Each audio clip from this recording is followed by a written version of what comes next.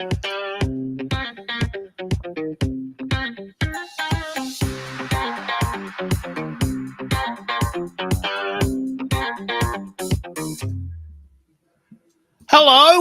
Keith Keller, Melbourne, Australia. It's Tuesday here, but the week is off to a flying start. We're talking about the Social Audio Sound Check today, and we have some really interesting ideas to share with you. We have already had a big Monday, a Sunday in the US. We've already got a new series started, a new jingle, a new theme song, a new graphic, and several Substack posts. We'll talk about that in a minute. We're talking about the idea of what mic do you use? Americo uses an SM58. They are unbelievable. But as a bit of fun, Americo came across this $20 hack, this $20 fake. And he goes, look, that might be fun to try. And we did this yesterday. And that whole show is still there. 25 minutes. It was amazing, but for all the wrong reasons. It was amazing because we're just about to go live. True story. We're just about to go live. And he says, oh, look, what I'll do is I'll plug in this new one and we'll see how it goes. And his whole system collapsed upon itself. Took 30 minutes to reboot it and get it back. We tried everything. It was like, I was right at the end of my skill set. We were trying everything, weren't we, America? What a story, eh? Let me tell you, there was a lot of learning going on yesterday and a lot of lessons that came out of that. And I'm excited for anyone who wants to go on that trip with us. Check my events tab. The replay is there. Got the audio replay on Substack in the blog that I created with those lessons learned, the pros and cons of making the choice of buying authentic versus counterfeit.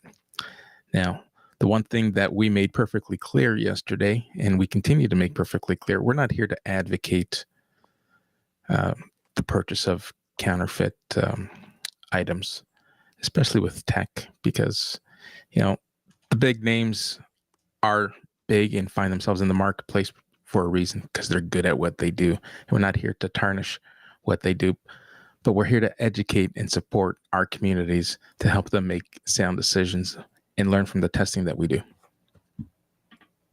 I love it. It was a really good show for probably the right reasons in a way, because what we know, and please, we'll do this again today, and please come and tell us what mics you're using. But we did this from the point of view that this $20 show, this $20 mic could be all right. But the thing that was amazing, and this is one thing you won't hear on the tape, although you will hear us talking about it, the average person in the street wouldn't be able to tell the difference between the $20 mic and the actual real thing. But the question is, why would you buy the real one? And that is because the experience of using these cheap products was so awful. There was a big hum in our ears. The tech looked cheap and nasty. It collapsed our system, So there's something about authenticity that I really want to express here. This is very important, isn't it? So I'm just going to send some links to people and see if they want to come on the show as well. So today's show, I'll just work you through, because we know a lot of people watch the replay. The show itself is called the Social Audio Sound Check, and I love doing these because it gives us a chance to try things. And we're going to talk about everything we tried yesterday. We've got like multiple levels that we tried yesterday. I use a Samson 2QU, as you may know. It's a lovely mic. It's about $100, and it comes with a stand and a cable, and it plugs into a laptop and or a mixer. It sounds okay, not great. It sounds okay on a laptop. Sounds unbelievable on a mixer. I use a Zoom PodTrack P4, and I thoroughly recommend this, and I don't work for Zoom. I just love their products. Americo uses a Shure SM58. which is a fantastic mic, about $120. Doesn't come with a cable or a cord or a stand. You have to buy all that extra. Much better quality sound, as you'll hear in a minute. And he also has several, $20 versions hanging around somewhere in a shed. He might have been put it in the bin. I don't know. But the point is that, there's nothing like the original. We're going to talk a lot about the proximity effect, which was one of the key reasons why these cheap mics don't work. The proximity effect is the effect you get when you talk very closely and deliberately into a mic, and you get a sense of authority when you want to make a point, as opposed to talking 10 centimeters away from the mic. I'm sitting in the same position, but my mouth is 10 centimeters away. You can hardly hear me, and you're sort of stretching to hear it, and I don't sound like I know what I'm talking about. I'm just using the mic in the proximity effect, which the cheaper mics don't do that well. We'll talk about this in a minute. We actually did a lot of work on this one yesterday. We were able to hear that the cheaper mics were very muddy, very woolly, so it sounded like America was mumbling. And some of the other ones were very thin. They had a lot of top end, but no bass, no body. We may, if time allows, talk about the Zoom P2, which is only $100, and a little brother of the Zoom P4. It basically takes 2 mics instead of 4 mics. There's a few other differences. We'll talk about that in a minute. If you want to make any comments at all, please do. We love it when people make comments. That's what the show's about. It's a live show, and we'll go for hours and hours. And so just keep us in the loop and tell us what you need to know. We love it when we get to about 100 comments in the first hour. That kicks the algorithm in, although that's not necessarily relevant anymore. But it does give us a bit of a boost. We are live streaming to LinkedIn and YouTube and ... We'll soon be live streaming to Substack as soon as we learn how to do it. It's like a bit of a complicated procedure. As soon as we learn how to do it, we're going to do it. So this is the latest stats on LinkedIn. 1.2 billion users. 1.2 billion users around the world. Where are you in the world? Tell us where you are and where you're calling in from. Chances are there'll be someone in your town on LinkedIn. This is why we use it. I've done quite a lot of work with social audio on SoundCloud yesterday. I'll tell you a bit about that in a minute. I'm actually very, very, very, very excited that I've got a Substack account and a SoundCloud account. So we're going to be doing a lot of work with that in the next few weeks. And then we'll work you through any of the other mics that people call in on. But so that's the intro. That went 8 minutes. So that's probably your cue to either go to one of the blog posts or keep listening or ring in if you're listening live. So, mate, just recap on what happened yesterday. It was a sort of an all in, and I'm still recovering, to be honest. It was so good. So this all stemmed from a purchase of Behringer mics that to this date are still on back order.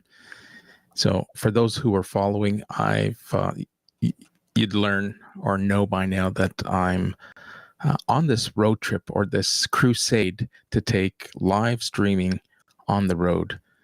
And for those who are business owners, professionals, and just community builders looking for a way to differentiate themselves while building community, I'm open to coming out in the Greater Toronto area and throughout Ontario. I'm open to coming out, sitting down, and just having a chat and leaning into the live streaming and its benefits.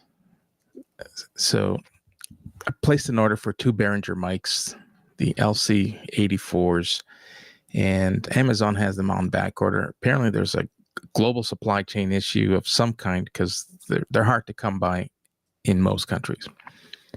So I thought to myself, while I'm waiting, how about an experiment? Let's see what's available in the marketplace. And for the first time, I signed up for Temu, and I figured let's see what Temu has.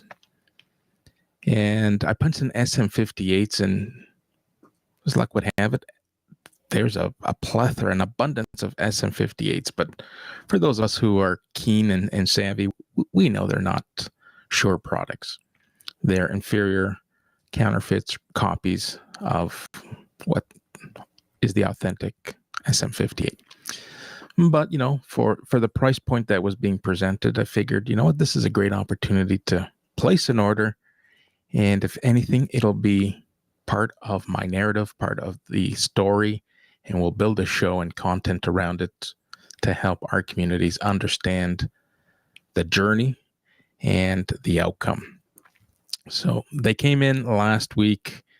Yesterday, I reached out and asked Keith if he was available. I was thinking of placing or creating a test, going live. And for those who know me well, I enjoy building my brand in public. So there's everyone can learn along with me. So that's exactly what we did. And I scheduled a live test. And the minute I hit go live and plugged in, as you mentioned, I plugged in one of the fakes and lost all audio. My input, my out, I couldn't hear anything. I was being heard, but I couldn't hear anyone. And we tried everything. We rebooted the Zoom P4. We rebooted the laptop. We changed the default settings in the Restream Studio. We reset the default settings on my laptop. And to your point, it was close to, if not in excess of a half hour, trying to get this up and running again. We finally did it. And listen, I learned a lot, especially from the creator's lens. The user experience and the listener experience are two completely different things. Wasn't it amazing how in reality there was almost no difference in sound, a slight difference? Like, we've got headphones on and with ears of steel, and we know what it sounds like, but virtually no difference for the listener. But for you as a host, the amount of layers that you had to go through to get a very similar experience, the ease of use of professional gear, the ease of use, that's what you're paying for. That's right. You're paying for the reliability. You're paying for the sort of the strength of or confidence to know that this is going to work every time, right? And look, I've got to be honest, I didn't know what was wrong. And to make a little bit of a point, what happened was we got this SM58 for $20 from Temu, TEMU, which sells things cheaper, but they're not original. And just as we're about to start, like about 10 seconds before we were about to hit go, you said, "Oh, look, I'll just plug this new one in. We'll start with that. What do you think?" And everything stopped. No, we actually had to pull out all stops.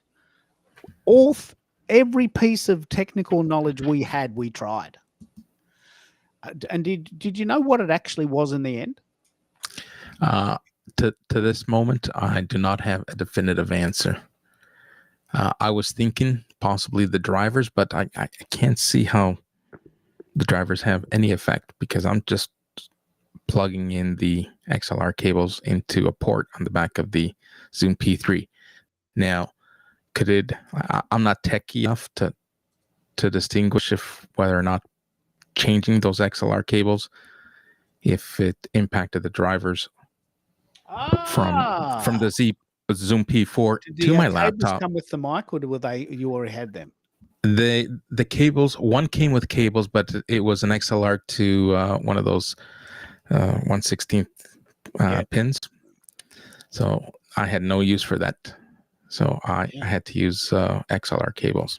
Now, when I say, Lachelle, that this was at the end of our realm, we're speaking Mandarin now, aren't we? For you, you don't have any idea what we're talking about, do you? I love it. I'm like, am I the Vanna White in this scenario? Or I just turned the...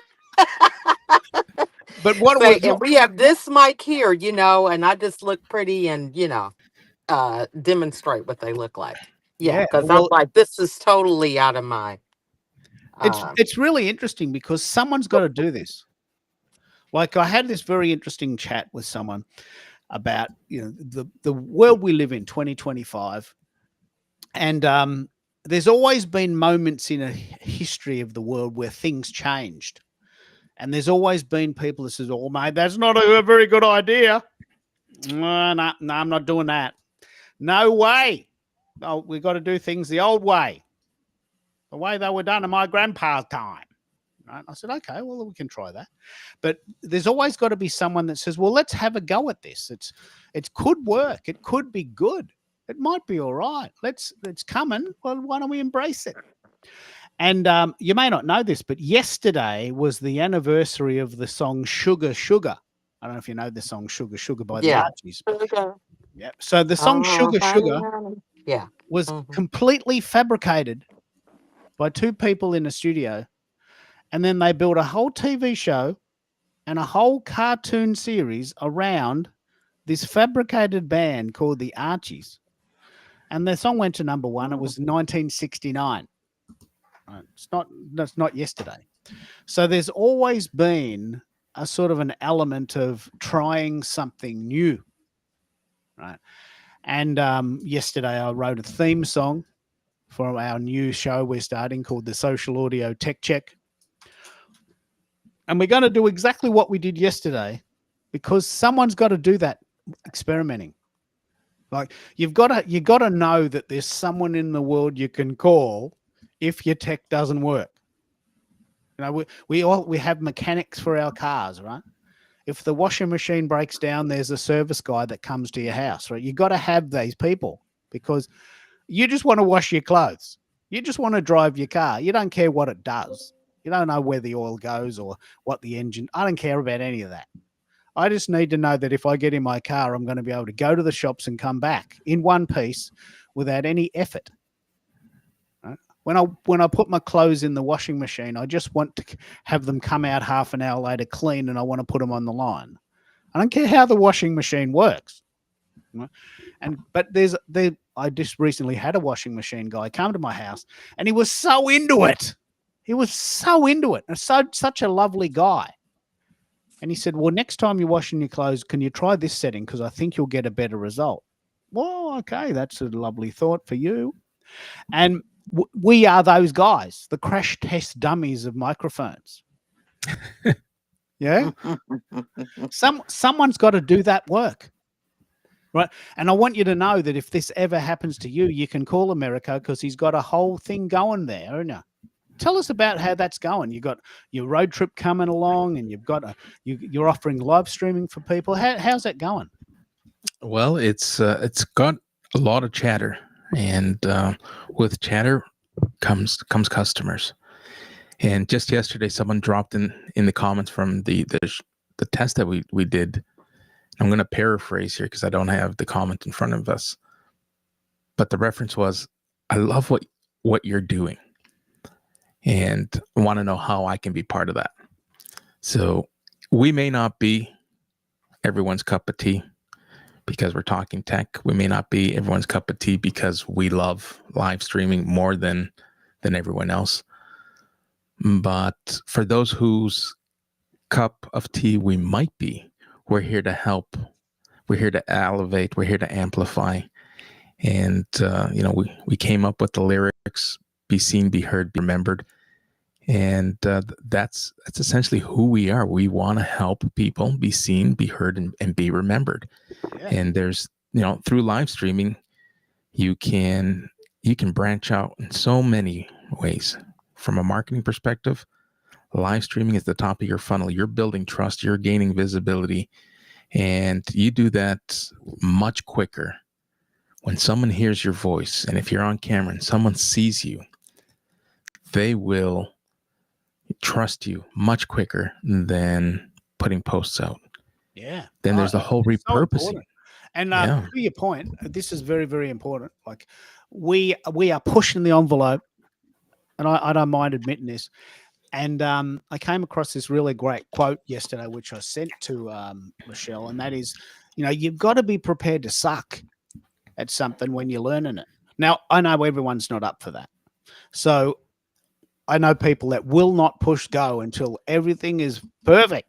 Well, okay, I get it. I'm not going to push you, but how long are you going to wait? How long are you going to wait until things are perfect? You know, you might miss the opportunity.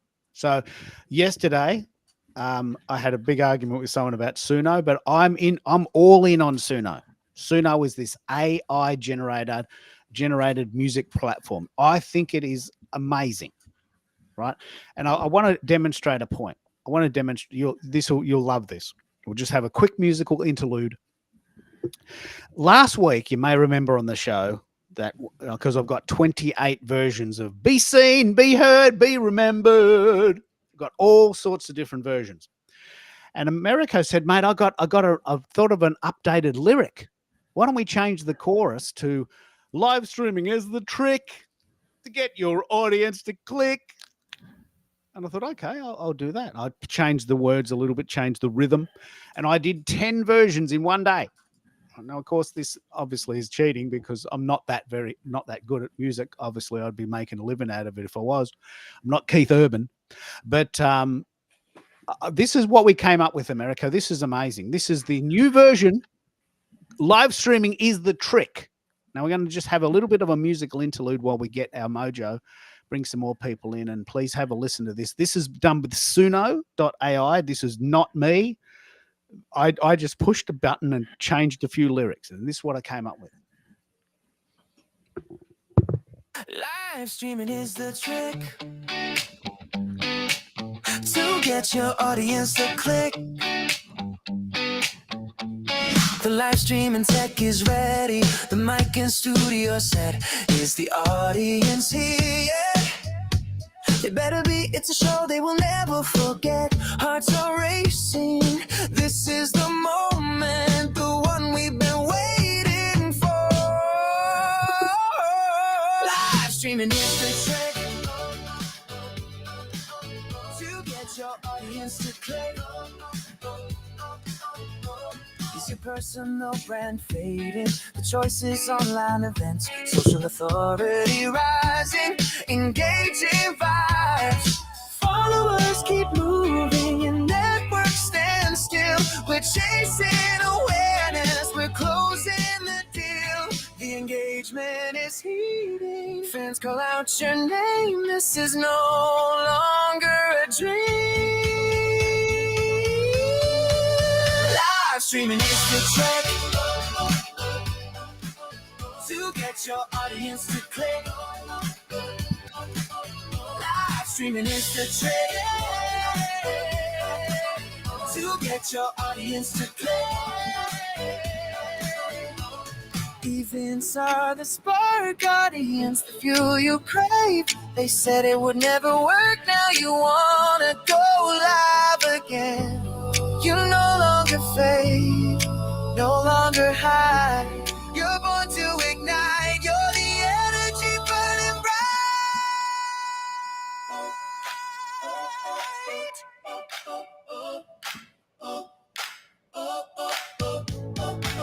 Live streaming is the trick to get your audience to click. Live streaming is the trick to get your audience to click. Man, I love that. Now, that's only one of them. Like I did 10 of them. And, you know, as the time allows, we might just play those throughout the course of the shows. But, mate, this is what we're doing, isn't it? We are trying new things. We're trying new things, absolutely. Sorry, I interrupted you. No, you go. Yeah. So we're creating, experiences. We want these live streaming events to be immersive. We want people to feel as if they were in an in-person studio, in an office, talking to someone and engaging and interacting. And for some, live streaming is a form of entertainment. Some, it's a form of education. And we want to bring all of that together to help others. It's a great community building. I've leaned into it. I love it. You asked me earlier, how are things going? Listen, I have a whole variety of solutions. I even offer I'm planning, I have a wait list going, a free live stream readiness cohort. Anyone who is at that crossroads, ready to scale, ready to take their personal brand to a whole new level, and not sure whether or not they're ready, not sure whether or not they can do it on their own, check out the cohort. There's no pressure. I'm a social seller. You're not going to get pitched. I'm going to share what I know. I'm going to share what's worked for me. And if it sounds like something you want to do yourself, I'll coach you through it. If it sounds like something that you're ready to pay someone to support you doing it, I will help you with that as well. Yeah, I love what we're doing here. The principle of learning in public is that you do have to suck a bit, but you don't have to suck totally by yourself. At one stage, you've got to push the button. But look, and this is a very good. I don't think I've ever told this story. When I was in high school, a mate of mine, his dad had a radio show, and I thought, I believe he played Elvis songs on a Friday night, right? And I thought, I want to do that. So how'd you do that?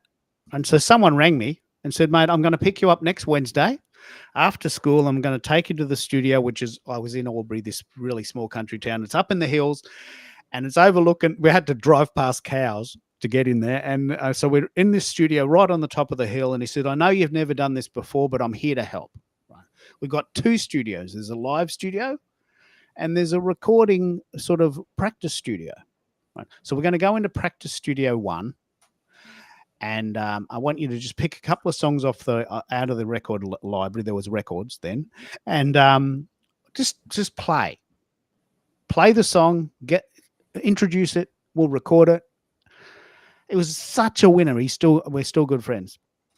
And don't worry, when you're ready, you can go live in a couple of weeks. But just get yourself ready. Play in the studio. Play around with a few songs, record it, play around with a couple of jingles and get used to all the tech. And then when you're ready, in a couple of weeks, you can go live after school. March 1982 it was. And I'm thinking, oh man, this is so exciting, but I'm so nervous. I'm so nervous. And the first show, I still got it on cassette, was so horrible. I can't listen to it. It's so horrible. But you got to start somewhere, right? And it was 1982. And I did my first show, and I was this kid in the bush. And look at me now. So you got to start somewhere. And that guy was such a mentor for me. He now works at a major TV station here. And he's like my hero. He just picked up this small kid from his house, drove him to a studio and sat with him and said, look, this is how you do it. Now, eventually you're going to know how to do this yourself, but you don't know what this does yet. Just have a go. And when you're ready, we'll put you in the big chair. Right? I did a lot of overnight shows between 12 and 6 because I figured no one was listening and I couldn't really get into trouble.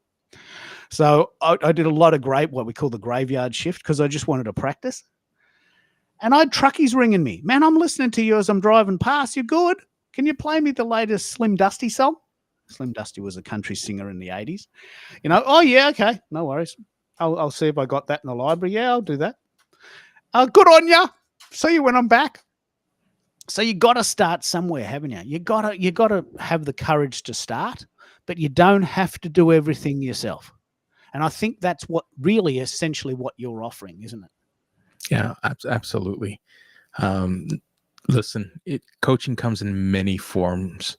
Mentoring comes in many forms. And there's someone here for support for pretty much anything we want to do here on social media or in life in general. Don't be afraid to ask for help. I came to the realization that this online community is so philanthropic. Some will give you advice. And listen, sometimes it's a bitter pill to swallow, but when you get free advice from someone, that's a clear indication that you've caught someone's attention and they have your best interest at heart. So, but if you if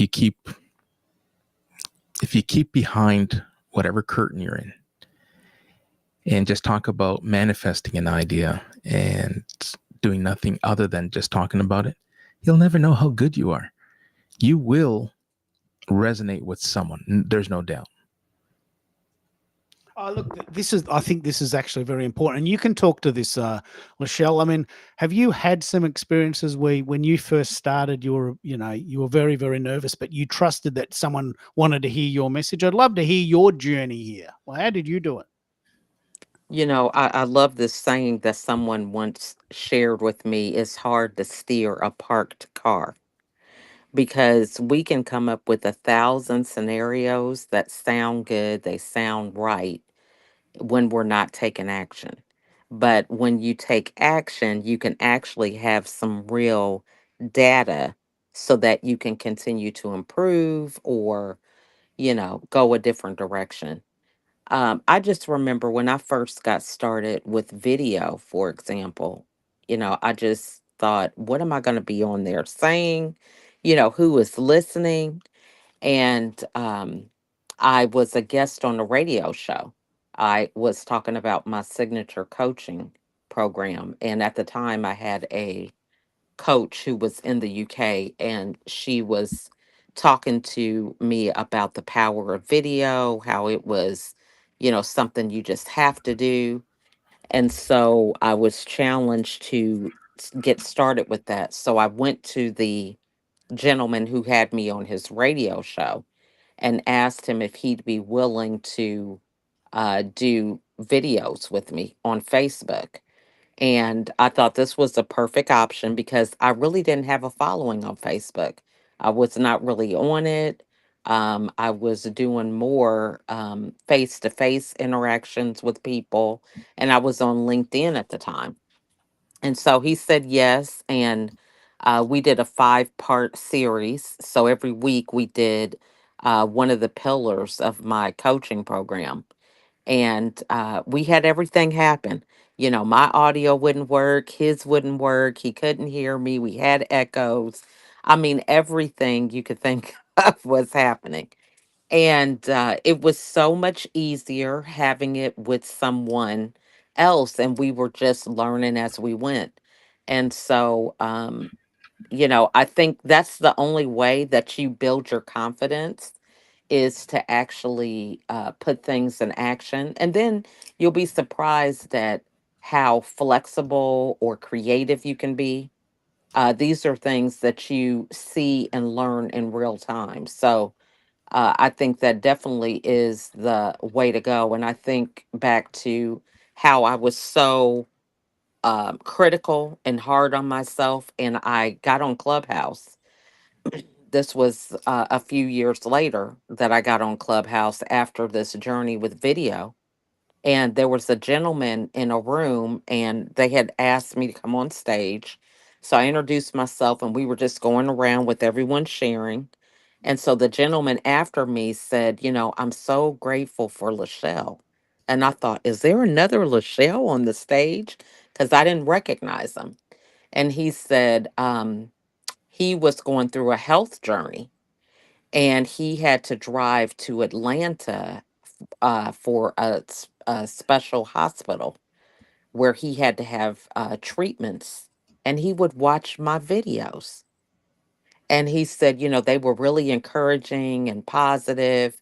And I just want to thank you for that. And I just thought, this is awesome, because during that time, I was so unsure of myself. I didn't know who was listening. And for getting that feedback a couple years later, it was awesome. So I just say, do it. You know, just jump, take the leap. You'll be surprised at what can happen. For many of us, and this is actually an important learning, it's not really about us. We, America and I, know there are people that want to know how to sound better. And I don't mind experimenting with that and sharing what I know. So yesterday was very, very frustrating, but we knew that we were doing it for other people. There'll be people in the world that need to know this. And it was an extremely interesting show. So what we're talking about today and what we're going to talk about on the show in general, especially in the new series called the Social Audio Tech Check, is we're going to talk about the Samson 2QU and the Shure SM58 and the Zoom P4, because there are a section of the community that want to sound better. And I said yesterday on the show, the point of a mic is to sound authoritative. Like if you go on someone's podcast, you probably owe it to them or to their listeners to sound decent. And Americo, you've got a million stories about how people have come on the show and there's been lawnmowers going and someone's sharpening the knives in the kitchen when someone's trying to do a live stream on the kitchen table. I mean, I don't even believe that these people do this anymore, but you don't know what you don't know, do you? You're exactly right. You don't know what you don't know. And it's helped me create standard operating processes. So with each key learning, I now invite each guest with here's the framework of how my shows work. Here's what you're going to want to do before the show. Here's what we'll do just prior to the show. And here's what I will do for you post-production. And part of those steps is making sure, to the best of their ability, that they're free from obstructions, auditory disruptions. Windows are closed. They're in a quiet environment, free of disruptions, because that is so important. And, you know, I was once oblivious, and I want to help others understand the importance. Like today, we listen to live streams, and we're here to support our community members. But from time to time, we'll hear something, and we feel compelled to want to reach out and say, "Hey, just a heads up. You know, I heard a cell phone ringing in the background. You may want to ask whether it's your guests or maybe it was you as the host. You might not realize it because it's just white noise to you, but everyone in the audience can hear that chime for every time you get a notification. So it's important that we bring this to light so that everyone can bring their best selves. We hear people suggesting bring your best self, and sometimes our best self just requires a little finesse, a little polish, and it makes a world of a difference. Oh, it's amazing. It's just really amazing. So these shows, if I want to slightly more. Hello, Zakia, jump in if you want to. If you want to talk, I know your voice is not giving you as much joy as you'd like it to. So please come in if you can. And Jim says audio is much more important than video. Hello, hooray, hooray, hooray! I totally agree. But what we're going to do, talking about yesterday's adventure and the adventures to come, we do these shows and they go for hours and hours, and we love doing them, and we're going to keep doing them. But a lot of people say, Keith, I can't watch the whole thing. Come on. What were the good bits? Can you just give me the skinny? So what we've done, and we're going to talk about this now, we've done a series of highlights now that you can take part in whichever format you do. And I want to hear from you about how you do this. So yesterday we did the original show on LinkedIn and YouTube via Restream. The Restream is the site. You could use StreamYard for that. There's hundreds of those. So the show yesterday, 22 minutes, went to LinkedIn and YouTube. Right. And that's where most people stop. They just send it, go and do the dishes, mow the lawn, take the kids to school. Then they forget. Right? They don't do anything else. They don't follow up. So what we did, Americo and I both did a Substack post. We'll talk about this in a minute. Substack is very, very, very important. Very important. If you want to know more about my Substack, this is mine here. Keith Keller AU is my Substack account. Please go and join that. But Americo also has a Substack account. Now, Substack is absolutely the new thing. It's not brand new. It's been invented since 2017, but it's hit peak potential. I think it's really, really, really, really, really thumping it. So let me know in the comments if you've got a Substack account. We'll go and follow you. You can follow ours. We'll follow yours. Yeah, I think you need 10 subscribers to make a post and 25 subscribers to live stream. Jim might know more about that, what the numbers are. I personally use SoundCloud. I have my sounds in the cloud. I love this site. I've been using it since 2014. And I've got 283 comments and little podcasts there. soundcloud.com/Keith Keller. So what I'm going to do now is I'm really going to open it up to the idea of how do you repurpose what you're doing? How do you repurpose it? Do you use Substack, SoundCloud, WordPress? Do you put it on YouTube? How do you do it? You can go first, Americo. Tell us what you did with yesterday's show, and then we'll just we'll keep it moving. So I really enjoy polls.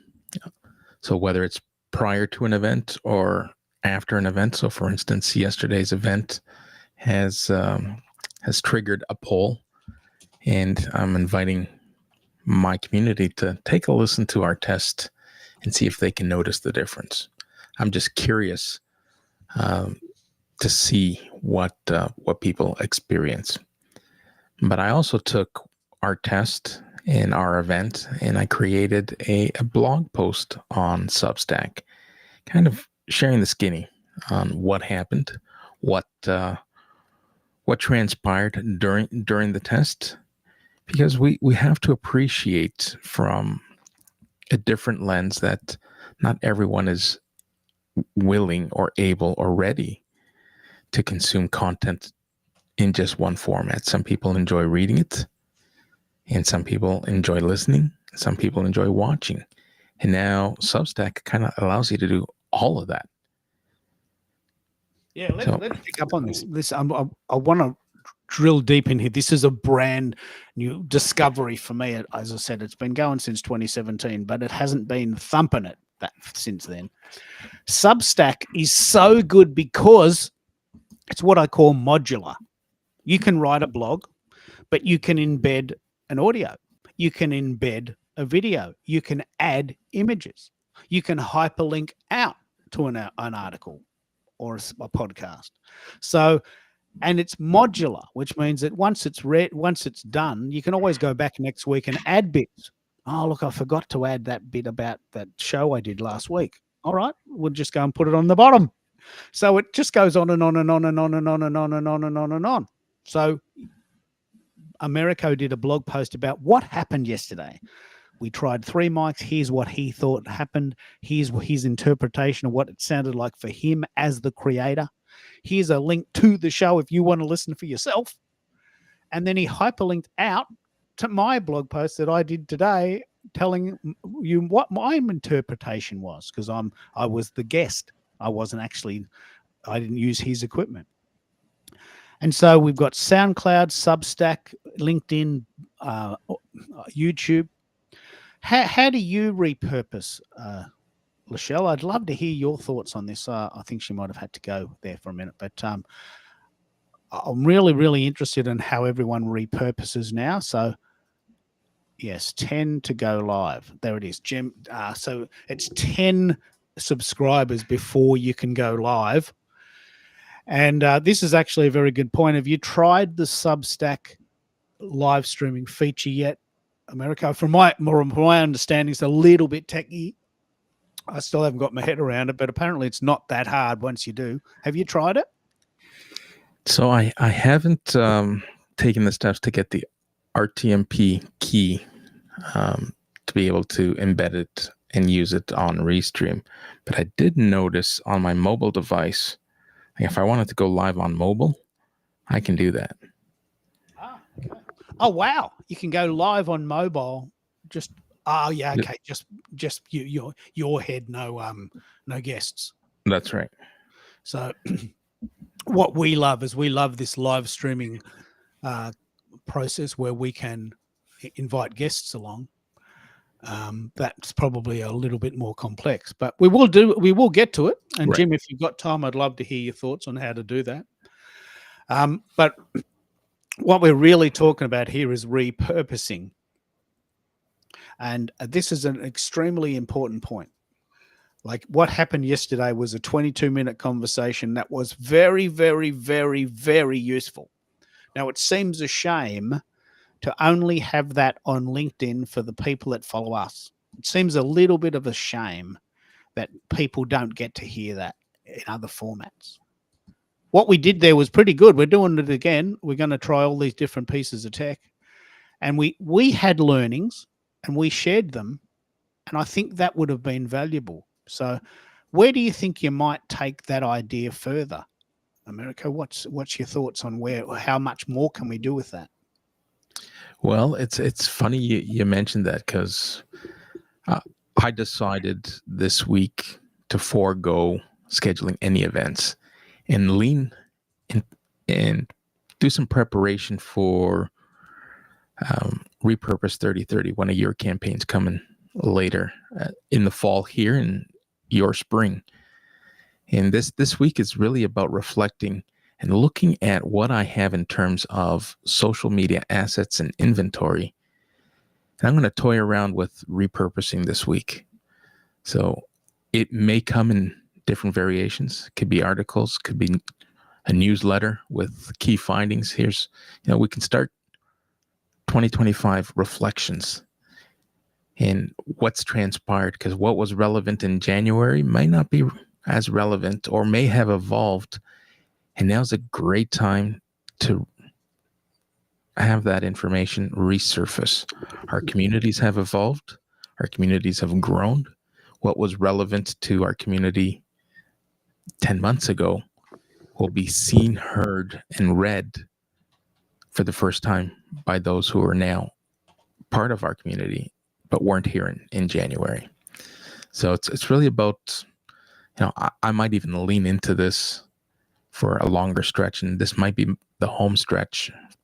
I haven't decided yet because I love hosting live events, but I might take a backseat to scheduling multiple events and do one purposeful live and really hone in on the power of repurposing what I've already created, just to demonstrate to our community how resourceful these events are.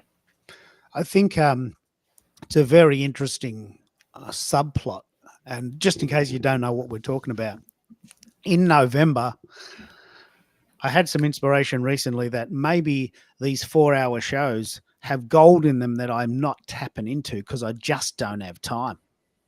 So a little bit like what America said, I've decided that in November, I'm going to tap into all of the shows we've done so far. There's hundreds. And I'm going to try and mine out the good bits. And so in October, starting tomorrow, actually, I'm actually going to take a month off from doing the shows regularly. Tomorrow's my last show for a while. And I'm just going to have a break and learn all these new techniques.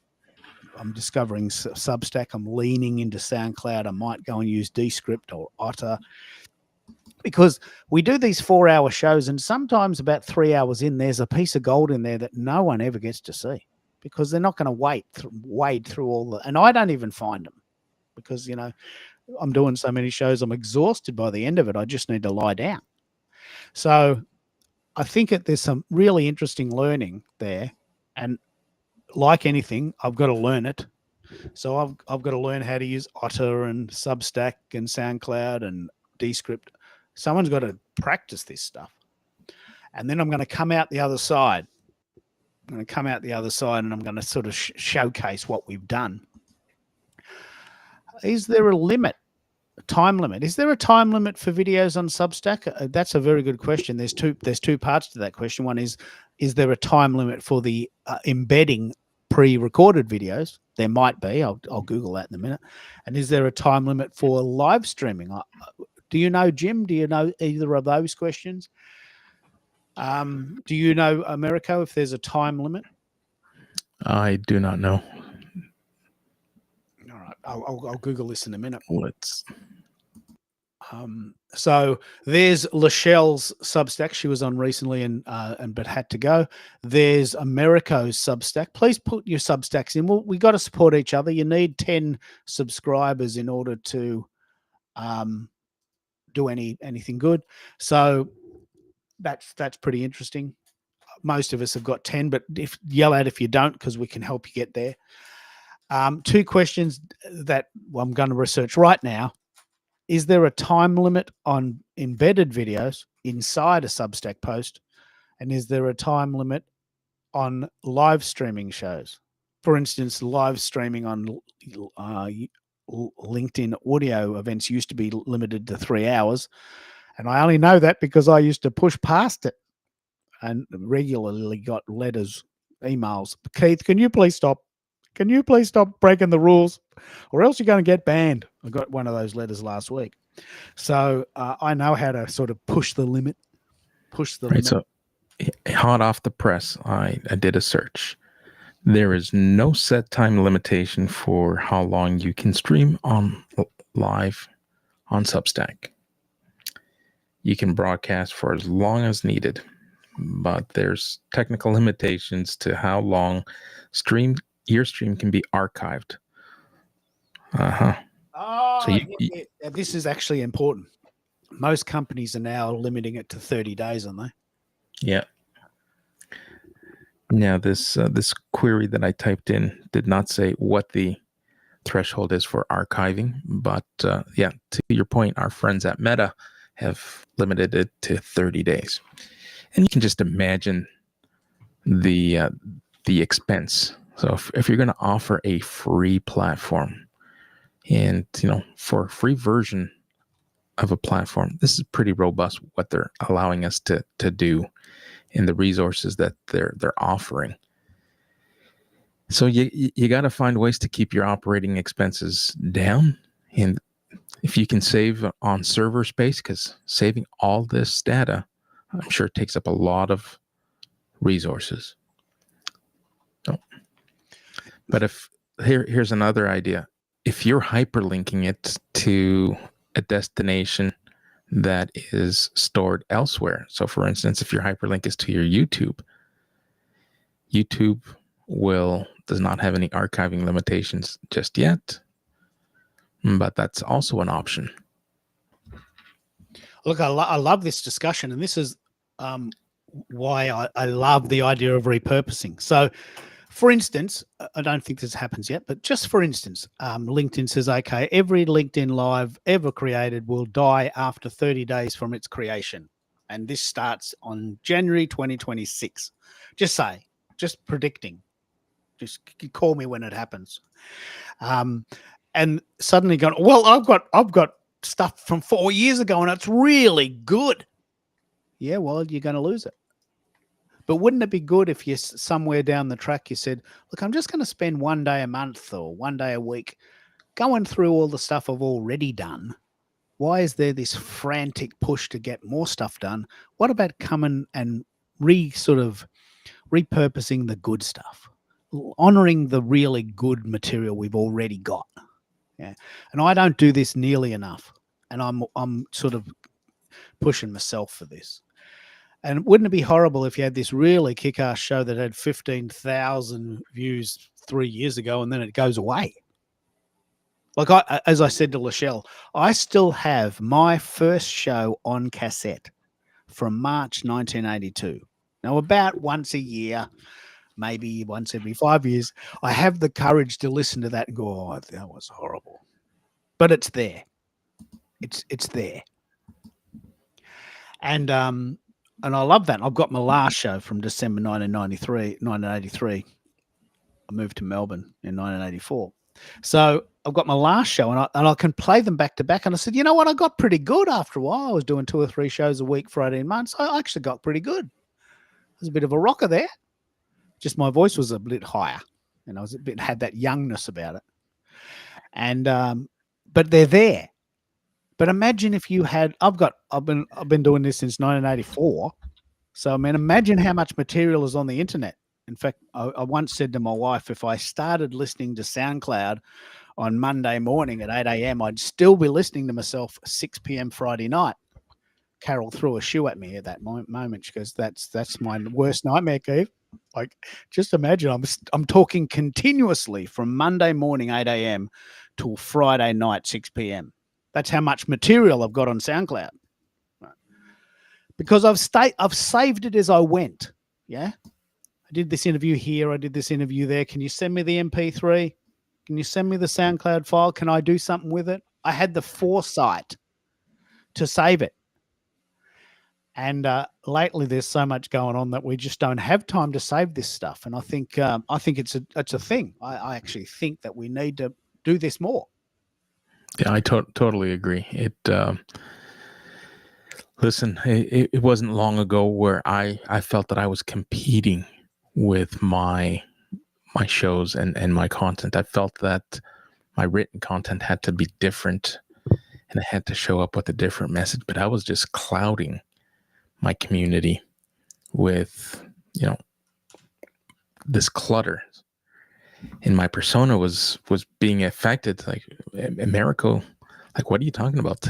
If I read what you're writing, you're saying one thing and you're talking about one subject matter. But if you're hosting a show, you're the live streaming guy and talking about how you help others be seen, be heard, be remembered. Then it dawned on me. It's like, why am I making this hard on myself? Why can't my written content be centered around my shows? Raising awareness to bring people to the conversations, and then building and repurposing content and sharing key findings from those shows through newsletters, articles, and short form content. And it's become so much easier. And here we are, just piling up all these digital assets and just tossing them aside and moving on to our next project when there's just an abundance of resources that we owe to our communities to share. Yeah, it's very important. Look, it's an extremely important conversation. I'd really love people in the audience to comment on this. How do you repurpose your content? And don't be embarrassed if you don't, because most people don't. That's the first point. Do you repurpose? But if you don't worry, because that's what we're in the process of doing. We're going to learn how to do it ourselves. Then we're going to come back and tell you how we did it. So just to recap from yesterday's show, which went 22 minutes because I was a guest and I wasn't in charge of speaking, would have went 2 hours and 22 minutes. With my show. We did the show, which went to LinkedIn and YouTube. Those two sites don't yet have a sort of diminishing process. They still live ongoing at this stage. Americo did the audio and put it on Substack, did a post with the highlights. So an audio and some text for two people, the people that like to listen and want to hear it and the people that want to read it. I then put, and I haven't yet, I will then put that on SoundCloud because that's where I love to hang out, SoundCloud. And it just keeps going on and on and on. Did you end up putting it on YouTube as a short? How does that work? Can you take a show and make it shorter, or is that hard to do? Yes, so it is naturally on YouTube because I had my YouTube channel paired up. I can now jump into my YouTube studio and create shorter clips, which I'll probably do. If you jump into my LinkedIn profile today, had a little bit of fun with AI, and go take a look at the AI generated dancing video that I created, sharing with my community what my intentions are. I'm feeling good today, and going to take a break from scheduling any events and focus on repurposing. But you'll get a chuckle. It's not a selfie, which you and I, love to hate. Here's me in the bathroom with my brand new iPhone. Jeez, I'm gorgeous. But here's me making a little bit of a fool of myself at the expense of, this doesn't always have to be stifling. Let's have some fun with it. It's very, very important. We, as you may know, with the Restream, we can have up to 6 guests at a time on the free version. On the paid version, we can have up to 10 guests. We can send the file to 3 places, and we can use what's called RTMP, real-time messaging protocol. So we can send it to all those weird ass sites that Restream hasn't thought of yet, right? One of which is Substack. So Restream doesn't have a Substack button yet, but you do have the facility to add RTMP. And you've got the pro version, haven't you, America? So how does the pro version differ from the paid, the free version for you? So the pro version allows my guests to pair with their social channels, which is essentially what we want, right? We want to be able to amplify and widen our audience. And no better way to do it than to be able to give my guests the opportunity to pair their guest appearance with their communities. Pick up on why that's important. I'll just debrief on that. So LinkedIn is one channel, YouTube is another, and there's hundreds of these channels, right? So with the free version, you can actually send the file to 2 places at once yourself. With the paid version, you can send the file to 3 places, and your guests can send the file to 3 places. So you could send it to YouTube, LinkedIn, and Facebook, your version of that. Your guest could send it to their YouTube channel, their LinkedIn page, their Facebook page, and you can do that up to 10 times, which means for the paid version, which is $19 a month US, you can actually reach 30 different sites with one show. I mean, that is the coolest thing ever, isn't it? Yeah, and you can cross channels. So my audience and my community is predominantly on LinkedIn, but someone might have a larger presence and have their community hang out on Instagram or on TikTok or somewhere else where I'm not as prominent. And that's the joy. That's where the opportunity to get your lens or your show and your voice to show up in communities that would otherwise not resonate. And I tell you that is something worth the money. Yeah, because I mean, there doesn't seem to be much point doing the show if no one's listening to it. So you know, we are sharing what we know. We know that people need this because people are telling us. Do you have the paid version of Restream or StreamYard, Lachelle? And where do you send yours? And does it have a sort of repurposing feature as well? I have the paid version of StreamYard. So I usually send mine to YouTube, Facebook, and LinkedIn. YouTube, Facebook, and LinkedIn. Yeah. How does Facebook go? Facebook does pretty good. You know, I like it because you can be multiple places at one time. One of the things that I'm working on doing for this last quarter, though, is identifying one audience and streaming there only, and really focusing on promoting the event prior to going live. Yeah. That's something that I want to do for like November and December. This is actually a very, very, very good discussion. In as much as we can send the file to 30 places, just imagine what that's doing to your mind trying to keep up with 30 places. Whereas if you, and the opposite of that is you can send it to one place, LinkedIn. You only focus on LinkedIn. You're very focused on LinkedIn, but you're only sending it to LinkedIn. It's a double-edged sword. On one hand, you're very focused. On the other hand, you could be limiting yourself. It's very interesting. We have to have this discussion with ourselves each time. I couldn't manage 30 sites. My brain would explode. But on the other hand, it'd be nice to go outside of LinkedIn. So which site do you think you'll take it to? Have you been asking your community what that is? For me, I like LinkedIn. Is somewhat of a natural part of my routine. So I think I would be more consistent with that.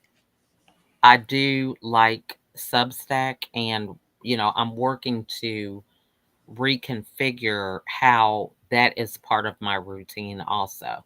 But I just think it's easier to do Substack. I mean, this has just been a really good platform that I feel has come into my um, ecosystem at just the right time, because I've been able to upload a lot of content on that platform, and it hasn't taken me nothing but like 5 minutes to do that. It's very intuitive, isn't it?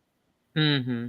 Tell us how you're using it. What do you use it for? Do you do text and podcast, or just the podcast itself, or how do you use its features? I'm doing everything. So I'll do a video. I'll do just a post um, where it's somewhat set up like a newsletter or something. Audio through the podcast. And then I just have the ability to go live. So I haven't quite figured out how I'm going to do that. But one of the things about Substack, just going back and researching the platform and what their focus is, it just has come into my uh, knowledge at just the right time because I'm working to um, put my content behind paywalls. And so that's one of the things that I'm working on, providing content that would be underneath a subscription in addition to having free things. So it's helping me learn this whole process in real time because although I have communities, I've never really went the next step to have communities where everything's behind a paywall with it's so organized. They'll tell you when the person subscribed as a paid subscriber.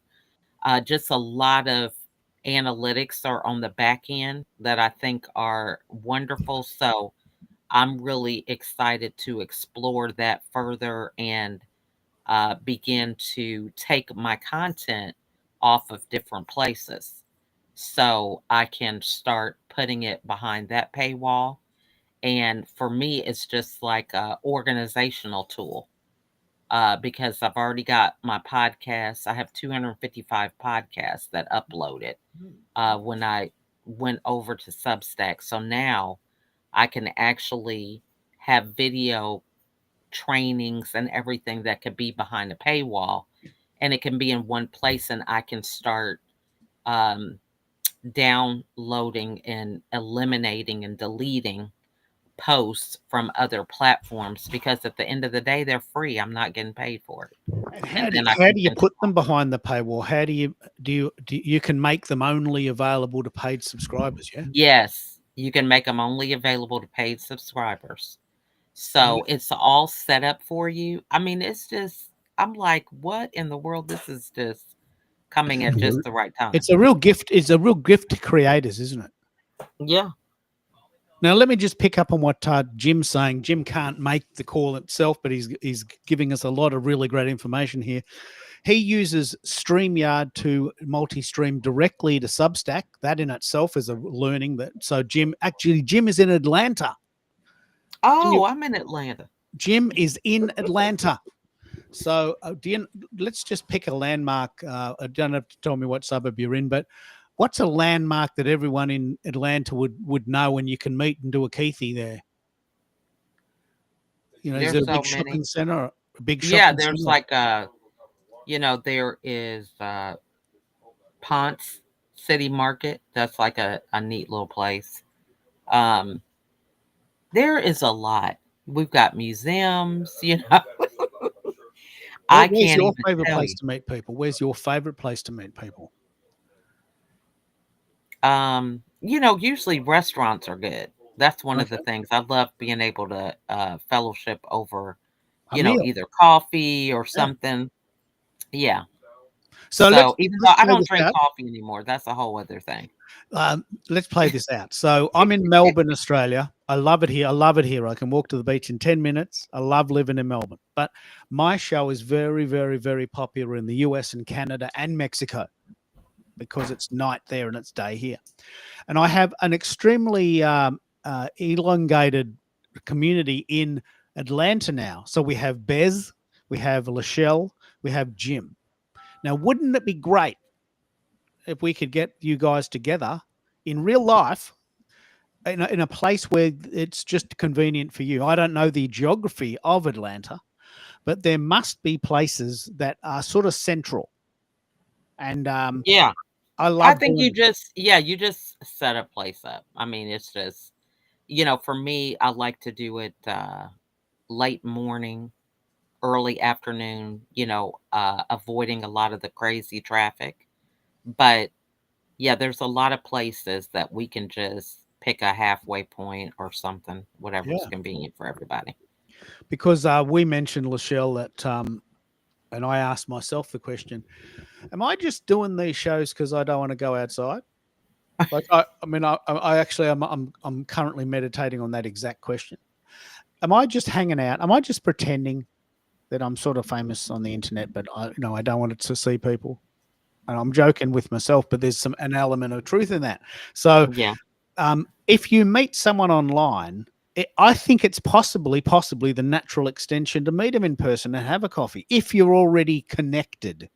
Yes. I Yeah. just did that last weekend when I went to that, not last weekend, but when I went to that military conference, the one I was talking about, I went to by myself. I had a connection, several of them that reached out to me from LinkedIn, and I was able to meet up with them there in person. I think there's this element of really feeling like you have met a friend when you see him in person. Okay. Because a lot of times, okay, he's in Marietta. I'm in Stockbridge, Jim. So a lot of times what happens is, oh, the Battery. My kids tell me about that. I've never been there. But yeah, I'm willing to go. So learn something new every day.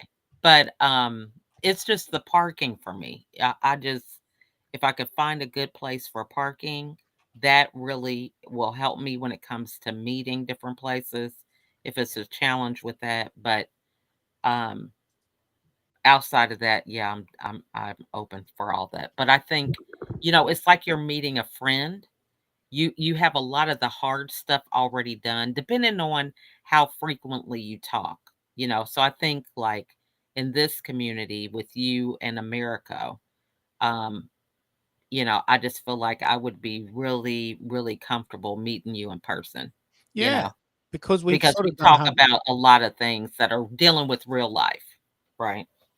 Yeah, and I think the reason this is important to me is that, look, I'm not a big fan of going into the city for no reason. But if there was someone online that really connected with me and got what we were talking about, or was into mics or mixers, or worked at a music shop, or we had something in common already, like we already did the hard bit, which is, what do you do? Oh, I'm a dog walker. Well, I don't have dogs. That is it. What do you like? How many? Is it good? Oh, I love it. I have 6 dogs I walk every day. So you're that guy that crosses the street in front of the cars with the dogs all going everywhere. Yeah, that's me. That's me. You see me, right? Yeah. What am I going to talk to him about? I don't have dogs. I don't even like dogs. Right? I don't hate them, but I don't even like dogs. And I've often seen dog walkers as a point of reference. I've often seen dog walkers walking with 6 or 8 dogs. I'm thinking, what the fuck is going on there? What are you doing? I mean, the dogs are going everywhere. How are you controlling that? And why aren't the people who own the dogs walking their own dogs? But anyway, it's a job. People walk dogs. That's what they do. They charge $10 an hour per dog. That's it. $10 per dog per hour. They walk them in the morning and in the night. They walk $8. 8 dogs. That's $160 a day. I could do that if I like dogs. $160 a day just to walk around the block with a bunch of dogs, right? But Mhm, I couldn't talk to someone for more than 10 minutes about that because it's not my interest. mhm. So if I went to somewhere, and this has happened to me, I go to these events, and you've got to wade through all this bullshit before you get to a point. Oh, yes, now I understand. Now you're doing that. Okay, let's talk about that. Right. So when you're networking online first, you can actually say, okay, well, a very good example. I was chatting to someone yesterday who is a songwriter and plays guitar, but is very, very, very against AI. Now, we can't be friends because he thinks I'm the devil. We can't be friends because he can't bring himself to have that conversation. I can bring myself to talk about folk music and guitars, even though I don't personally like it, but he can't bring himself to talk about AI and music. So we can't be friends. So had we have met in person, we probably would have hit each other. I wouldn't have. He might have hit me. He was so angry. He was so angry. He might have hit me. All I was saying was, there's this Peter Tech. It's $10 a month. And I wrote all these songs. No, you didn't. You pushed a button and something came out. You're not writing songs at all. I'm playing guitar. I'm a real musician, right? So LinkedIn and the internet's in a way like a bit of an interface, a bit of like a referee. I don't need to meet him. I hope he goes well and his songs are pretty cool, but we may never be friends because we just can't meet in the middle. So I can't wait to hear if you guys do meet at the Battery or in Marietta or Stockbridge. So you don't have to, of course. But, if there's people who are in Melbourne, for instance, very few Melburnians listen to my show, but if there's anyone in Melbourne who lives near the beach, I'm very happy to come to you and have a coffee because I'm a real person who does like talking to real people. As long as you don't have dogs.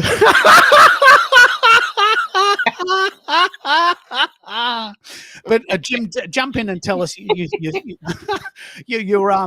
Bez is about 2 hours away. I know he's a bit of a lean down there, isn't it? It's very hard to meet Bez because he's just not in your location, is he?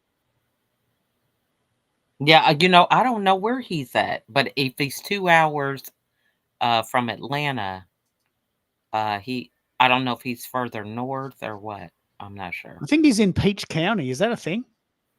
Probably, because this is the home of the peach. Yeah. So yeah. And America, I mean, I'm rambling here, but do you like going to networking events and meeting people cold, or do you like to warm up a bit? What do you got? We got you there, America. You do have me here. Now Yeah. You have me off of mute. I have no qualms in showing up in person to networking events. Now, the subject matter that draws me to that networking event is very important because the people who are there are of like mind and thought leaders of the same subject matter.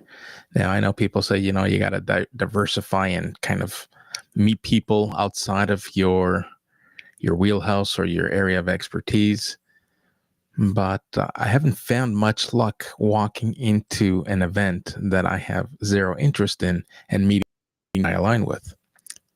So it's got to be, you hear me refer to surgical. It's got to be a surgical and a precision move if I'm going to invest time and know that I'm going to get return on that investment of time.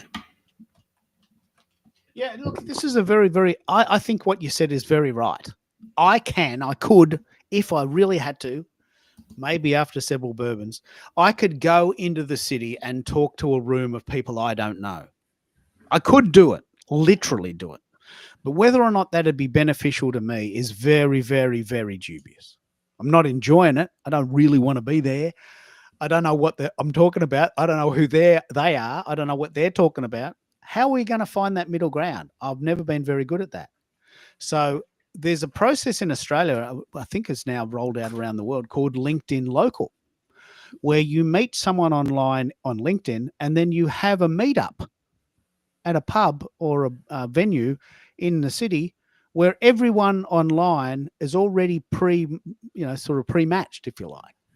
So I just think for me, and I'm not introverted, I'm agoraphobic, which means I really hate crowds. I just hate crowds. People and I've noticed this a lot lately, maybe because I've noticed it, but people are just loud. People are loud. They're running around the street shouting at each other, right? I'm thinking, just talk.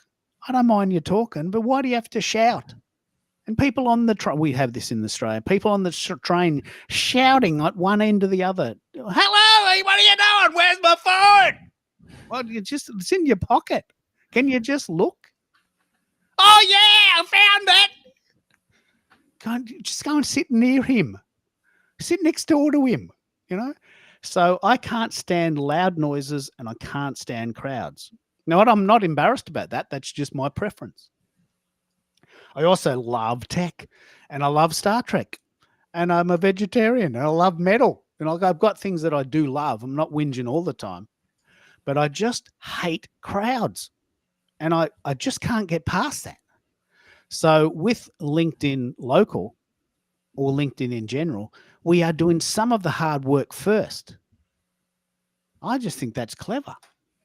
Would you agree, America? Would that make the process a little bit smoother if you knew them already? Yeah, definitely. These networking platforms like LinkedIn and others like it definitely make it easier. And Lachelle touched on that. You get to build and nurture that relationship, and by the time you're ready to meet them in person, it just feels natural. So it is definitely kind of front loading all the hard work, trying to get to know someone before you meet them. Yeah. Now let's pause here for a second and understand the benefits. You and I shared our sentiments. Like I'm an extrovert. I define myself as an extrovert, and some of the testing that I've done would suggest the same. But it just becomes so much easier as an extrovert when you already have something in common with the people that you surround yourself with. Let's play this game. And as I said, we've got room for 6 people on stage, and please make some comments. There is a bit of a time lag between when you make a comment on LinkedIn and it arrives on Restream. And I apologize for that. We're currently up to 3 minutes ago. I think there's a 3-minute time lag.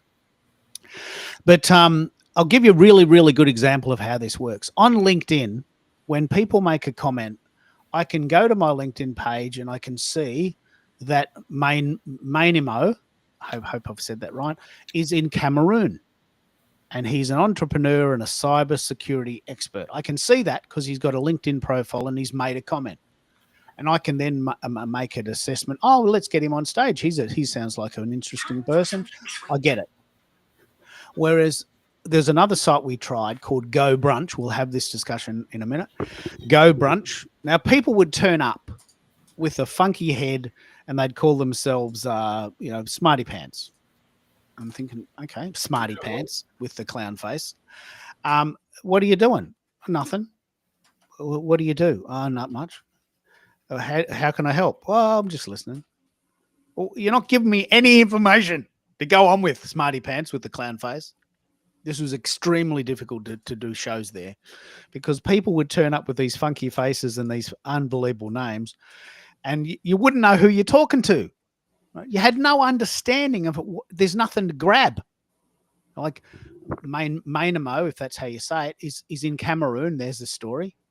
Cameroon's in Africa, I'm guessing. I think Cameroon is in Africa, part of the Commonwealth. There's a story. He's a cybersecurity expert. There's a story. Aspiring data scientist. There's a story. Right? I don't know if you know Mainamo, America, because you do a lot of work in the Commonwealth countries, don't you?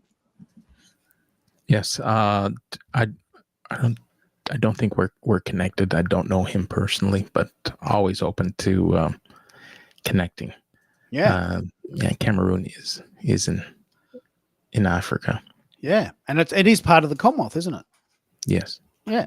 So suddenly it's Cameroon, aspiring data scientist, part of the Commonwealth, probably friends with America. I've got something to grab onto.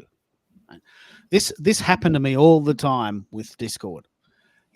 Funky Smarty Pants turns up with some sort of AI generated image of a gorilla. And I'm thinking, well, you're giving me nothing to go on. How are we going to communicate? If you don't talk to me, I've got no idea who you are. And what's the point of that? If I ask you a question and you don't answer me, then I've got nothing to go on. And so I feel the same way with in-person events. I could go up to a person who looks the part, but I don't know what I'm going to get. Now, for me, that's not good. Others might love it. Oh, geez, you know what? We could get anything. It could be a financial advisor, could be a real estate agent, could be a teacher, might work for the government. He might be an SEO dude. I don't know. It could be anything. Let's see what happens. I'm not really into what. Let's see what happens. It's not my operating style. Let's see what happens. I'm not a let's see what happens type of guy. I'm a sort of let's plan it out and let's just do it type of guy. But how do you feel, Lachelle? Could you turn up to a room full of people and just go up to someone that you've never met and start talking? I mean, I had to do that last week. So I think it is, having unique questions to ask is what's important. So simply, I don't know, whatever, let's say if it's tech, hey, I did an experiment live on LinkedIn. What's your favorite tech? I think when you start with what your passion is, this is just something that I've learned over time having a podcast, because one of the things that I did with my guests was make it very organic, where they would introduce themselves instead of, even though they give me their bio, I never read it. I just would let them introduce themselves, because I feel like when people introduce themselves, they'll tell you what's most important to them. Bingo. Yeah, that's actually And so then that's how the conversation begins. That's a very clever technique. I was interviewed recently on the UK. This has never happened before, but this is this person's style. It's quite a cool person. She starts the podcast with, I'm not telling you who's on the call today. I'm going to let the guest introduce themselves. Okay, guest, tell us who you are and why are you here? I've never had that happen before. So she didn't even introduce my name. She just said, we have this mystery guest who's calling in from afar. I'm not going to tell you who they are or what they do. It's up to them to introduce themselves. And then that's a blank canvas, isn't it? Mm-hmm. But from there, you get gold, don't you? Because you can bounce right off that, can't you? Absolutely. And, they're going to tell you the things that are the most important, right? They're going to let you know what their passion and priority is from what their introduction is. So that's how I have done it. So I think if you're meeting somebody and you're not sure what their passion is, you can always start with yours and asking them questions about it. So like if I was to talk about my passion, well, I'm very passionate about mental health. I went through 13 years of depression and 3 hospitalizations. And, have you had any people in your family or, in your team that struggle with mental health? I'll just ask them, because it's a topic that is very taboo and most people don't even want to bring it up. So what did you do? How did you get through it? This is a very important, as an entrepreneur, as a creator, we struggle with this. Like we have a very unusual life. Like we're not go to work, come home, have a couple of kids, in your case 15. But it's not a normal life. We don't live a normal life. Carol and I, Carol goes to the city, but I haven't worked a 9-to-5 job since 2006. Everything I've done, I've had to do myself. I haven't had a paycheck, so to speak, since 2006. So depression is right there at every moment. It could come any time. So how do you? This is a very important discussion to have, because entrepreneurs feel this a lot, especially guys in their 50s. Big area. How did you deal with depression? Did you have to get counseling? Did you take medication? Did you meditate? Did you do it yourself? Yeah. So I was hospitalized 3 times. During the times I was on medication. And after my last hospitalization, I think, I really had to ask myself the hard question. because I was the common denominator. So even though I wanted to blame my husband or kids and circumstances, I really had to look at myself in the mirror and say, I am the common denominator. And if anything is going to change, I'm going to have to do that. So I really first had to forgive myself because I was raised an only child, high achiever. And, a lot of my journey during that time was me feeling like I was a failure. So I was very hard on myself and just unrealistic expectations. So I first had to forgive myself in order for me to be able to trust my own voice to speak up and do things differently. And so from that point, I had to learn how to block out all the influences that had me putting so much pressure on myself. Now, nobody really did this. It was just me in my own mind. Whether it was TV influences about what a mom should look like or radio. So I got off all social media and I just began to really focus on knowing who I was, what were the things that I liked, that I didn't like, and just removed all judgment. And from there, I was able to start exploring things that really resonated with me and I was passionate about. A book that I remember that was really a game changer was The Four Agreements. Yep, the Four Agreements. Yeah, that book was powerful in helping me to realize that I have a choice on what I choose to believe. I don't have to agree with everything. So that really was a game changer. And from that point, I just started following my own heart. And, I cut my hair. Um, I stopped wearing contacts, for a while. I went back to wearing glasses, just like a ground level type thing, Yeah, that's for very myself. powerful. Yeah. So that I can know, because I didn't want to be like, is it the makeup I'm wearing or is it the hairstyle I have? I really just went rock bottom with this stuff. And it was the best thing ever.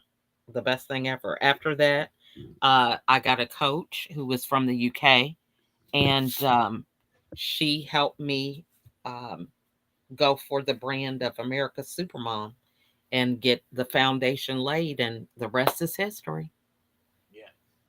The periods of reflection are very, very, very powerful. Like my wife has been doing yoga for 15 years. And I remember once one of the yoga teachers said, you may not like winter, but winter is a very, very good time to reflect.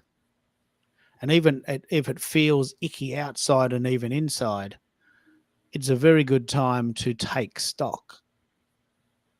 And sounds like what you did. You took stock of your life and said, look, maybe I am in a bit of a winter and it feels a bit icky, but let me just settle into myself. And I do this all the time. In fact, I'm seriously thinking now of having winter off because it's such a horrible time here. And, we're going to go up the coast and sit in the sun and regroup. And I think regrouping is part of the process, isn't it? Yes, absolutely. I mean, because so many things change in a day, in a week. I just think when we started these, just within this community, right? We weren't even thinking about Substack, right? Now we're talking about Substack, right? We were thinking about, different microphones, and now, it's all these other additional tools and resources that go with the mic. But so things change all the time.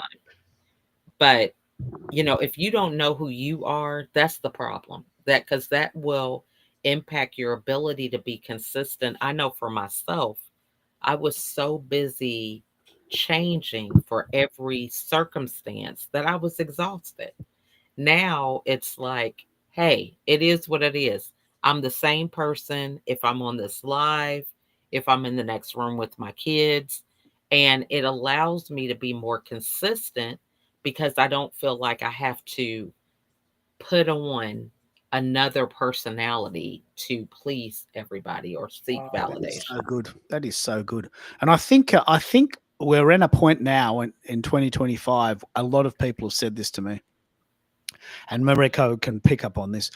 These so-called LinkedIn coaches advocate posting every day, and they do. And some of their posts are so unsubstantial, so rubbishy, so sort of filler that we've often asked them, well, why don't you just take a bit of stock and say, look, I'm going to post one thoughtful post a week, or I'm going to do one live stream a week. And then I'm just going to walk on the beach or spend some time with my wife or ride my bike or mow the lawn or sleep in. And the question usually is, oh man, we got to post every day. I'm under so much pressure to come up with original thoughts every day. Well, that's you've imposed that on yourself. I've never told you that. Have you come across this, Americo? I think we've had this discussion, isn't it? These so-called coaches believe you should post every day, and they're putting a lot of pressure on themselves to create content, aren't they? Well, there's a variety of coaches. Some that advocate, show up every day, and others that advocate probably strongly in the 3 to 4 times a week and focus on quality versus quantity. Listen, I'll be the first to say I'm here every day, and it's gotten easier, and everything is kind of sequential, and it fits in like a puzzle.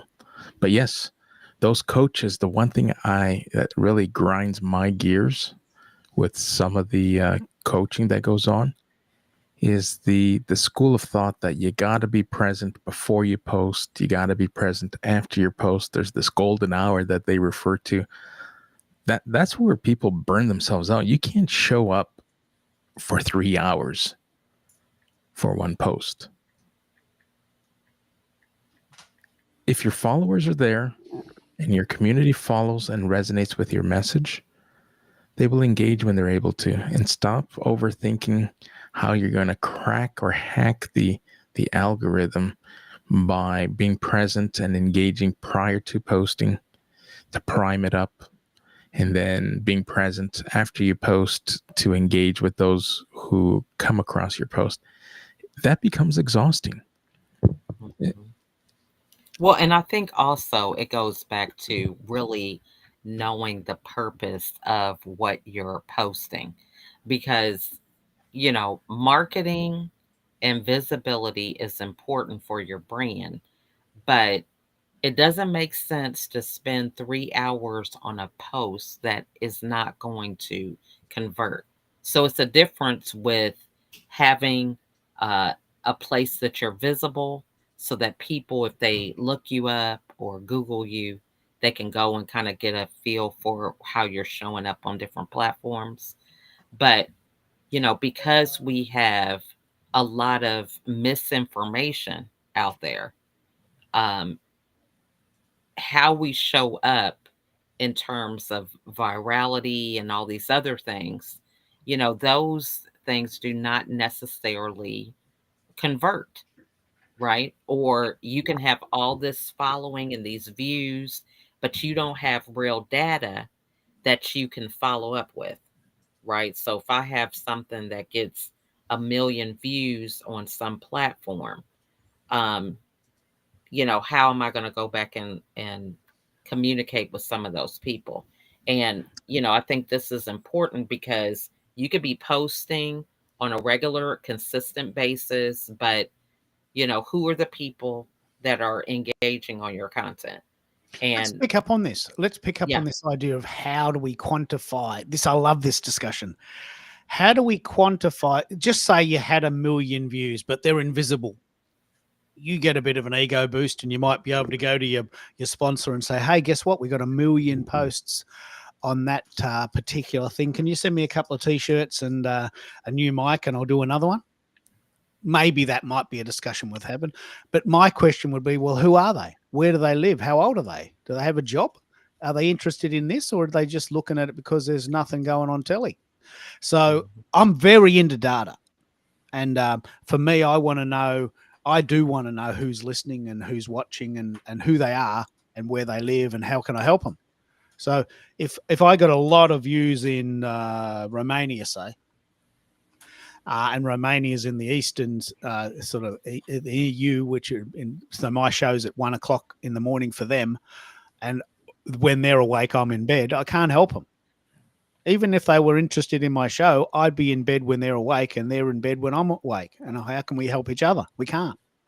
So I'd be much more interested in how many people who live in Melbourne are listening to my show, or how many people who live in Atlanta near the Battery. And let's get a little bit of a social media soundtrack going there, and we'll have all the 3 or 4 people meeting at the same time. So I'm very intentional with my shows, and I know you are too, America. How do you quantify your shows? Do you know who's listening and where they're from and how long they listen for? How do you approach data? Well, the data approach for me is it's as simple as being relevant opposed to recency. So just because I posted today, do I have to post tomorrow? Probably not. But if I do post tomorrow, it's going to continue to be relevant.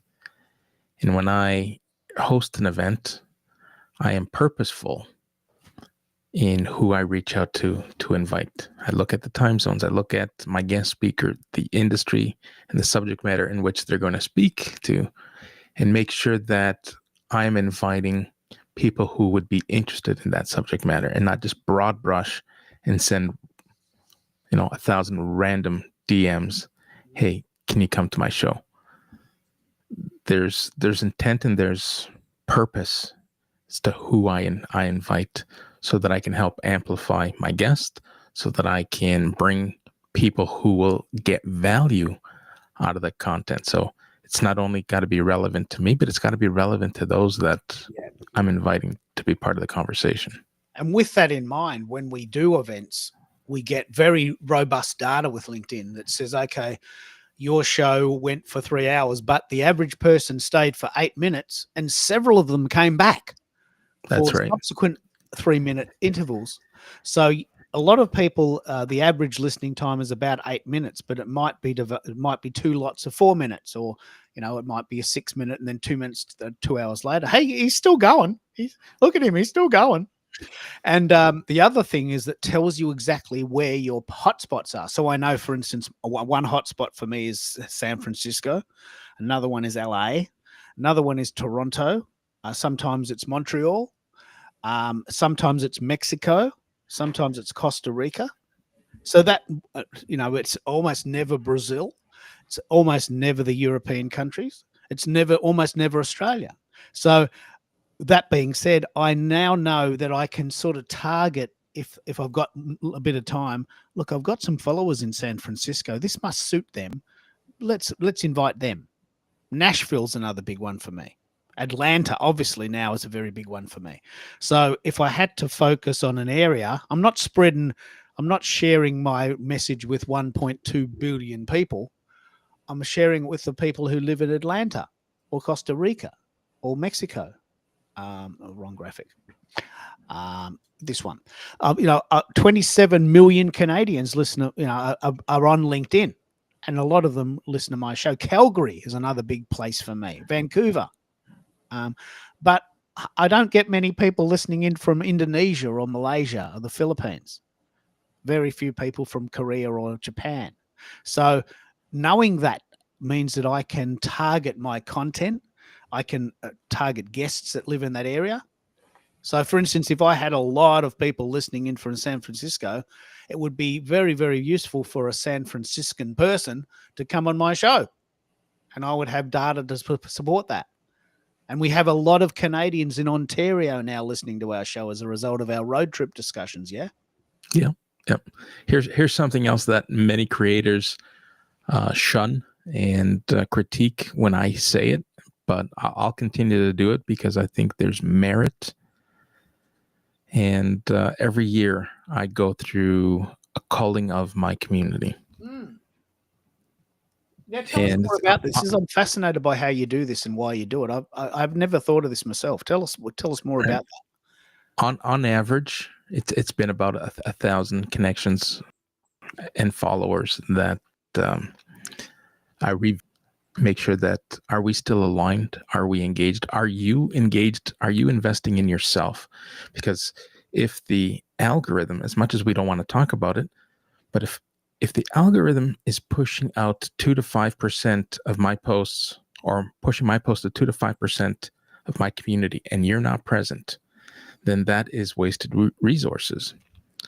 We also have to come to the realization we might not have any business in being in markets, in countries, in industries, because we're just not aligned. But yet, out of the kindness of our hearts, we feel compelled to accept invitations just to grow our communities. But we're doing ourselves a disservice when our message doesn't align with those community members. That is and they so won't. important. Right? That is so important. Like, So there's parts of the world I cannot communicate with geographically. So it's now 12 o'clock midday on a Tuesday morning here. I know that it's about 4 a.m. in the UK. Now, there might be great people in the UK that want to come to my show, but they're not getting up in the middle of the night. They might, some of them have, but they probably wouldn't. And so there's not a lot of point me marketing my live show to people living in the UK or the EU. Some people do come, and I really appreciate that, but it's not the majority. So, but lots of people come from Atlanta and Nashville and San Francisco and Quebec and Calgary and Toronto and Fairfax, Halifax. So it's very, very cool. And I think knowing the data is very important. yeah, absolutely. Knowing the data, knowing your community and who they are. Listen, if you're using LinkedIn or social platforms for business, then you want to make sure that you got decision makers and you have your ideal clients lined up and prioritizing them so that you're visible and you're relevant to them. Now, I also caution people when cleaning up or decluttering, or call it what you want to do it either in moderation, because I learned, and I'll know for next time. Since September 1st, I have scrubbed roughly 400 members from my community between unfollowing and removing connections. And the LinkedIn platform has kind of picked up on this bulk cleaning, and they penalize you, don't they? I'm not getting as much reach, but when I read the research, it encourages people that if you are doing this and you're doing it for the right reasons, it will then once again reinvigorate your feed and you'll become relevant to the right people. And the same thing goes with, and I wrote about this the other day, one day last week, I can't remember what day, the bell ringer effect. We have a tendency, and by default, I think when you accept a connection request, it automatically rings the bell so that you're following relevant details, relevant posts. And if you change that to having to follow someone for all their activity, you're creating a bottleneck for yourself. And you end up penalizing yourself, because it's like sucking the ocean through a straw. You can only get so much in. And if you overwhelm yourself with agreeing to follow everyone's posts and everyone's single move and activity, then that becomes stifling, and you're not going to see your feed. You just don't look at it, do you? Because it's just too not only do you not look at it, but what it's sending you may not be relevant to you, because you've agreed to something that makes no sense and brings no value, and all the good stuff that you should be engaging with gets lost. And How do you decide? I'm really quite fascinated by this. How do you decide who to call and how do you do it? So it's I stick to industry that I enjoy or feel that I can work with. Then I look at title. Like, I'm not going to sugarcoat this. I can only have so many. Now I'll use VAs as an example. Everyone's pitching their VA services, and they'll reach out and connect with me, and you know that shortly after you're going to get pitched. And I leave them. I let them stick around in my community. But do I really need 300 VAs from across the world? Probably not. When I'm ready to scale, then I'll know to do a keyword search for VAs. Actually, let's pick up on this. This idea. There's a couple of layers going on here. One is we need to know who our ideal contact is. It doesn't have to be client, because I love hanging out with people. But to your point, we do tend, and if you are a VA, please don't do this. We do have a tendency when we collect with VAs that we do get pitch slapped about 10 seconds later, right? So you are putting a sour taste in our mouth when you do that for all the VAs that come after you. Oh no, VA. Oh, well, I know what's going to happen here. I'm going to say yes because she looks like a lovely person, and then suddenly in 1 minute I'm having this conversation about getting my videos edited. Well, I didn't agree to that. So you just avoid that. Right. So that's one thing. You have to know who you want to connect with for two reasons: who you connect with and who you accept as a connection. Because I get quite a few invitations every day, and I have to make a decision. Well, that person sounds very interesting, and if they are interesting, then I can have a conversation with them if they decide to engage. And other times I'm thinking, well, I don't really have any interest in what they've got. And maybe they know people that need what I have. Maybe they do. But for what I can see, I don't want what they have. And it's a bit of a judgment. And this is exactly what you're saying. Don't sugarcoat it. If someone comes to me and says, mate, I can teach you how to make 8 figures in a weekend by selling houses. Well, I'm not really into real estate as an investment strategy. That's not my thing. And good on you for doing it. But I don't want to have that conversation. I don't. I don't begrudge you having it, but I don't want to have it with you. So I said no. I just didn't accept that one. Or, I'm a video editor living in, Uganda. Well, I don't have any videos. I don't actually do videos, and I don't need that service.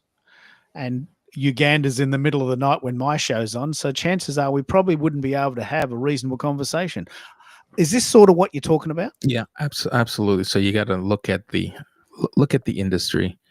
Some people reach out and they may be decision makers, but they're, for instance, in manufacturing. I got zero insight on manufacturing industry and supply chain. It's like, all right, so I got to ask myself, is this community member going to bring value? Can I bring value to them? Right?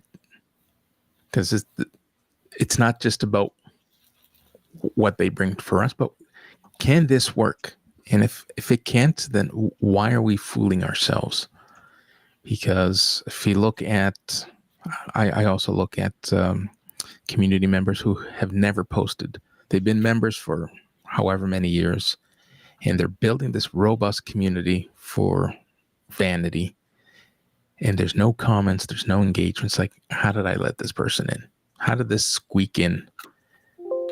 And sometimes, it's just oversight, or you feel compelled to want to help someone and encourage, and then you realize, well, they're not posting. I can't even contribute or help elevate and amplify them, right? I don't want to. Actually, really love this approach. And I must admit, I'm a bit guilty of that too.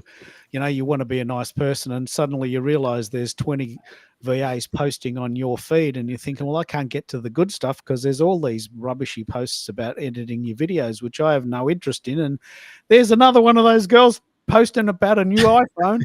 I don't want to see that. I don't want to see that. Why did I accept that? So it's very important. Are we speaking out of turn here, Lachelle? I mean, is it sensible to sometimes be a bit strategic with your audience, or are you just such a lovely person you sort of accept everyone and let them go? Well, I'm very unusual because part of my journey is unlearning what I have been taught, because I don't think that serves me all the time. So, one of the things that I really rarely do is read people's profiles, which is crazy. Okay. But I will interact with someone first before I read their profile, Yeah, fair enough. because I feel like, now I have a marketing degree and that's my background. So I feel like there's that element of, it's like having a storefront. Of course, your store is going to be organized and clean, for a patron to come in, right? That's just a given. You would expect that. So I feel like a profile is somewhat of that same experience. However, listening and interacting with someone is how you really learn about the person. So, if they make a comment, I have a conversation with them, and then I will go back and read their profile. But I feel like we should be able to trust our instincts on a lot of people. And I'm a connector and a community builder. So I feel like not everybody is going to resonate with me. So I may have 10 or 12 VAs because they may not resonate with everybody in my Okay, yeah, network. yeah. So it's like this one may be, you have to tell them things one time and it's done. Another one, you got to hold their hand or whatever the case is. And so I like to have a variety. So if someone wants me to recommend them to somebody, then they can choose for themselves. Like I have a lot of publishers or different podcasters, right? That I share with people because I've found that I can learn from everybody. I And love what and you're I don't know saying. if it's just that I have that attitude. What is this person gonna teach me? So a good, example of this was, one of my connections sent me a YouTube video, for this lady who had, I think she might have had 10 kids or 7 maybe, and it was something like how she got laundry done in an hour. And I said, "Well, let me see this because this is something with 7 kids." So I watched the video, and her husband was an engineer. And so he came up with this system where each of the kids had their own laundry basket. And so they were given a day that they would do their laundry, and everything stayed in the basket, even little kids, like 4 and 5. So if they had 4 and 5 year olds, older sibling would help them, but they would put their clothes in the wash, put them in the dryer, and then all their clothes would go back in their basket, and they would fold them up and take it to their room, fold it up and put it away. And I thought, now this is brilliant. Why do not most mothers think like this, right?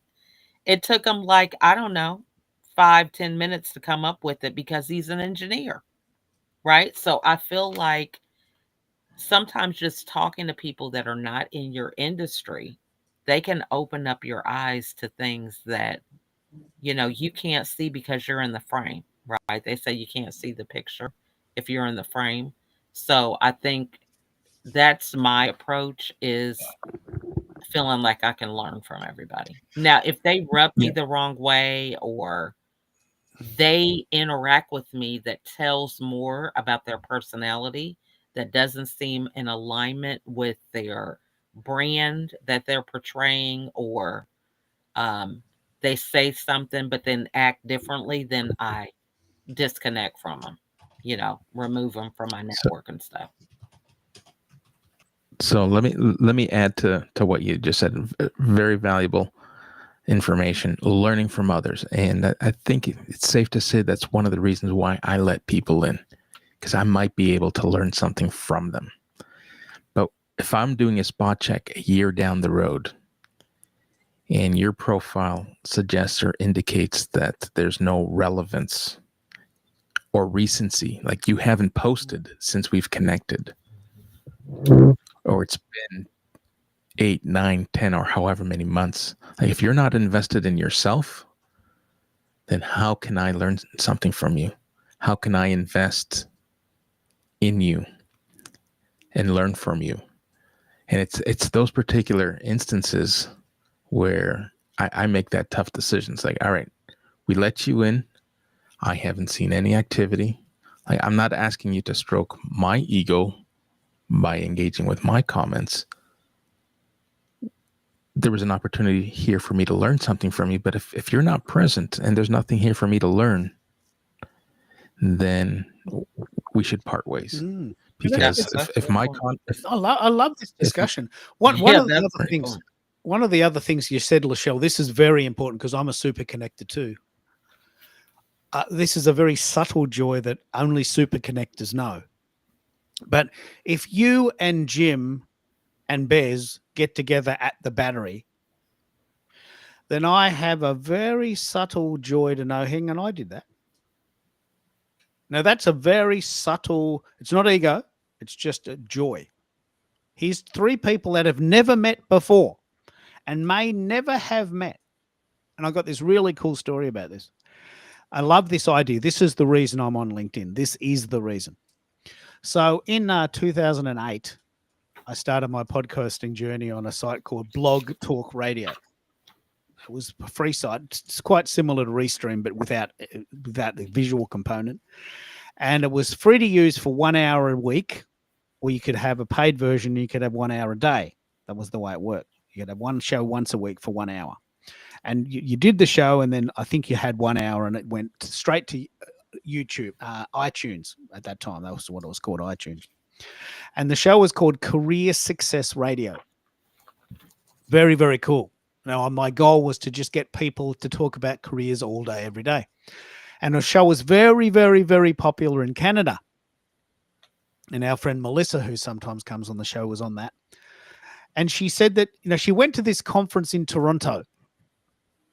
And there was a whole table of 10 people, right? This is a very cool story. A whole table of 10 people. And they said, oh, this is a career success fair, like a conference. And they said, oh, have you heard of that Aussie guy, that Keith Caladude? He's got this show called Career Success Radio. It's pretty good. He says, yeah, I've been on that. It turns out that everyone on that, this is a really amazing stat. Everyone on that table had been on my show, but none of them knew each other. And they all lived in Canada, and they were all career counselors, but they'd never met in person before, but they'd all been on my show. And I'm thinking, that's just the power of the internet.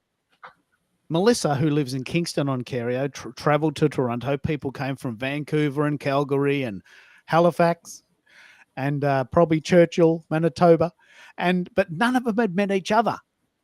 So as a super connector, you and I understand this, Lachelle. There's this very subtle joy, this purpose, this passion, this sort of fulfillment that comes from putting 2 people together that may never have met. Say, for instance, you and Jim meet, Americo. Now, he probably lives 10 minutes from your house, but how are you going to bump into him? How are you going to bump into him? Toronto has 5 million people. You'd walk past him in the street, but I've put you together. You may end up hanging out at the St. Lawrence Market or, somewhere down there in Mississauga. I'm going to get it right one day.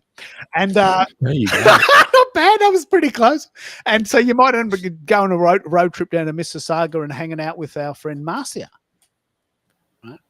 So, that's right. But how would you have ever met her otherwise? You wouldn't. You'd just pass her in the street. That's the subtle joy of being a super connector. And so that's why I probably hang on to people probably a bit longer than you, because you never know who they might need. Yeah. Well, here's something. Let me ask this question because it's happened to me. It's only happened once, but I'm curious to see or hear your thoughts. So you talk I'm talking to two super connectors. And where possible, when asked, hey, Americo, do you know a recruiter? Do you know someone who's hiring? Do you know someone who is in this particular field? I'm looking at buying or investing in some software. I have an example where I connected someone multiple times to potential customers. Hey, if you're looking for XYZ, here's who I recommend out to them. And this person, I respected them profoundly for their skill and their professionalism, that I thought and I felt that I was helping them by connecting them with potential customers that they wouldn't otherwise have been introduced to. I had this person turn around and reach out to me and say, can you stop introducing me to people? Like, I have enough business. I'm busy enough. I don't need you connecting me with potential clients. I was beside myself. What account executive or sales professional would ever do that or turn an opportunity like that down? I must admit that is a bit of a shock. Look, can you stop throwing money at me? Look, I've already got $100,000 in American notes in the spare room. Can you please stop giving me bags of money? You know, every Thursday you pull up, you drop a bag of $100 notes at my door. Can you please stop? I've got enough. That's what he said, wasn't it? That's what happened. That's exactly what happened. And it's not as if I was getting, a kickback and I was investing in this relationship and these introductions because it benefited me. There is no benefit. I wanted nothing out of it other than to help bring a customer who had a need and put them with the person who could fulfill that need. And I was told to stop. It's like, all right. First I've heard of this.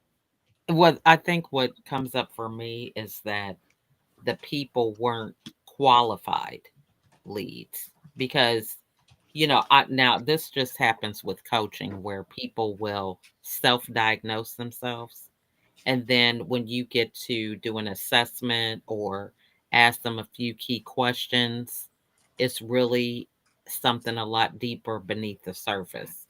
So that's what's coming up for me, where the people haven't fully been vetted. And so sometimes people have that obligation that if they came through a connection, that they should, be working with the person. Now, so for myself, I don't get invested in the outcomes with people. So I tell them, now this person, we get along, but this may not be a good fit for you. I introduce them through the direct messages. So I do a group chat, and then I stay in the chat till they both make connection with each other, and then I leave the chat, because I feel like, we're all adults and we should be able to figure out who resonates with us and who doesn't. No hard feelings, because it's not my gift that I am referring this person for. It'd be different if it was something that I was well versed in and I'm trying to work with them, but I completely send them to other people when I know there's nothing I could do to help them. And so I don't feel bad if that person's not a good fit or not. But there's a lot of people that feel like, well, I am introduced them. My name is on the line. I'm thinking, my name's not on the line because I'm not providing the service, right? We're all adults. We should be able to figure out if somebody resonates with us or not. And if they don't, it's no hard feelings. We just keep the journey moving forward to keep looking for that right fit. So I think we get too invested in other people's work that's outside of our control. I'm not going to put my feelings on the line for somebody that's doing some work that I don't have any control over. So I've learned to reframe that. because I used to subscribe to that like everybody else does. And now it's like, and I'll tell each party, I'm just introducing you. If you guys are not a good fit, and a lot of times I have scripts with my introductions. Uh, it's, hey, I met this person. They seem like they're really into tech. I want to introduce you to Keith, because Keith is really into tech in America, right? I'll just send all the same message because the people who I make introductions to, they know that's my style.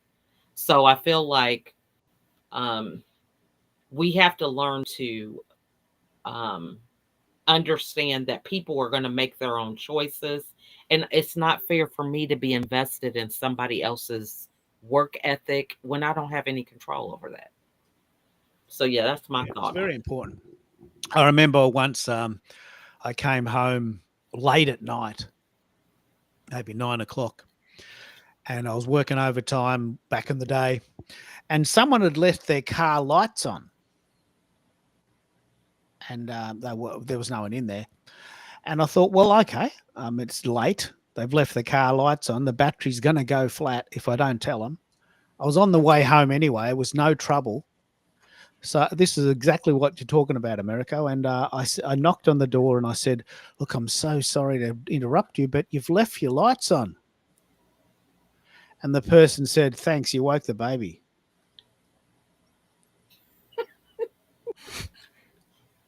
That's crazy. And I said, well, it's no way in the world I could have known this person had a young baby. But I knew for sure that the battery was going to go flat if I didn't tell them. Yeah. And there's always this edge. There's an edge now, isn't there, America? There's always this edge. Am I going to get into trouble for being a nice person again? Well, I wouldn't go as far as describing it as trouble, but I don't want to inconvenience someone for something that I feel there's value, and I totally understand how you broke it down, Lachelle. And in this particular case, it was an industry that I was very close to, and I almost did the pre-qualifying. I just wasn't licensed to sell the product any longer. I was removed from that that sales pipeline. But I would almost position it so that I was pre-qualifying these people. Wow. Because I didn't want to waste time and just here's a name, here's a number, give them a call, and then find out. It's like, yeah, why are you sending me garbage leads? Like I can't help these people. So I would pre-qualify them because I was familiar with the industry and familiar with what different vendors were looking for. It's like, all right, here's the person who's going to be able to meet that need. But anyway. Have you been on Tim's show yet, Lachelle? Do you know who we're talking about? Tim Talk. Have you met our friend Tim in London? Is his last name Hyde? Hughes. Tim Hughes. Okay, no, I haven't been on his show. Let me tell you this story. So my friend Tim, whose dad worked at the BBC, such a dude, he does a show every week. He's done 600 episodes on YouTube of a show called Tim Talk. Now, his shows are really interesting. They go about 20 minutes, and he interviews someone who's a shaker and a mover. And we talk every day, and I said, oh, mate, here's another one, someone you might like. Never once he just said, mate, I got enough. He once said to me, look, I'm already booking December, Keith. You can probably slow down now. I'm already booking December. So got enough for now. But he needs people on the outside looking out for him because he's too busy doing the shows, right? He can probably do this himself, but I come across people all the time that would be very good on his show. And there's two-way flow there. The people that I know benefit because they go on his show and he's got a YouTube channel. He benefits because he gets another interesting person to talk to. So we chat every day about this. And he's only ever once said, can you slow down, please? But as a reverse, and I'm very interested in this this sort of scenario, Tim sent me a lead, not a lead, a connection with a person from Blackpool in England who has moved to Australia and recently got retrenched. And I'm thinking, oh, geez, I'm not sure I can help her. But she is a friend of Tim's, and this is where I get you, America. Well, I better tell her. I better say hello. Hello, I'm Keith. Yell out if you need a hand. She's in Sydney. I got friends in Sydney if you need it. And it turns out I wasn't doing anything that day. And I said, look, I'm free now if you want to chat. I got good friends in Sydney, and I've got a sort of an hour or so. And she was the person that said, I think you've got an Australian accent, Keith. She was the person that said, you've got an Australian accent. Me, night, there is. So, you never know that we turned up. We made a whole show out of that. Mm-hmm. So I was open enough, but I do get your point, Americo. My initial thought was, look, I'm not a career counselor anymore, and I really don't know anyone who's got any jobs, and I don't know if I want to have that conversation because she's lost a job. She's upset. She needs the money. She's probably sort of mourning her job, and that I've been there, but I can't help her. And it I felt like I might have been sort of going down a bit of a rabbit hole. So it is a bit of a two-way flow, but it's coming from pure intention, isn't it? It's coming from the right place, isn't it? That's right. Mm-hmm. Now, I wanted to mention that tomorrow is my last show in the Anchor Day series. I want to talk about this in a minute.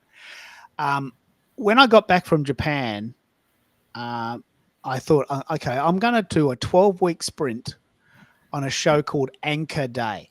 The last show's tomorrow. And I figured, and I'm very interested in people's thoughts here, I figured I'm going to do a show once a week on a Wednesday, and I'm going to call it Anchor Day. Anchor being, it's the anchor of the day. Even if you only go to one show every week, come to this one. But amazingly, not many people did come. And it got me thinking. So we've done this robust study. We found that Monday nights are actually the most popular time. This is where you are now. It's Monday night where you are now, Tuesday for me. Tuesday nights are quite popular. Wednesdays for me. Thursdays, very unpopular. Wednesdays for you. And Thursday nights are very popular Friday mornings for me. So tomorrow we're going to talk about what we've done through the Anchor Day series every week for 12 weeks. We've covered a lot of ground, starting with our friend Amanda, who was the PR queen and has written a book about that. Is there a day of the week that you're more suited to doing things, or do you, Lachelle, or do you tend to, I think you've said, put things in your calendar? If they're important, you'll make sure you come. Yeah, my days are Tuesday, Wednesday, and Thursday. Mondays and Fridays, I kind of leave for creative days. I don't really do any meetings on Fridays after 12 noon.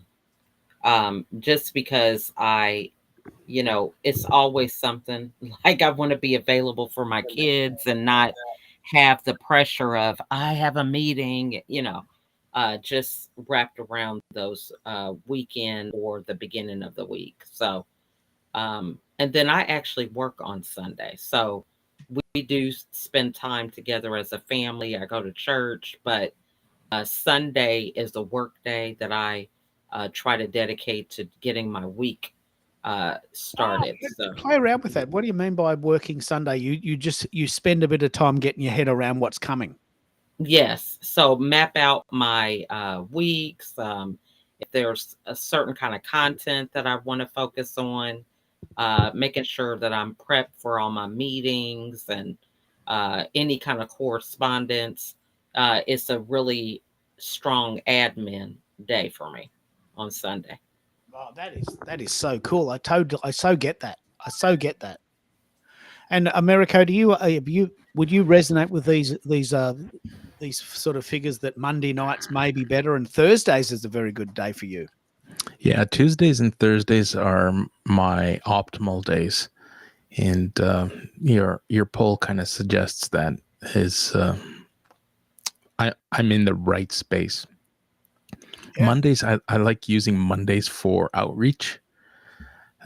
because everyone's coming out of the weekends. We know they have their noses buried in their emails and in their social feeds, LinkedIn, and they're catching up on what they may have missed, because not everyone tunes in over the weekends. People unplug. And I think you do a great job of unplugging in the weekends, right? It's family time.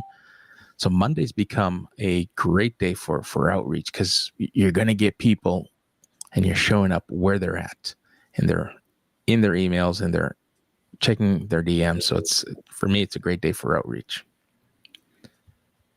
Yeah. And you've done shows on Thursday nights and had great success, haven't you?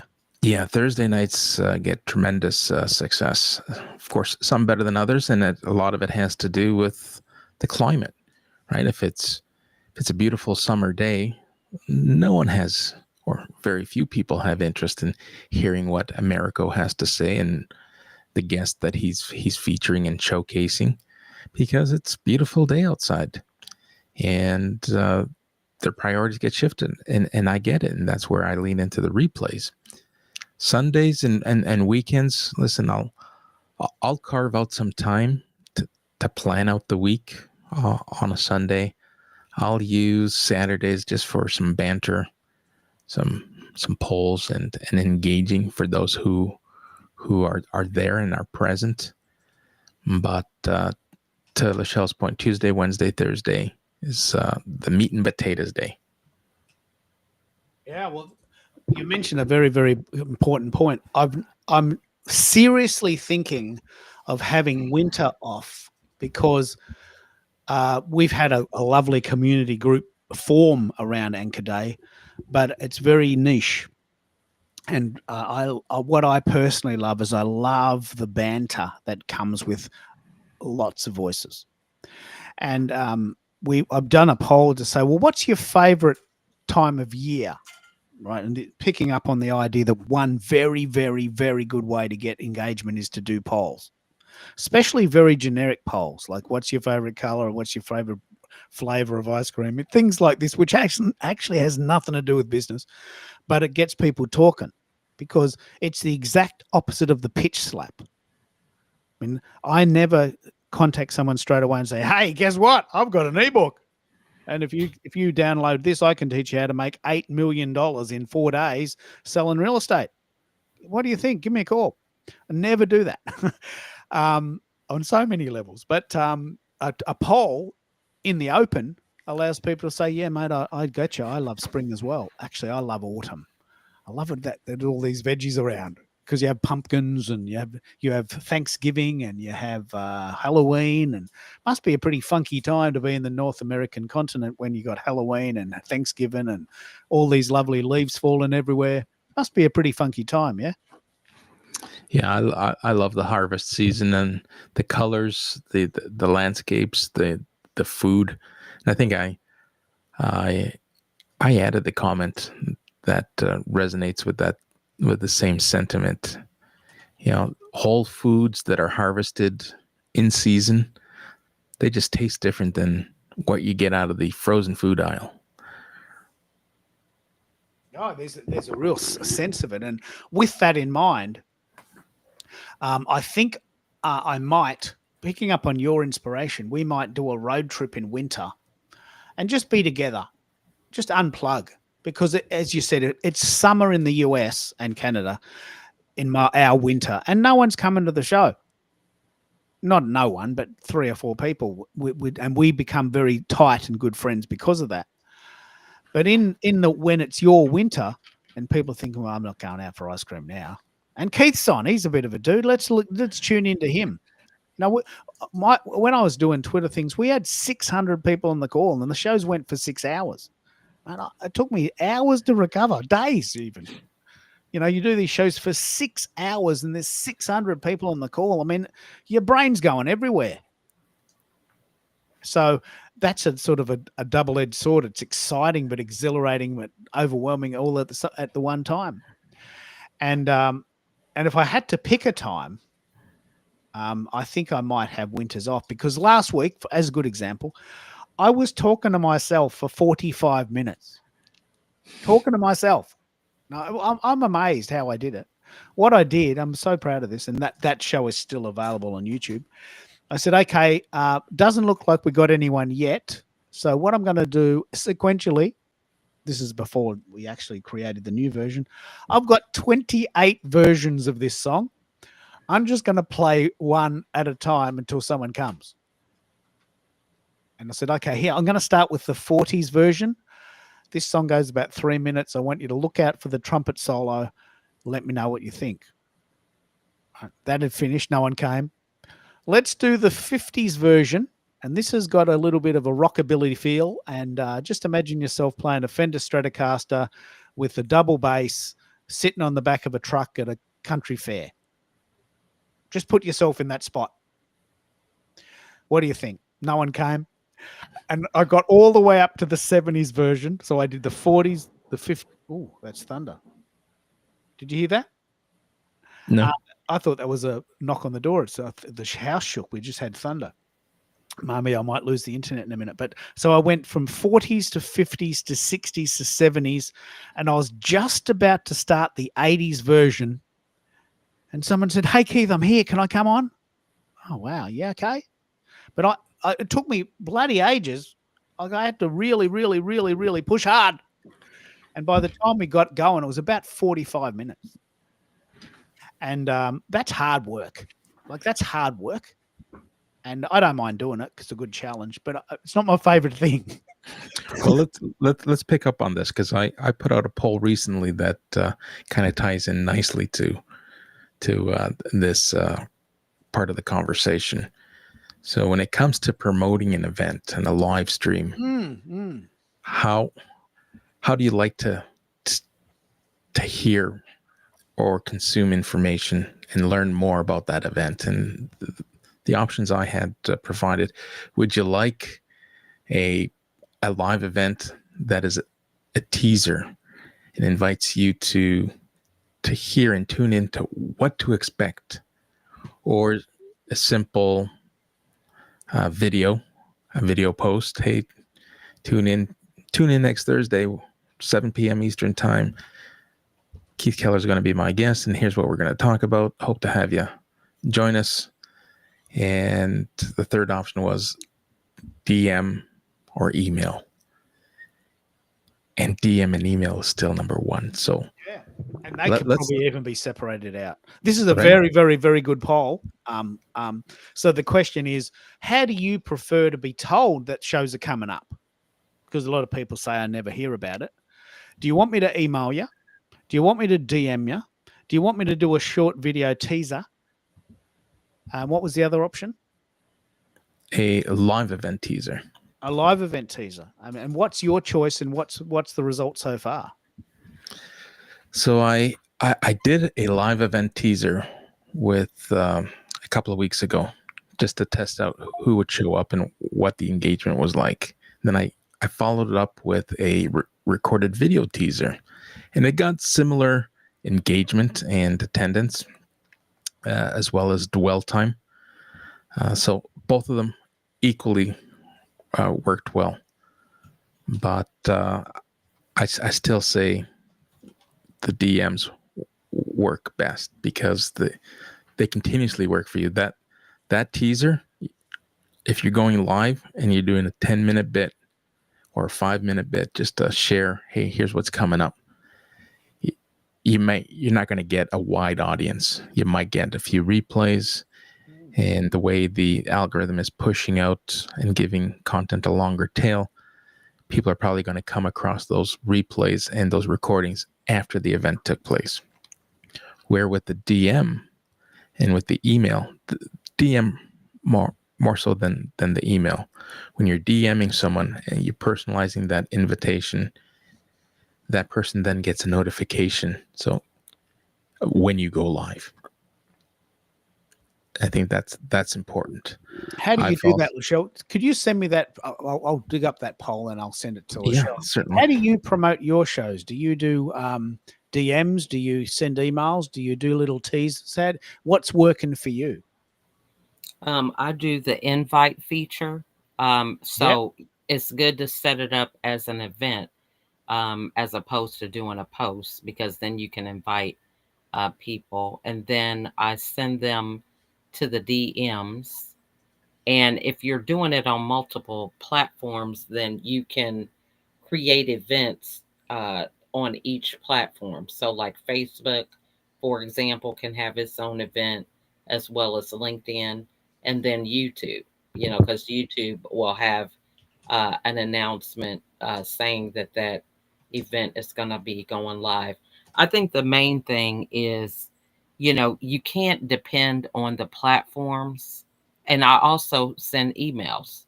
So I think you can't depend on the platforms to do the marketing for you, even though, 9 times out of 10, it will go on your profile. But it's important for us to engage and initiate those conversations.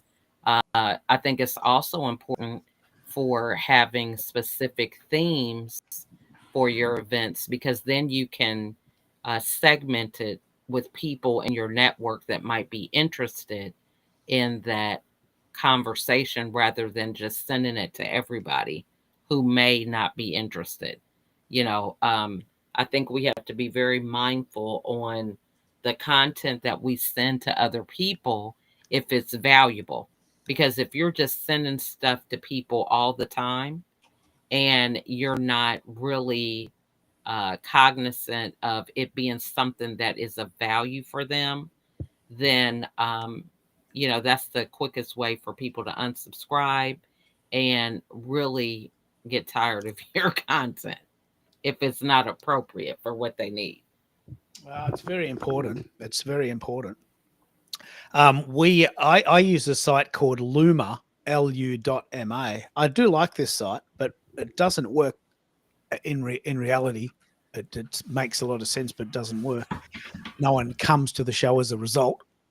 But I am very fascinated by how we promote our shows. So I've actually I've asked two things. One is, what is your favorite day? What is your favorite season? Knowing full well that my listeners are mostly in the US and Canada, so it's the exact opposite. I love spring because I feel energized. We're going to daylight saving next week, going to daylight saving. So first week of October, next weekend, we're going to daylight saving. And now that's an indication to me that the better weather's coming. I can already sense myself feeling happier. I love spring for that reason. There's this hope. There's this joy that we've got about 6 months of really good weather coming, and we're just at the beginning. So that would be autumn for the US and Canada, and the exact opposite might be the case. Yeah, look, it's pretty it's pretty nice. The leaves are falling. It's getting a little bit cooler, but the pumpkins are big, and we're having lots of festivals. But also winter is coming, right? So there's an exact opposite energy. So autumn and winter might be a very good time for me to do the shows, because you're starting to slow down. You're starting to go inward. Whereas spring and summer, you might be thinking, well, look, I can go out and have a gelati at the beach, and there's dolphins. Why would I sit inside and listen to Keith speaking? And this is sort of what you say in America, isn't it? That's right. You got to pick your times.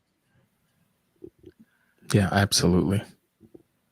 So anyway, tomorrow will be a good one. I hope we get a good turnout. We've had 12 weeks, every week for 12 weeks, and I've got a lot of data about that. Then I'm going to have October off. I've worked out that I can probably, by the end of October, get 400 megabytes a second. Well, I haven't lost the signal today. I normally lose the signal, better not speak too soon. But I normally lose the signal, and our internet is really difficult. Like, it's really difficult to be productive because it's just too slow. But someone's coming to the house and probably knocking down walls and putting them back again, and they're going to get behind and they're going to rewire the house. So I'm going to get fast internet. And then when we come out, November 3030, or repurpose 3030, I'm really inspired by this idea. Really, really inspired. So I've moved the show slightly to November 18, Tuesday, November 18 for me. Oh, there's some dinging. That's my kids' group chat. Well, the family group chat. Yeah. So that's pretty cool. Jim has made comments, and I must admit there's a bit of a lag in the time I get the comments from when they're made. Great point, Americo. Jim's agreeing with what you've said there. That was a while ago. But this is very cool. Substack creates calendar and email reminders. Did you know this, Americo? I just learned that. We are learning, Lachelle, that this site has got multiple levels. Every day we're learning that it has a new feature. It's like a one-stop shop, isn't it? I love it, and I like the fact that it gives you the tips at the bottom of your dashboard. So, like, for your content, it might say something like, you did a post on mindset. This is a great topic to repurpose or something. I don't know. It's some kind of tip at the bottom every day. I also like the fact how they create digital assets for your posts that are already optimized for Twitter, LinkedIn, TikTok, Instagram, that type of stuff. Yeah. So I think that's good too. It's definitely one to watch because, and this is the essence. Substack makes money when you make money. Mhm. So Substack only makes money when you make money. So it doesn't charge you a monthly fee and then leave it to you. It encourages you to earn income so that they can earn income. So the model is intrinsically creator centric. Like they are very much invested in you making a living out of this so that they can make a living out of this. Like some sites charge you $30 a month. They don't care what you do. You don't even have to use it. They don't check on you. It's not like the teacher ringing you saying, "Did you do your homework?" No, you've paid your $30 and that's it. But Substack is incredibly invested in you being successful. So it has so many very, very cool features that it's very addictive. Like because it has so many good things to try. I had no idea it sent out invitations. Have you got a post about that, Jim? Can we share that for you? Have you done a post about how you can set up reminders? I'll give you an example of how Luma does it, and we'll bounce off that. So with Luma, lu.ma, and if you want to see what Luma looks like, go to Where Is Keith Today, because that's my Luma account. I went and bought the URL, whereiskeithtoday.com. It actually takes you to my Luma calendar, lu.ma, not LA, like lunar, like in the moon. So when you sign up for any of my events, you go on a list and you get an email. They send you an email the day before and an hour before. Very cool. And then you go on a list and then I can send an additional email to say, just to remind you, it's on tomorrow, please come. That's not working for me. I'm not getting an additional amount of leverage, even though the people have signed up. But is that how it works, Jim? The idea that Luma.ma sends people a reminder automatically? Tell us if you can, if you're still listening. Substack creates calendars and email reminders. I'm so fascinated by this. Let's play around with that, America. What do you think? Calendars and email reminders. It's like a one-stop shop. It's got everything. It's like going into a supermarket. I'm going to look it up right now. It's like going into a service, into a big shopping center, and you need groceries, but you also need to buy shoes. And there's a cup of tea you can have, and you can go there and buy CDs. You can still buy CDs.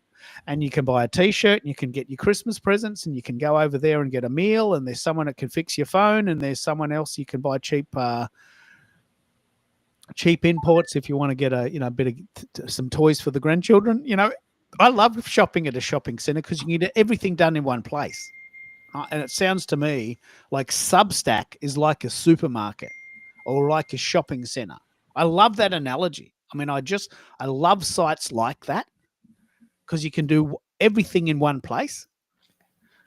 I'm definitely doing a whole show on this, and I'm going to spend October researching it because every time I find out new bits, it's just keeping going. Americo, can we do anything for your Toronto road trip thingy? You're going to get some batteries and have a play. How are you going with that?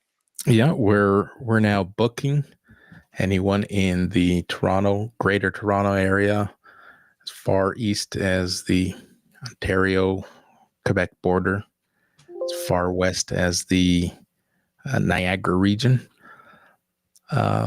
Even if I go north, I'll go up into the Muskokas. Let's book a chat. Let's book a live stream. Let's build a strategy around building your community. Let's get you seen, heard, and remembered, and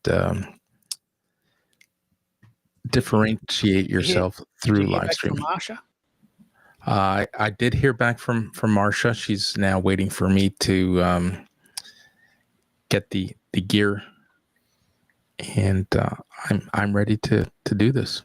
So I'll probably reach out to her and a few others to get the few episodes under my belt, so that people can experience what this is like.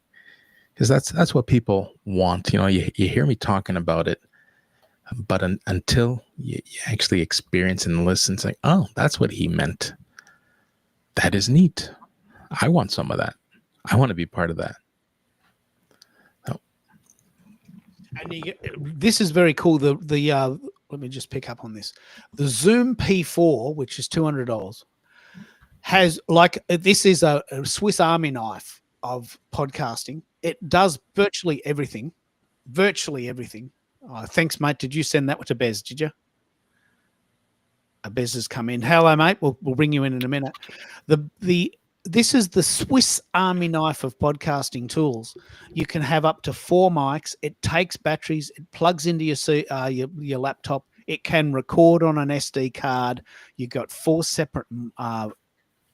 The Miami Dolphins one. Oh, that's pretty cool. That might be my team now, I think. Because the grand finals just finished, so now we're into Super Bowl season. You've got 4 separate headphones. You've got funky sounds. You can have 4 microphones. You can record onto SD. It's an absolute game-changing device, isn't it, Americo? Tell us how you're going to take that on the road. So, and it's lightweight and versatile. You can't forget that's its portability alone for this road trip idea. It is definitely one of the factors. If I had to bring a huge mixer board and other tech that became cumbersome or clunky, it probably wouldn't be as much fun. But I can put this in a small duffel bag and bring it with me, toss it in the back of the car, and set up in minutes. I love it. Now, Bez, we're 2 hours, actually 3 hours in, but I'll keep you in the loop. We have had such an amazing show. I would just like to throw to you and tell us what you've been doing. The Miami Dolphins won. Who are they playing? Does that set them on the road to the Super Bowl? And when was the last time they won the Super Bowl? Ooh, it's been a long time. Have they ever won? Since the 19th. Have they ever won? Yeah. Yes, they had an undefeated and they actually won the Super Bowl. So, but they haven't been back since 1984, I believe, or 85, when Dan Marino faced off with Joe Montana from the San Francisco 49ers. 49ers. And now, many Lachelle, people thought he would beat. Lachelle just sent us a message. You've got to go, Lachelle. I'll just let you say goodbye and wrap up before we go into part 2. Okay. I'm going to say good night. Oh, good night. Good night. It's Tuesday here. It's Tuesday here. Look at me.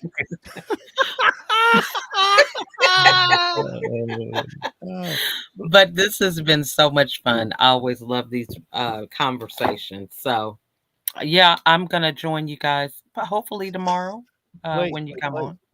So, yeah, we've and been congratulations for the, wrapping up Anchor Day. That's awesome. Yeah, it's a good little 12-week sprint. And we've been talking about the battery and Mhm. Jim mentioned that there's a place called the Battery, and we're going to try and all get Yeah. the Atlantans together. So thank you so much, Lachelle. We love you. We love you. Big round of applause. It's a standing ovation. The I whole love floor's it. going crazy. Look at you. Look at I'm exiting stage left because I see you guys are getting ready to get back into the tech conversation. So Okay. Yeah. yeah. Well, you go and hug your family, and thank you so much for being such a wonderful member of the community. Well, thank you for having me, and good night. Good night. I'm going to play a little sound, and then we'll go into part 2. Okay.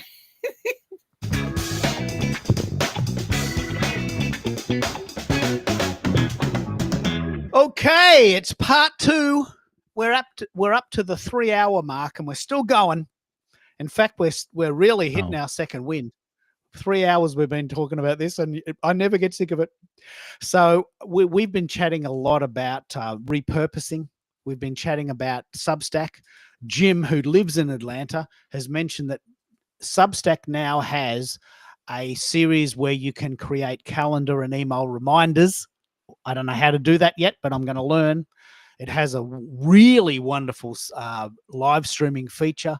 And Americo and I have created a series of events based on what happened yesterday. So, Bez, I'll just fill you in on the skinny. Americo bought some cheapy Shure knockoffs for $20, and they're bloody horrible. I want him to tell that story. And we nearly completely destroyed his computer, What? and it took us about half an hour to get it working. And it was a very, very good show because we talked about it, the pros and the cons, and we created a Substack post, a SoundCloud account, and a subsequent event. So, America, tell us, let's regroup. How did your Shure SM58 story go? And this is probably a good chance for you to try these new ones. So, as you're aware, I have 2 Behringers on back order. And the idea was, what can I do in the interim? Is there a cost-effective alternative while I wait for the Behringer mics? So I took myself to Temu and punched an SM58, and there was an abundance of SM58 knockoffs offered by this Chinese website. So I figured, if anything, this will make for great content. It'll make for great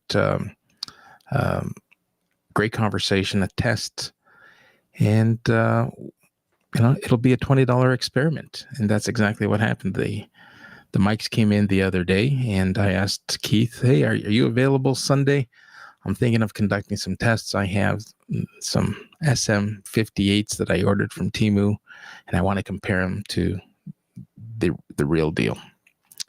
So that's what we did last night. Now, as I took the first one and plugged it in, took the XLR cable, put it into the Zoom P4. Now, I'm not a techie. I'm guessing at best here that plugging in the knockoffs into my Zoom P4 must have done something to the driver settings on my laptop. I lost all my audio. Couldn't hear anyone and couldn't figure out what went wrong.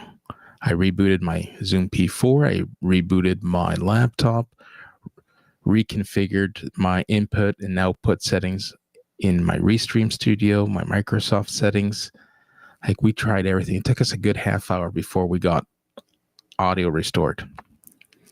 Then we went live. We got the mics working. We went live. And let me tell you, there's a complete difference, night and day difference from the listener experience compared to the user experience. As a creator using these 2 knockoffs, I can attest to the fact that it is not worth the investment, no matter how good it is, how cheap it is. Listen, the sound quality for the listening audience, not as noticeable as I had anticipated, but the buzzing sound and the sound quality coming through my headset, if I pictured or imagine myself today using one of those mics for a 3 to 4 hour conversation, I'd be at a place where I'd be ready to whip it out the window. It was horrible. So, and this comes with a disclaimer. We're not here to advocate and promote knockoffs by any stretch of the imagination. This was purely an experiment. I knew the best that would come out of this would be some great conversation, some great content, and an educational piece of digital assets that we now have on YouTube and on LinkedIn for people to listen back and replay and hear our interpretation as to why you don't want to buy a knockoff and what happens when you do. It was pretty cool. The thing that was very cool about it. You go, Bez. You go. What are you thinking?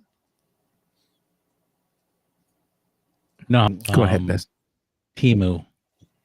Yeah, I was thinking about Temu, and my wife buys a bunch of junk through there. None of it's really high quality, but you get it for cents on the dollar. If you want to get a journal or stuff like that, that might be okay. A few of them, but my wife found for her second fish tank, she found a good filter, one of those things that filter the water and recycles the water for your fish tank. Looks pretty cool. But I did notice that the water got cloudy the last few days, so I don't know if the plastic was but the fish are still alive. So but yeah, it's usually a lot of cheap stuff, and I don't know. I'm glad you bought an electron, tested it, because I've never bought electronics through there, So, but hey, and now I know what not to do. I'll work you through some of the things we talked about in the last 3 hours, because you offer a unique perspective. We're asking the question, do you like networking? And of course you do. And Lachelle and Jim both live in Atlanta. And we were talking about the power of, this is a very important conversation that we talked about. Could you go to an event not knowing anyone and just bump into people and start talking? That's a very specific skill. Or would it be better to know people in your town and then decide to get together, like Jim and Lachelle? Have you done both? I've done both. Either one works fine with me. Sometimes I like to go where I know nobody, because then they can fall trapped to my energy vampire techniques, and I got them. They can just feed me. But no, it's either way. For me, I just look to develop relationships and connections beyond transactions. So it's where you show, like, you care about the person, and you try to find some common ground, and then figure out who else in the room you need to connect them with. So yeah, I know, I've heard some recent content these days by some coaches, like teaching their people how to do it, get the most out of networking or efficient. And I cringe a little bit, because when they talk about, pretty much they're there for themselves. And that's not how you develop relationships, And so it just makes me a little bit, because it's all about the take. And that's when it becomes transactional, right? What can I sell you? What can I, whatever, get you to buy what I've got. I think there's more value when you get to know the person, and you really don't know what they need until you talk to them. So why are you trying to sell somebody or get something out of them when you barely know them? that's how networking gets a bad name. Just sort of like sales, and people say, I don't want to be salesy. Well, damn it. Sales is an honored and one of the oldest occupations in the world. It's existed since the dawn of time. And when people say, I don't want to be salesy, okay, that tells me a couple of things. One, you've either experienced it horribly, or two, it is really not in your DNA. It's not who you are. And I can respect that, right? But it's just look, let's say I'm an introvert, and I can just say, hey, I'm not really into sales. It's just not my thing because that's not how I'm wired. All right. So now I'm a soapbox talking about how people slam other things, and it makes me just sort of like, hey, what if you're networking, right, Keith, and you're talking to a person who's a $1 million salesperson. You might be surprised how different they are than what you envision them to be, right? But we won't know till we talk to them, right? Anyways, I love networking. Ask me twice, I'll tell you the same. Yeah, I mean, it's very interesting. With the question we were having about Jim and Lachelle and yourself is that for me, if I was gonna go somewhere, I would have to at least know what was going on. I have to have a little bit of pre-warning. So we mentioned a couple of things when we were trying to do Discord. People would come into the call with a funky picture of an elephant and call themselves Mr. Smarty Pants. And I'm thinking, well, who are you? Oh, I'm just a guy. What's your name? I'm not telling you my name. Where do you live? Not telling you where I live. What do you do? Not telling you. Well, what are you here for? Well, I just wanted to have a chat. So I found Discord really hard because people don't come as themselves. They have these really ridiculous names and they almost never use their photo. So I'm thinking, I don't even know who you are. I don't even know if you are a person. You've obviously got to be someone, but where do you live? And what do you do? And what have we got in common? And I found Discord really, really, really hard for that reason because you get nothing.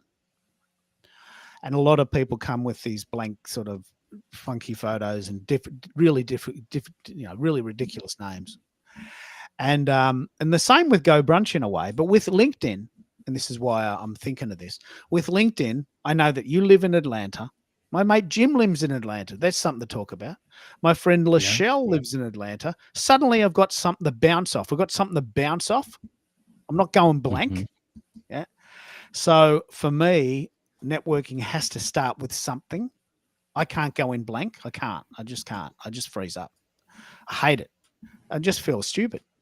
But if I go in with something like, okay, well, you're into the Miami Dolphins. Well, that's pretty cool. We just had the AFL Grand Final, the Australian version of the Super Bowl.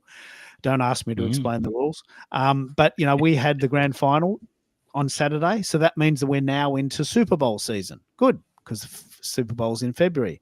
I can now shift from AFL, Australian football, to NFL.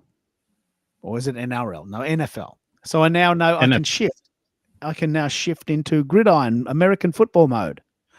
So, okay, you're a go for the Miami Dolphins. I get that. And that gives me something to bounce off. Maybe you've developed a technique where you can get to that pretty quickly, even if you don't know them. Right. That's a skill you must have learned. Maybe your parents taught you. Both of Carol's parents very, very shy. She's a terrible networker. Hates going into crowds. Hates being in a group of people because he's never learnt to speak, in a crowd. Because both of her parents, double dip, were shy, and they didn't have people. So she's learnt that you got to be self-contained. Her mum was an only child. Like people learn to be self-contained. Don't ask me any questions. I'm all right. Don't talk to me. I'm reading. Don't come to my house and knock on the door. I don't want to talk to you. I'm reading a book. Right. So some people learn to be self-contained, and they don't need people to talk to them, and they don't want to, and most people are not interested. That's the essence. So that's one thing we talked about. But the other thing we talked about a lot, and I really want to pick up on this because we're on a bit of a roll here, is that Substack is now the powerhouse. 50 million users, 70 million visitors a month. You know, and it's got everything. You can blog, you can put your podcast there, you can put your videos there, you can put your audios there, you can have a live stream there, you can have a list, you can build communities, you can charge, you can have a membership. And I'm just wondering, how is your Substack journey going? Have you just begun, or have you been getting a bit of momentum? I have just begun. So just to let you know, I did 2 posts. I probably need to do more, which I will. And I think I have 15 subscribers. Let me check right now. Nobody's paid me yet. You know, you have those people that will pledge whatever. But yeah, it's I'm sort of growing it slow right now. So I don't know what to tell you other than you know, I've got 16 subscribers as of 13 minutes ago. So I've got to figure out how. This is fascinating just to look at who your subscribers are. Zakia just Zakia. Yeah. Apparently you need 10 subscribers. Apparently you need 10 to go live. Live. Yeah. So you're right there. But one thing I love about Substack, it's very modular. Right. And what I mean by that is you can add something today and then you can go back tomorrow and keep adding to it. Like, it's very modular. So what I did, extremely proud of this. Yes, and I'll get Americo to talk about this. Yesterday, Americo said, "Hey, guess what? The mics have come. Do you want to just do a bit of a fun thing about that?" And we did. It went 22 minutes. So what Americo did, I'll get him to explain this, is he actually went and did a blog post about what he thought the findings were for him.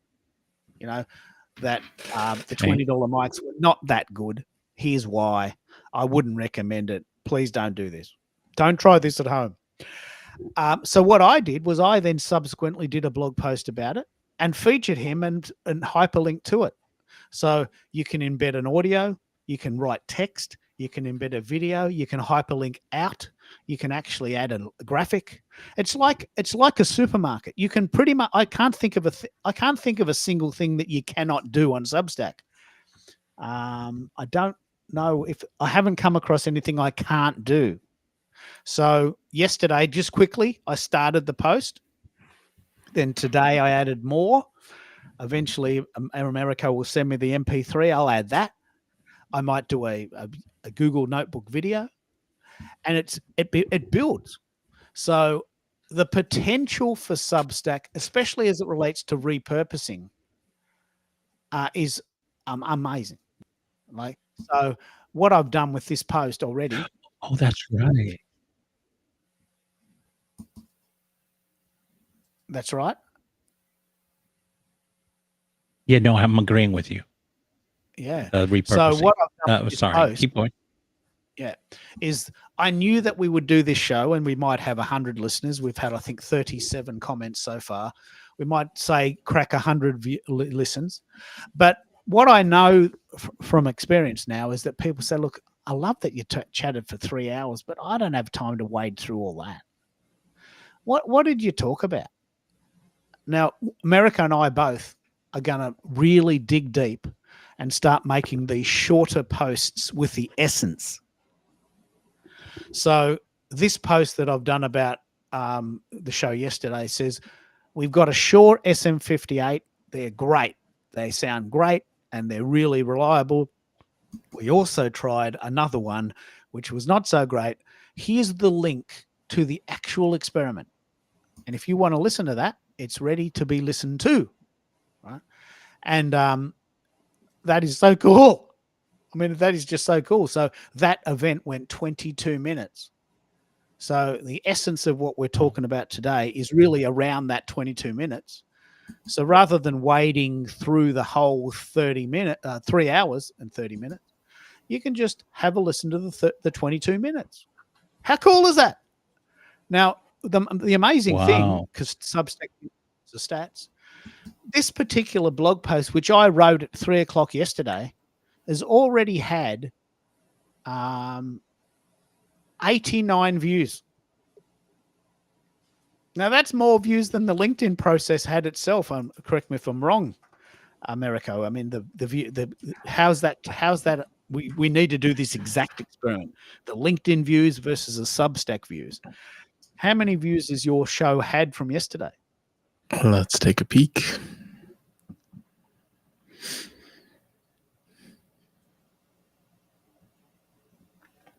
We are currently sitting at 80 views. 80 views. Now there, look at that. This is I love this. So we did a show spontaneously about 12 o'clock my time.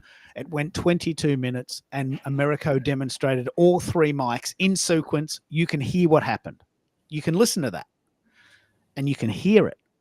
You can hear how it sounds and you can hear us describing the sounds. It's quite meta. But I did a blog post about an hour later, and that blog post has had more views than the original event. How cool is that? What? My blog post about the event has had more views than the actual event. It's amazing. So that's a double whammy. Look, we're double dipping. And Americo's done a blog post about it and included a little snippet where you can hear the original event, but also a synopsis of what happened in a written form. So I did a blog post. Americo did a blog post. We did the original event, which went to LinkedIn and to a YouTube.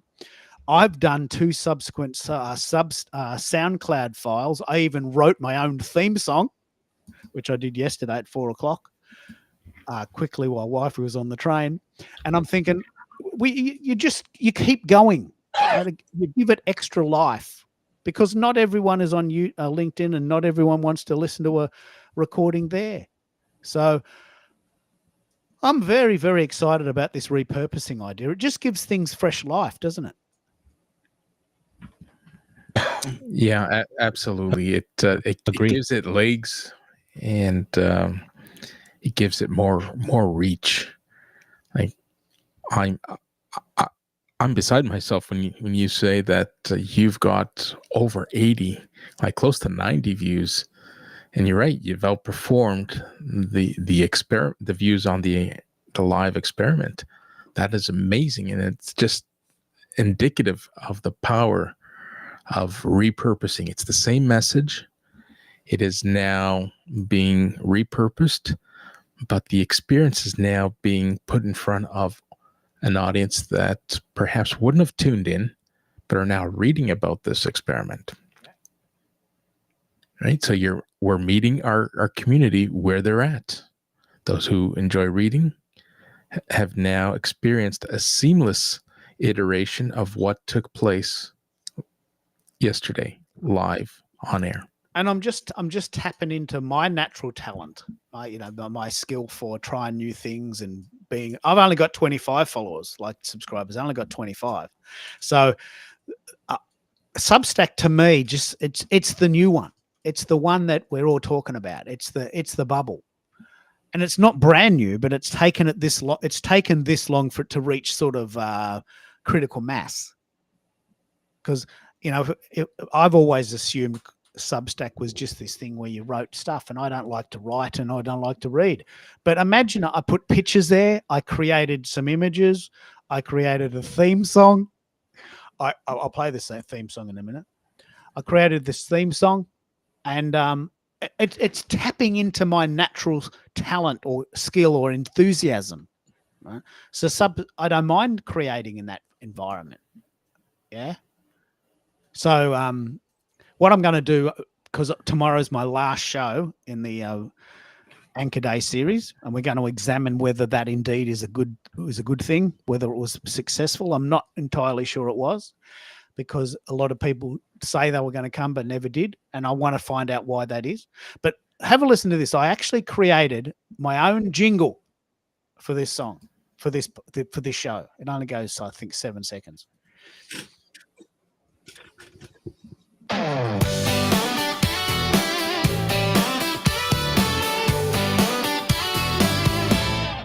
Hey, and we're back. It's KKFM, and you're listening to the Social Audio Tech Check. I created that with Suno. I just wrote pop rock jingle, 7 seconds, and it created it. We're in a miracle phase. We're in this miracle phase where creativity is instant.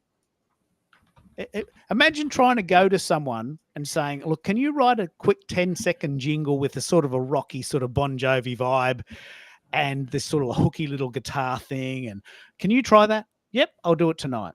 And then you get up the next day and they go, well, that's not really what I wanted. I sort of wanted more of a You Give Love a Bad Name vibe off the Slippery When Wet album. Well, okay, no worries, I'll get you. I'll get my Fender Strat out. What do you think of this? Well, not bad. But look, try again, or I'll do it tonight. I'm working today.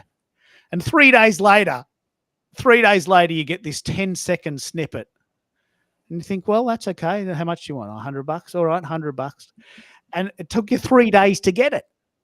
I typed in 7-second jingle pop rock vibe. Took me 10 seconds. How was that wrong?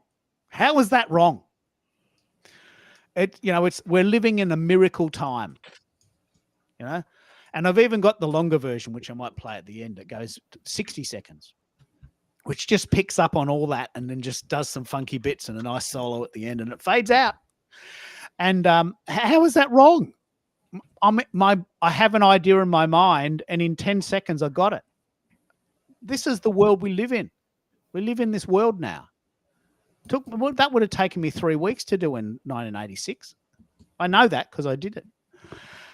It's amazing, isn't it, America? We're living in a really, really cool time. Well, think about where we've come and how often we said we're living in a cool time. Yet every day we wake up and it's cooler than yesterday.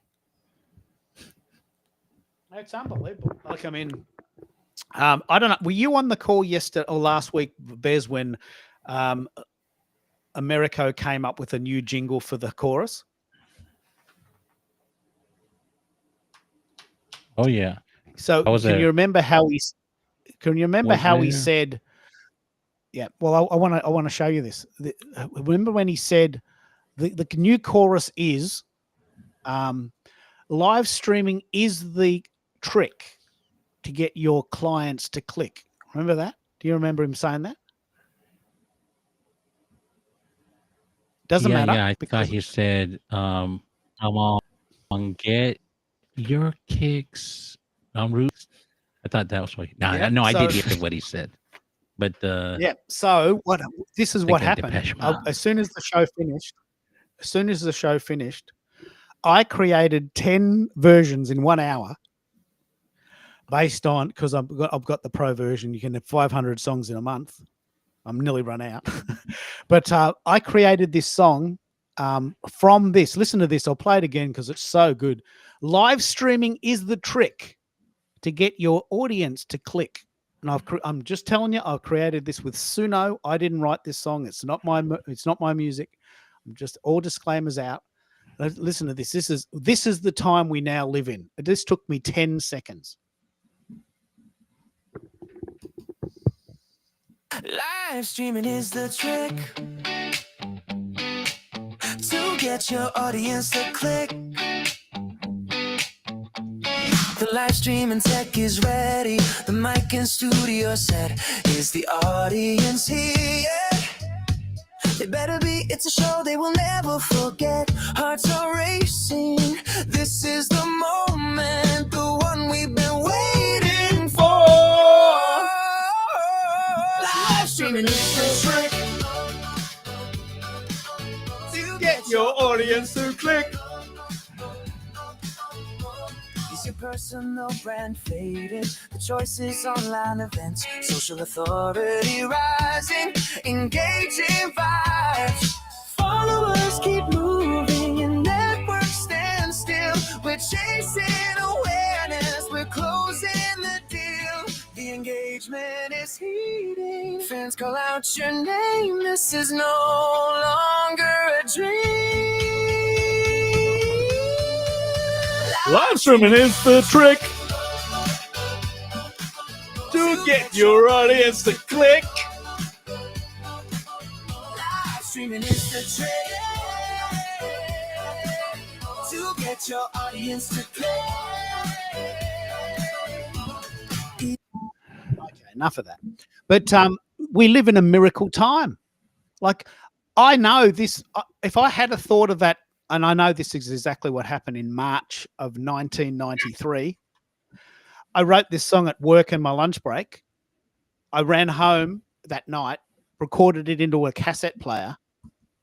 I then bought a 4-track and then did the drums and the bass and the keyboard part. And then I sang it, and I sang the harmony. And I sang that tape to my friend who traveled from Albury-Wodonga to play guitar. I went to a recording studio. It cost me $300. I recorded it on a reel-to-reel machine, then put it on cassette, and then went to a studio, and they dubbed. I got 96 of them still sitting in a box. I've got a box of these in my shed. That project took me maybe a month and cost me $500. Right? I had an idea. Actually, it was Americo's idea. Live streaming is the trick to get your audience to click. We did it. It took 10 seconds. In fact, I did 10 versions in 1 hour. How is that wrong? I mean, this is the time we live in. This is the excitement of the world. We have your news right now. We are just over 1 day away from a government shutdown that could impact millions. What are you doing there? Who's doing that? Who was that? Who was that? Is that YouTube? What happened is, no, that was I was scrolling through a Substack and the audio came on. Sorry, guys.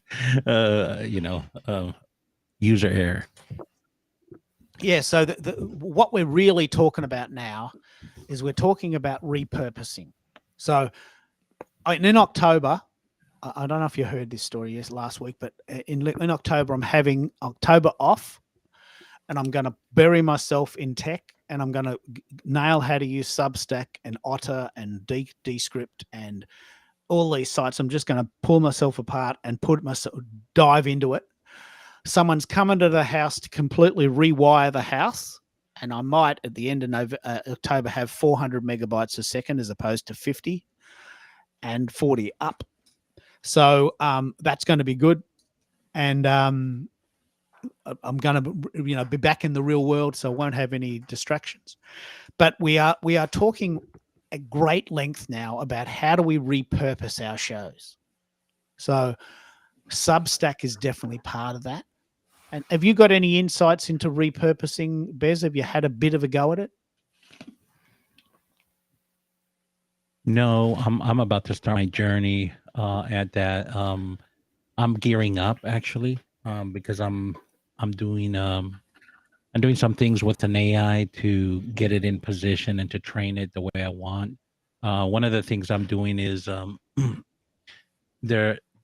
putting truth bombs in a vault, and I'm giving an example. Just what's the first? The first two is that the interviewers are bad at interviewing. Why? Because they don't do it a lot. Anyways, I'm on that journey, Keith, and so I don't have a lot to report right now, but I'll let you know how it goes. Please. There's other things I'm going to be changing in the next 3 months on how I show up on LinkedIn, and I'm just trying to do more strategy right now than anything, and then do what I do, test it out, and see if it works. So yeah. Well, let's ask you, because you missed the segment where we talked about calling our community. You're talking about strategy.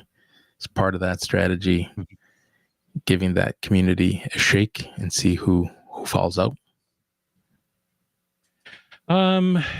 So I've sort of done that by charging. Uh, Oh, yeah.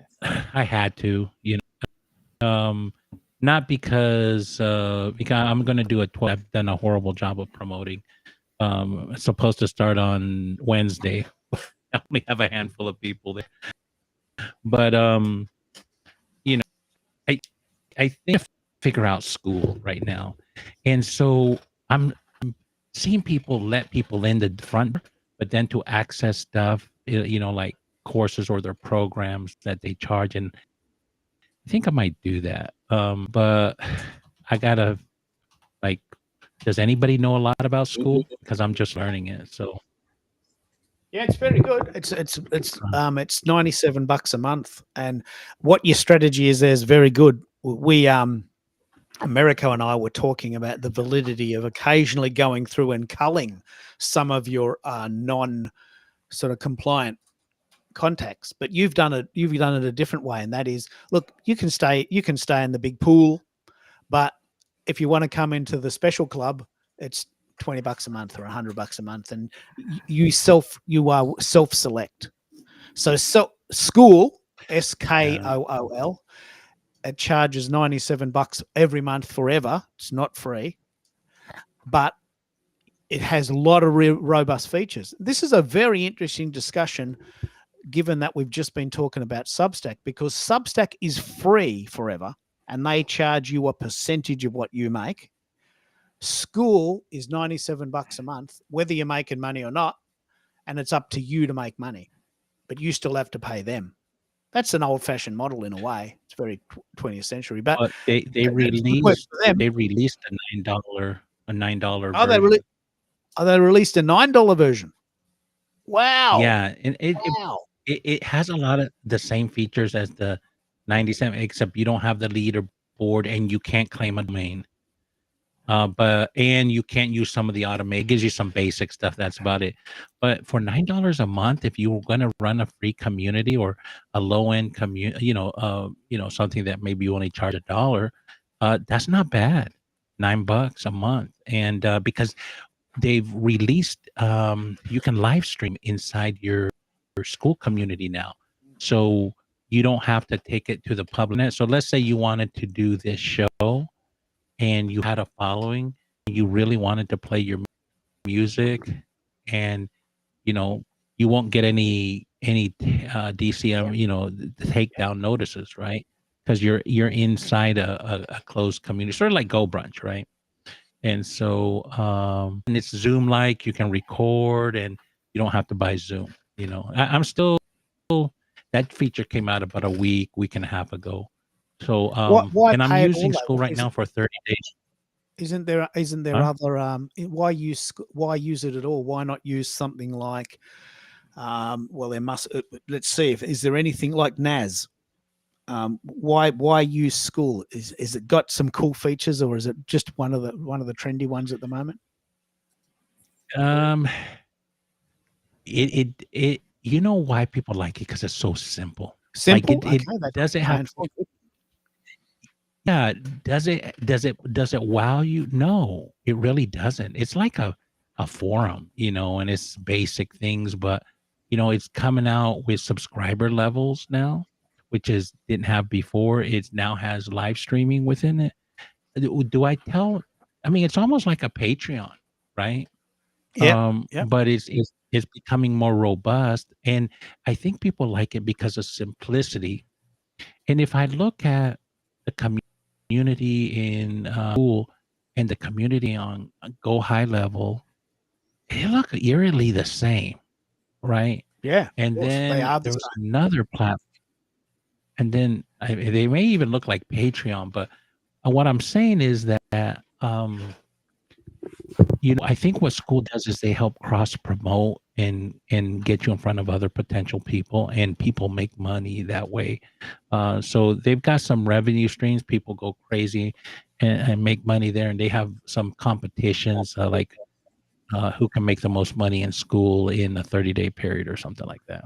They're called the school games. Oh, they That's do a fine. good job of promoting it. So, anyway, This is a very, very, very good question. School has a charge. Luckily, there's a $9 fee. You have to pay that from the beginning, and they don't care if you make money or not. You have to pay them. I'm sure they do care, but the point is that's not their model. You pay them, and then you do whatever you want with that tech. yeah. Substack only makes money when you make money. So they're very, very, very motivated to give you lots and lots of help because they take 10% of what you make. There'll come a time, and we've got friends in the Twitter Spaces who were talking about other sites at the time, Circle and all these others, where they thought, you know what, we are now paying a monthly fee, but we're more than making up for that because the site is so good that we're making our money back. So there's nothing wrong with paying something, and if they've got a $9 version, that's pretty cool. Have you heard of School America? Yes, but they still take a cut from each transaction that you make on their platform. Oh, and so that Who does? you pay and you have a transaction fee. Yes. So That's if you're I'm looking at- using the $9 version. Yeah. Okay. No, that's okay. That's the trade-off. $97. I don't think they do. It's just the straight fee that you pay. Now, Bez, I'm compelled to ask this. How far are you away from Jim? He says that he is near the Battery. Is that near you? Yeah. No, that's down in Atlanta metropolitan area. So he's near to my mom, but he has family up where I live, and he's been up here. We just haven't crossed paths in the town I am in, because he has a family member, like an uncle or something, running for a political office, and so yeah, he's helping on the tech on that, and he comes up here, and I just missed him a couple times. So I'm actually gonna see if I can get him and Lachelle to come up maybe on Wednesday, come visit me. You know, we'll meet at the 1 Million Cups. Yeah. So but Jim has got a lot of really great material on his Substack about Substack. So let's have this discussion. Substack versus School. Substack is free. They take 10% of what you make. School is $97, but they do have a $9 version, and they take a percentage of what you make. So I'm really interested in this. I don't know if you know, Jim, if the difference between Substack and School. I mean, Substack seems to me to have everything you need, and they just make money when you make money. That's the model of the world I like. And I can just take my time to work out how I'm going to make money, and then I'll just give them 10% when I do. I'm happy with that. What do you think, Americo? Which would you prefer, to have a good site straight away but be paying up front, or to work your way into it? I would work my way into it, but when I look at School, I would compare. So let's take a look at the hobby version, which is the $9 fee. When you compare what you get for the $9, if you can stream and you want to stream privately without going across different platforms, then you're now looking at potentially saving money when compared to signing up for whether it's Restream or StreamYard. You no longer need that because you're exclusively streaming in School. Or if you're in a paid version of Zoom, then it might be cheaper to lean into School, because when you're streaming and hosting meetings on Zoom, then you want to host other courses. You can't save your courses onto Zoom, but you can save your curriculum and your resources in School and give access to your members. Yeah, this is good. I'm very interested in this. For $9, you get quite a lot, and then if you do make money, they take 10%, but that's fair. But $9 very affordable. and you can probably pay a yearly and even save more. So that's about $100. I'd be very interested to know the feature set of Substack versus School. Like, I'd be very interested to pull that apart. They obviously are different, but they look quite similar. Maybe it's just the purpose for using it. School seems more like a university, probably more in line with what you're doing there, Bez, yeah? Well, it's a place where you can hold community. Like, it's if I want to describe School, it's like a circle, a Patreon, Mighty Networks. It's just a place where you can hold community, right? And do stuff behind a wall, right? And you can make it free, you can make it paid, whatever. And it's it's membership based, right? So that's what that is, and it's an alternative to Facebook groups, which Mark Zuckerberg we helped build, and then he took all, when we built it, then he did the pay for play, So Facebook groups are still around; they have a purpose. But if you want to take your core community somewhere, and you guys can be private and not bothered by the rest of the population out there, then one of these platforms might be perfect for you, right? Sort of like having your own Discord server and having your totally get just it's the same concept. Keith, go I ahead. love this idea.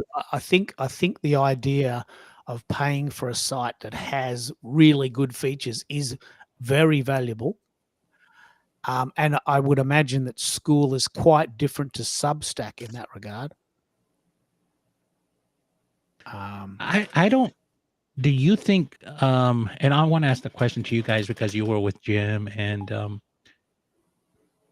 do you think it caters to have a private community, or what are your thoughts on that? Just and I'm just learning Substack, so No, this maybe is you good. guys know a little bit more than I do. Let's have a chat about this in the context of Go Brunch.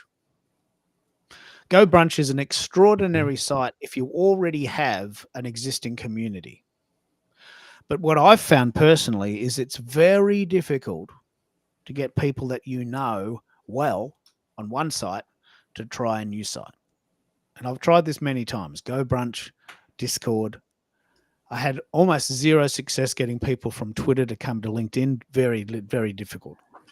So one thing that happens with these sites that are dependent on internal relationships is that you meet them on one site and they want to hang out there.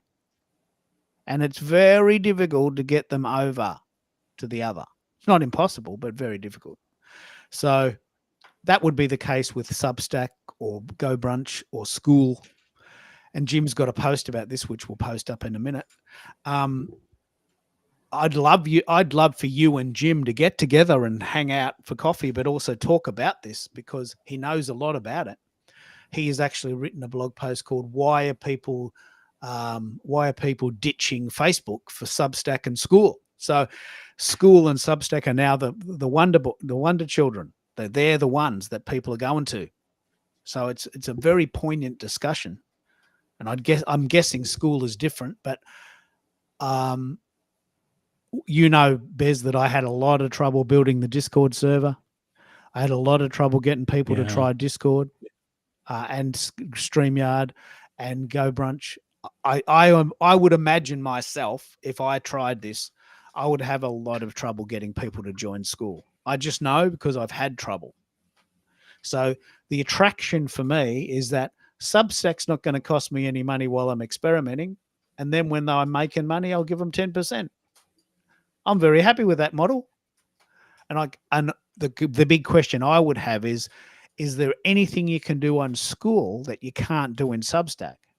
And is that worth $9 a month? Because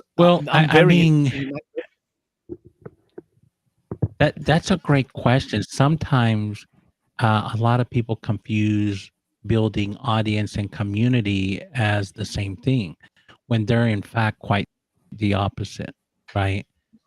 Audience doesn't equal community.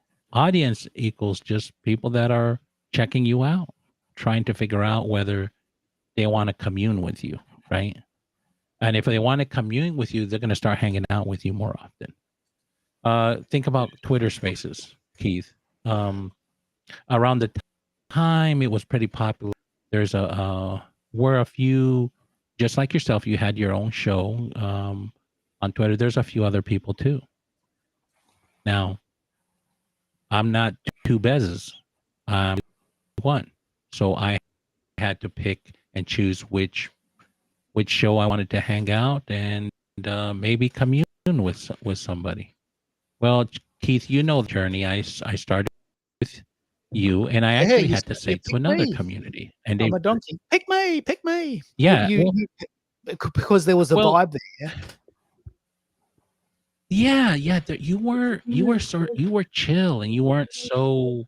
You gave everybody an opportunity to speak their voice, right? And you're really good at that, and people want to be heard. I think when I liked the people that I said no to. I did, but there were some elements that I felt not my vibe. Nothing wrong, just not my vibe. And they had a different way of how they did things, and they did join them, and they asked me a couple times, but I was like, well, I sort of like hanging out over here, but. And I still talk to them, and you know who they are because I've told you, and we've all had our different experiences around the internet, and I went from checking you out, an audience, to wanting to part of your community by participating, and so wherever you went, Keith, I showed up, right? And you've tested a lot of stuff, so. Yeah, you're a very good example of a community member that came from Twitter and then found me on LinkedIn and then went to Discord, and then we did Go Brunch, and then here we are. And I will try School as well. Jim is on the call and has quite a lot of knowledge. He believes that Substack and School are complementary. Do you want to jump in, Jim, and tell us what you're thinking? Add your photo if you've got that on your system. Otherwise, we've just got you there as JF, and that's fine too. Yeah. What do you think? Yeah, I'm doing that while we're talking. So you guys can hear me okay? Yeah, we can. But bingo. Okay. Yeah, so Yes. I've been working with this stuff really since March, and School got my attention from Madeline Scalar, because she's been doing that with her AI and social media shortcuts live stream. And so she's built her community in there. I mean, she's still streaming to Twitter, but the community aspect of what you can do with School, and they continue to come out with new features. It started with, they've got native video, so you can just upload, video natively. And now that they have the live streaming, I even think it could potentially become a Zoom killer with the features that it has. And then they're going to, I think by the end of October, allow you to be able to run it as a webinar. And so for $9 a month, comparing it to Zoom, I mean, Zoom with the webinar is, I think, that's an extra $45, feature that you have to do. And so I think, but I definitely look at it as complementary, like I said, as opposed to, being, what would I call it? I'm trying to find my updated profile pic while we talk here. It's not a competitor, is it? It has a different set. It's completely different, because you're not,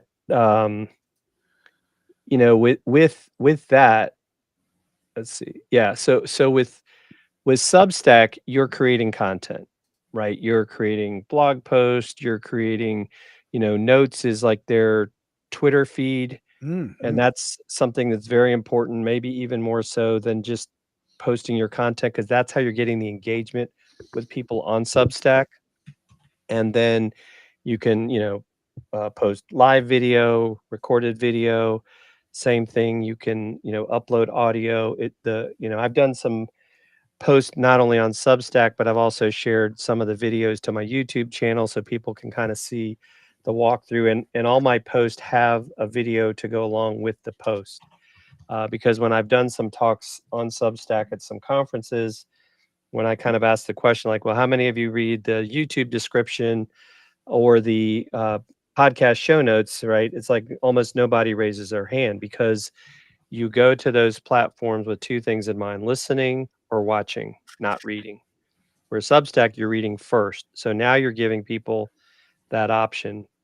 And so its community aspect is limited compared to school. I mean, you can create subscriber chats where people can, you can have a topic and you can make it where only paid subscribers can create new threads in your chat, or you can even make it that only paid subscribers can respond to, make comments on posts or on live streams. I don't like that idea at this point. I think as my paid subscriber base grows, what I might do in the future is maybe I would have like a paid subscriber, because you can use Zoom even in Substack through RTMP, that maybe I would have a Zoom for just my paid subscribers, and then you can save it. It automatically gives you the ability to save your lives as a draft, so it doesn't have to go on your publication. And so you can download it, you can repurpose it. And so where school, you can, same thing, you can go live. But right now, as I did some research last week, and I did a short video demo that I don't know if I shared it outside of my school community, which is really in beta right now. I haven't really launched it, but Beza is in it. You can, control it in the sense that, but if I go live, everyone in my community gets notified, where you can change in their calendar feature to make it people that are a member of a class or people that are a certain level. Because one thing school does, which is fascinating, it's a gamification feature. And what I mean by that is you have levels. Like everybody starts out level 1 in a community, and in order to move up in levels, you have to engage, and engaging is more than just liking a post. It's actually, engaging with, written responses, or, sharing video or some sort of actual content. And so you could make it like, hey, everyone that's level 3 can get invited to this live stream, right? So the other people, I think they could still join. That's what is not clear, but they wouldn't get notified about it. And so, and then it also allows you to email people about a new post, but I think there's like a limit on how often you can email your people in school, where in Substack, you can email people, it's got basically a built-in email tool. But what I like about Substack's tool is it gives you a star rating of, I guess we'll call it 0 to 5, because if nobody has interacted, they have no stars. But you can filter that and say, okay, I'm going to send an email to all my 5-star, highly engaged audience and say, hey, thank you for all your support. What more would you like to see? Or just the opposite. And it looks like, oh, there he's back. I was going to say Keith was having Australian internet issues. And so I think those are just some of the things that I really find great. And so for me, Substack in school, not only do I highly encourage, and I wrote a post on this in Substack, and I think I also made a LinkedIn newsletter about it. You need to get off of Facebook and go to Substack and school if you are a community, have a Facebook group. And I would say the same for even LinkedIn groups, because LinkedIn groups have been worthless forever. Because people are going to get notified when you post something, right? It's not did the algorithm show it to them? The only way they're not going to get it is if they choose to turn their notifications off. And I think that's a huge difference. even from the perspective that if you're my subscriber, you're going to get an email of all my posts that I put out, or if I'm scheduling a live stream, that sort of thing. And so it's not like, oh, did Americo see this? Did Bez see this? I know they got it. Now, whether they choose to open my content, that's a whole nother story. But, these other platforms aren't doing that. So personally, I don't care about Facebook anymore. I'm now looking at LinkedIn and YouTube as more of a way to feed and grow my Substack as opposed to necessarily the other way around. Yeah, I love this. It's a good definition. And let's pick up on this because I've been hearing a lot about School, and the $9 version is very attractive. And all you lose a little bit, but you also have to pay 10%. Any thoughts, Americo and Bez, while we've got Jim on the call? What do you think about this idea of what School offers? It's got a lot of compelling features. Jim had me at give up on Facebook. I should have given up on Facebook years ago. Well, I think there's a purpose for Facebook, but I try not to. If you want to have true community, it's not Facebook. I mean, I look at Facebook as top of funnel, get them over to wherever I want to, but I'm not. I'll give you just a case in point. Up here where I live, there's a couple community forums, and they're very toxic. They're like, people started getting in there and fighting with each other. It gets political, really. It's so bad. I started one up here on a joke called the Good People of Northeast Georgia, and put a peach in the title. And I was incognito for a while, not really telling anybody who was the owner of it until just recently. But I just said, hey, it's going to be good vibes here. Now, I've had to reach out to some people personally. I didn't ding them, but I said, hey, no politics in here. This is just a different vibe we're trying to say here. And people have enjoyed that. But, I'll tell you this. Administrative burden on me and it goes sideways, I'll just shut it down. I don't have time for that. But see, I have time to, when people go to where I want to take them and where I want to hold community, that's a whole different, because I've taken them from, whatever journey they got to me, to the audience, and then a percentage of those, came over into my community.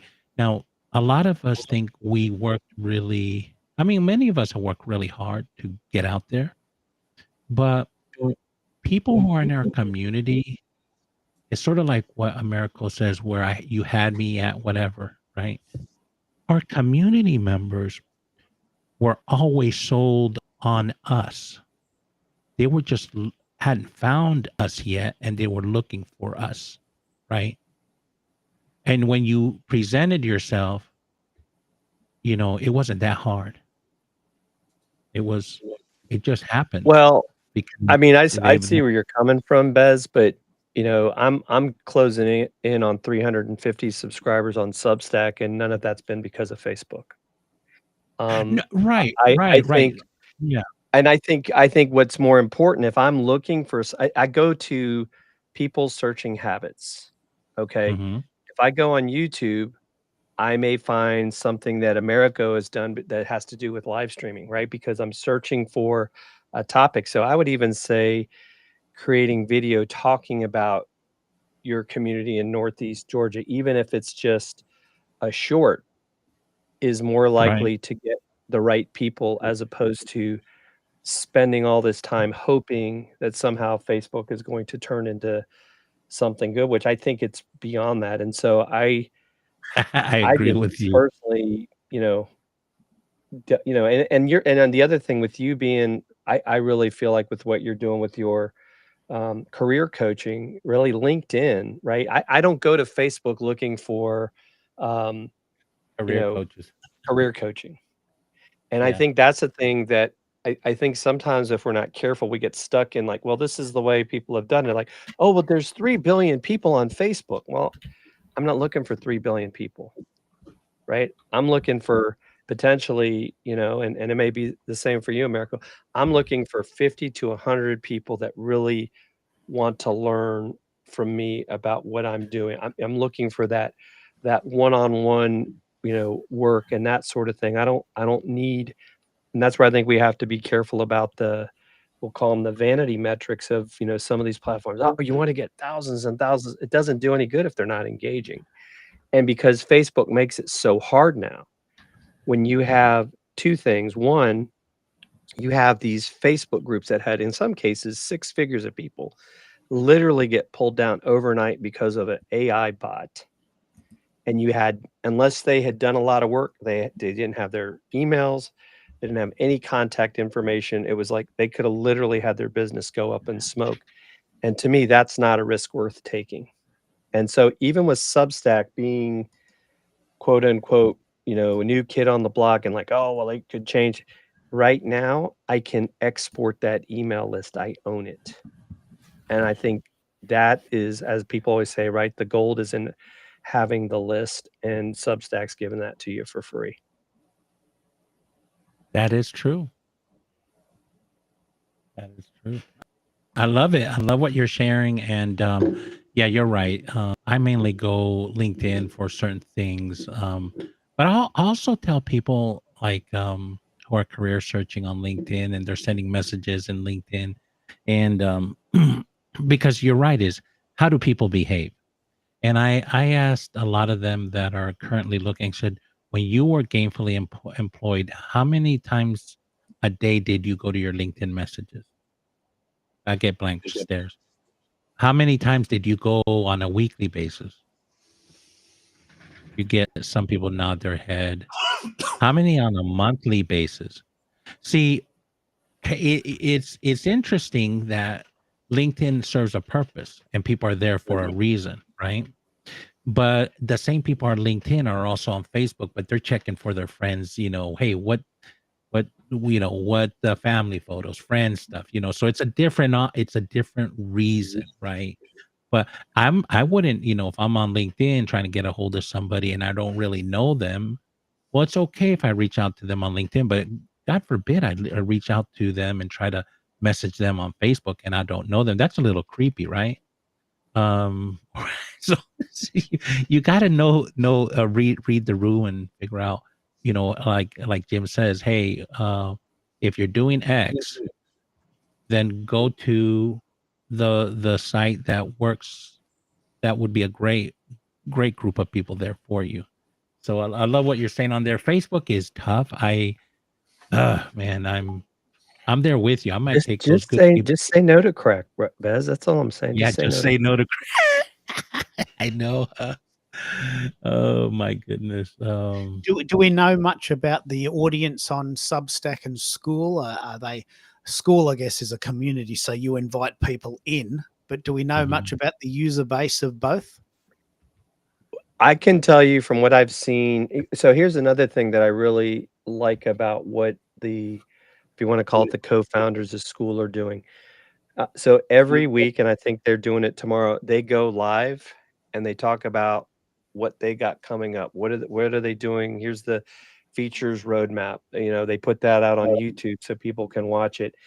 And really, I would almost say if you can think of a reason to have a community, Keith, you might be able to find it. There are people making money off of pickleball communities and gardening communities, and I mean it's everywhere. So maybe if there's not one for something you think is important, you put it out there, like you said, for $9, and you kind of start to share it on some of your other socials. Like, hey, I've started this community. Come join. Because you could start it out where they join for free. Because $9 just means don't go buy a cup of coffee at Starbucks for a week or two on one day, and you'll be fine. But if you start to get that growth, then you say, okay, now I'll upgrade to the $99 and I'll go from 10% to, I think it's 2.9% of is what their take is. But I think the other thing with school versus, say, even YouTube and other platforms is anything you put inside your community because you own it. It's not like they say, "Hey, Keith, you're using this song and somebody has rights to it. We're going to take that post down." That doesn't happen. So there's some pros and cons there. You know, I would still say you got to be careful using other people's stuff.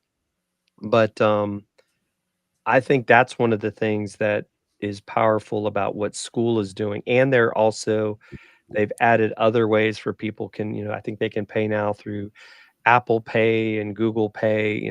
There's other ways to pay other than using Stripe. And they're very transparent. That's one thing I would say about the co-founders. And if you create a school community, they invite you into a community called Schoolers, which is all people that own Wow. school communities. Wow, that's very cool. Have And you so have you heard much about Heartbeat.chat? I mean, I have Heartbeat. I mean, I've had, I think it was Bez might have been saying this earlier, right? I'm in a circle group. I've been in Mighty Networks. I've been in Heartbeat, but and maybe it's because I'm a big fan of Madeline. Once I saw what you can do inside a school, and I don't know if you're familiar with Barbara Tomlin. She's also gotten very active with school and sees all the things that it can do in regards to community building. And so that's how I would really look at school, is its community building, and not necessarily. Now, it's not to say you can't take some of your content from elsewhere, create if you want to call it a post inside your school. It's like, hey, check out this article I just wrote, and they click the link and it takes them to, LinkedIn, YouTube, wherever you want to go. But that's where I think there's definitely some nuances. I mean, I'm in a circle group, but I bought the Heartbeat Sumo. I just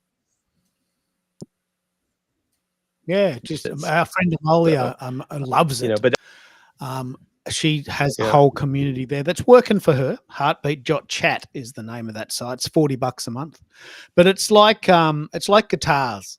Like Angus Young from AC/DC plays an SG, Gibson SG. If you gave him a Strat, he'd probably play it, but he doesn't like them. He likes Gibsons. Right? They both are guitars. Right? He plays a Gibson guitar through a Marshall. Another friend of mine plays a Fender through an Orange amp. I'm just sort of alluding to the fact that Angus Young is my friend. He's not my friend. He is a hero of mine. But a friend of mine plays a Fender Strat through an Orange amp. They actually do exist. That's the name of the brand. So they are just simply, variations on a theme. I drive a Mazda 3. Other friends of mine drive a Toyota Camry or an Audi 4. So I'm really fascinated with comparing these sites, because as a sort of a newbie, they all look the same, and it may be personal choice. Have you tried Heartbeat and Mighty Networks and Circle, Bez? Have you been following that discussion? Yeah, I've actually tried Mighty Networks. I was in a Mighty Networks community once. Like I said, they almost all look the same, to be honest. Like, and Mighty Networks been around for a while. It's forum based, and they always try to do new features. I don't know where I haven't been inside Mighty Network community in a long time. Circle has had live streaming for a while, even before school. And there's they do a lot of similar things in school. But I'll tell you what, I'm sort of right now. I'm a 3-month free version of the paid version of school, so I'm taking advantage of it because I was on when Alex Hermosi did his $100 million book launch, and so buying his book, I got all these extra things. And what was interesting is then he said, and then after 3 months it goes to $9. And when I saw that he did a little sleight of hands, I was like, "Oh man, dude, you could be transparent on that." He basically, they downgrade you to the $9. He must have some type of deal with them. So, after 90 days, people don't he doesn't lose some type of affiliate commission, right? People will be happy I got downgraded to $9, but that's because there's already a $9 offering. But Yeah. yeah, but to your point, Heartbeat, I know about it. I've asked a lot about it. Amelia, I know about she has her community there. Um, I've talked to Zakia about it. I've talked to others. You sort of got to pick your poison. You can't Yeah. be everywhere. So Yeah. yeah. You only need one car. I mean, that's Yeah. completely debatable in Australia.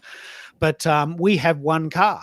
We have a Mazda 3. We could have a Toyota Camry. We could probably afford a Mercedes. Do we need a Mercedes? We don't need a Mercedes. But you made a very good point that you follow your heroes. And Madeline's a good operator. She's been doing it a while. And if you trust her, you're going to trust that she's doing her thing, and you trust what she's done the work. She's already done the research, and you trust her. And if she recommends it, then there's a sort of a momentum that comes with that, doesn't there? So, Oh, definitely. I mean, I know she's been in some of these other community ones as well. I mean, even I'm a part of this community. This lady, her name is Christina God, and she's doing a lot with Substack. So her community is on Circle, and she's teaching about Substack within Circle. And of course, so it's fine. And I have a friend that I'm in a mastermind with. He's created a Circle group, but then he's also, talking to Mighty Networks because they might cut him a deal because he's one of these people that's got, thousands of email subscribers. So I think sometimes too, do people chase where they may get a benefit for themselves or their business? Hey, I don't have to pay for it, and I've got all these people I can bring in. Great. I didn't really care about that. I think for me, because being a live streamer, I think I liked what I saw that what school was doing. I like the feel of the interface too. I think for me compared to the other ones I've seen so far. And it may, to your point, it may not be something that other people like. They might like some of these other ones as well. And then of course then too, right? If by one of the differences between the 9 and the 99 is people get I guess recommendations to join other schools if you're on the $9 plan, where I guess if you're paying the higher rate, you can get a custom URL, and then you can keep it from people seeing other things. But even from the, if you want to call it the DM perspective, like if you were on School, Keith, and you may not even be in my group, but if I can find you through another community that maybe we're both in, I can follow you. We can start chatting with each other, and that chat includes video chat or audio for you. Um, and so that's the other thing inside of the school live streaming, you can turn cameras off and you can record it, and then it actually now transcribes the video, or Yeah. whatever is going on Inbuilt inside of there. transcription. It does transcription, so you don't have to have, as an example, that's why I call it potentially a Zoom killer. You don't have to have everybody coming in with their note takers, because you can get a transcription of it after you've completed the video. Well, there in itself is a good example. Zoom is $20 a month. Yep. Notwithstanding the 40 minutes free, which is pretty useless. Right. It's free. It's good. If you can get in and out in 40 minutes, but we've all been on those calls that are supposed to be professional, and they go, "Oh, you're using the free version, you scumbag." Right. We've all been on those calls. So, for $9 a month, if you had a Zoom lookalike product, that's a reason to use it right there. You save $11 a month. Is it unlimited video? Like it's unlimited? There's It no seems time like it so far. I mean, I haven't seen anything that would say otherwise, and even the number of people that you can have join, there's not a limit. I think it's kinda like Zoom, where if you have so many people, like, it might be like the next page over, but you can It has a lot of Zoom-like features. You can screen share, with or without audio, so you can share tabs.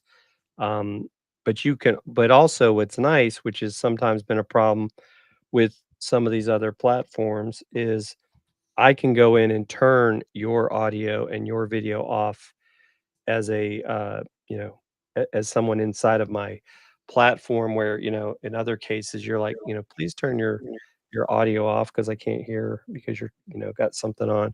So it lets you do a lot of little things like that as well. And so yeah, I mean, I really do think that and so the one thing that I did notice, so as an example, if you're the host, you can, change the view of what's being recorded. So like if you wanted Bez to be what is the recording is showing, it shows Bez. But right now everybody else sees whatever their setup is. It's not the upgrade has not gotten to where the host view is everybody's view. But I'm sure that that's coming when they start the webinar piece. But then you can take these recordings and put them in your classroom, and now people have a class. Like maybe you have a meeting where you're talking about, like we're talking about, audio tech, and people are able to go watch it for free, or you could even put a paywall up on just that class, even though it's a free group. So it does allow you to have both free and paid classes, even if you're not charging people to join your community. And I think they said by the middle of next month, they're going to roll out another feature, which is like subscription groups within your thing. So you could, which is then similar to, well, it's similar and different. It's similar to Substack in that you can have free and paid subscribers, but I think you could have like maybe one paid group gets access to XYZ, another paid group gets access to ABC. So I'm excited about that because I could see where, maybe it's like, hey, if you pay this subscription, whatever, once a week, I have an Ask Me Anything, session for just the paid people.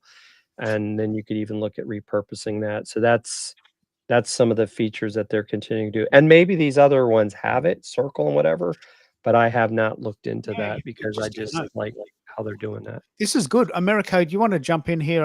I don't know if you know Americo, Jim. Americo's in Toronto. He started subscribing to my my Substack, so I've been kind of stalking him a little bit as well. So you're my stalker. It's all good. Great to be connected with you, and this is a great conversation, and right in my wheelhouse. I'm excited to hear and learn all these things.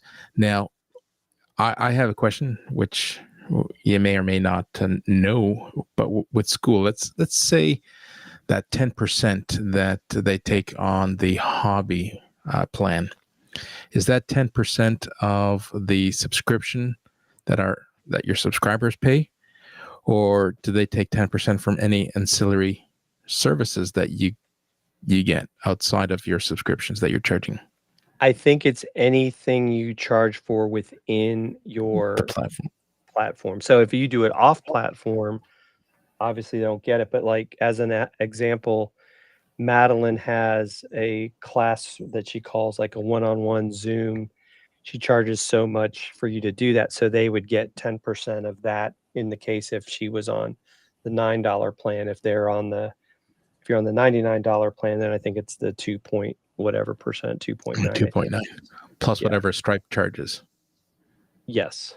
No, I think it's all inclusive, isn't it? You might be right. They did a video about that. They're very transparent on the pricing.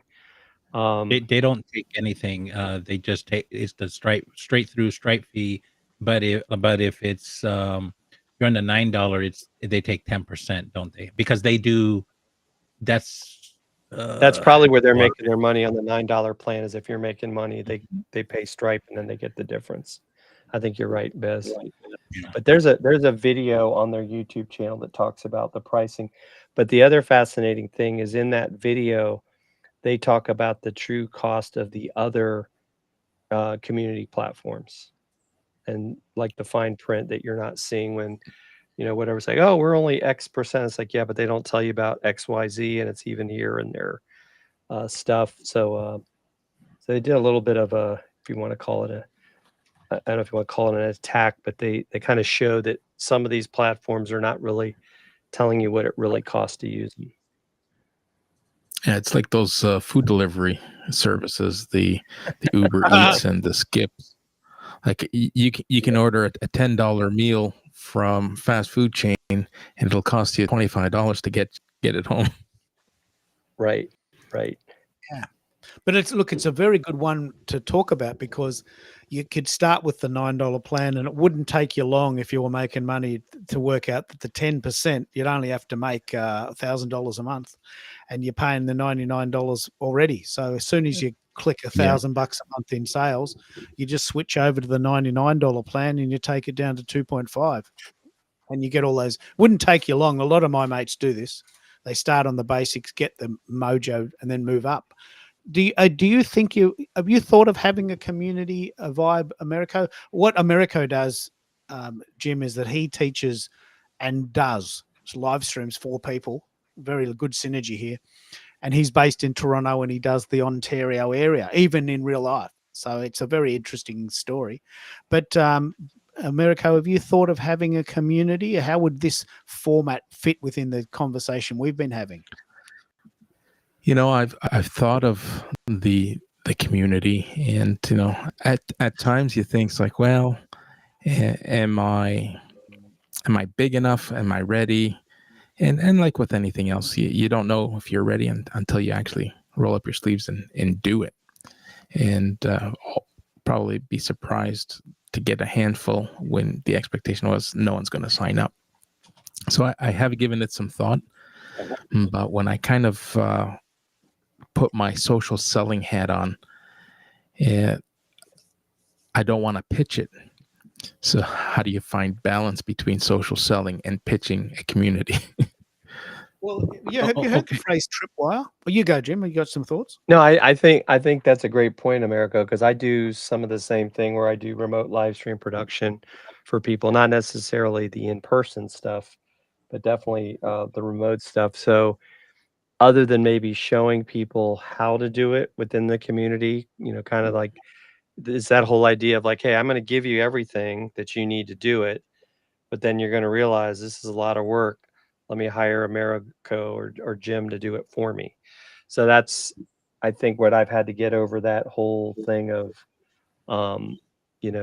because I love how you're talking about social selling. I got interviewed recently by Bob Wood on his show, and we actually shared that on Substack, the links to it, where we were kind of talking about just that very thing, where you can do more of the social selling on Substack just by sharing and engaging, as opposed to, oh, I got to DM this person and tell them, hey, let me tell you how I can make you money.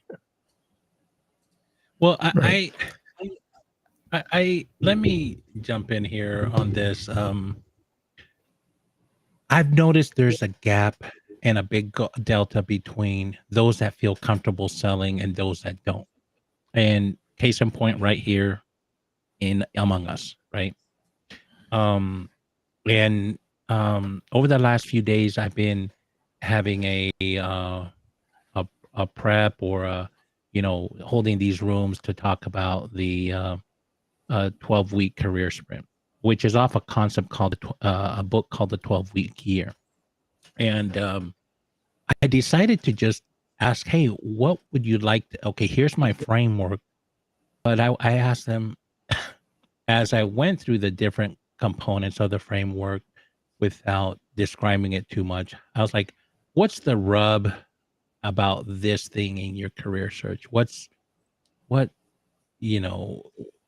pain? What's the whatever? What are you thinking? And I heard some really fascinating things, right? Like things that I didn't think were a thing. Like sort of if I went into a clubhouse room called Big Billers,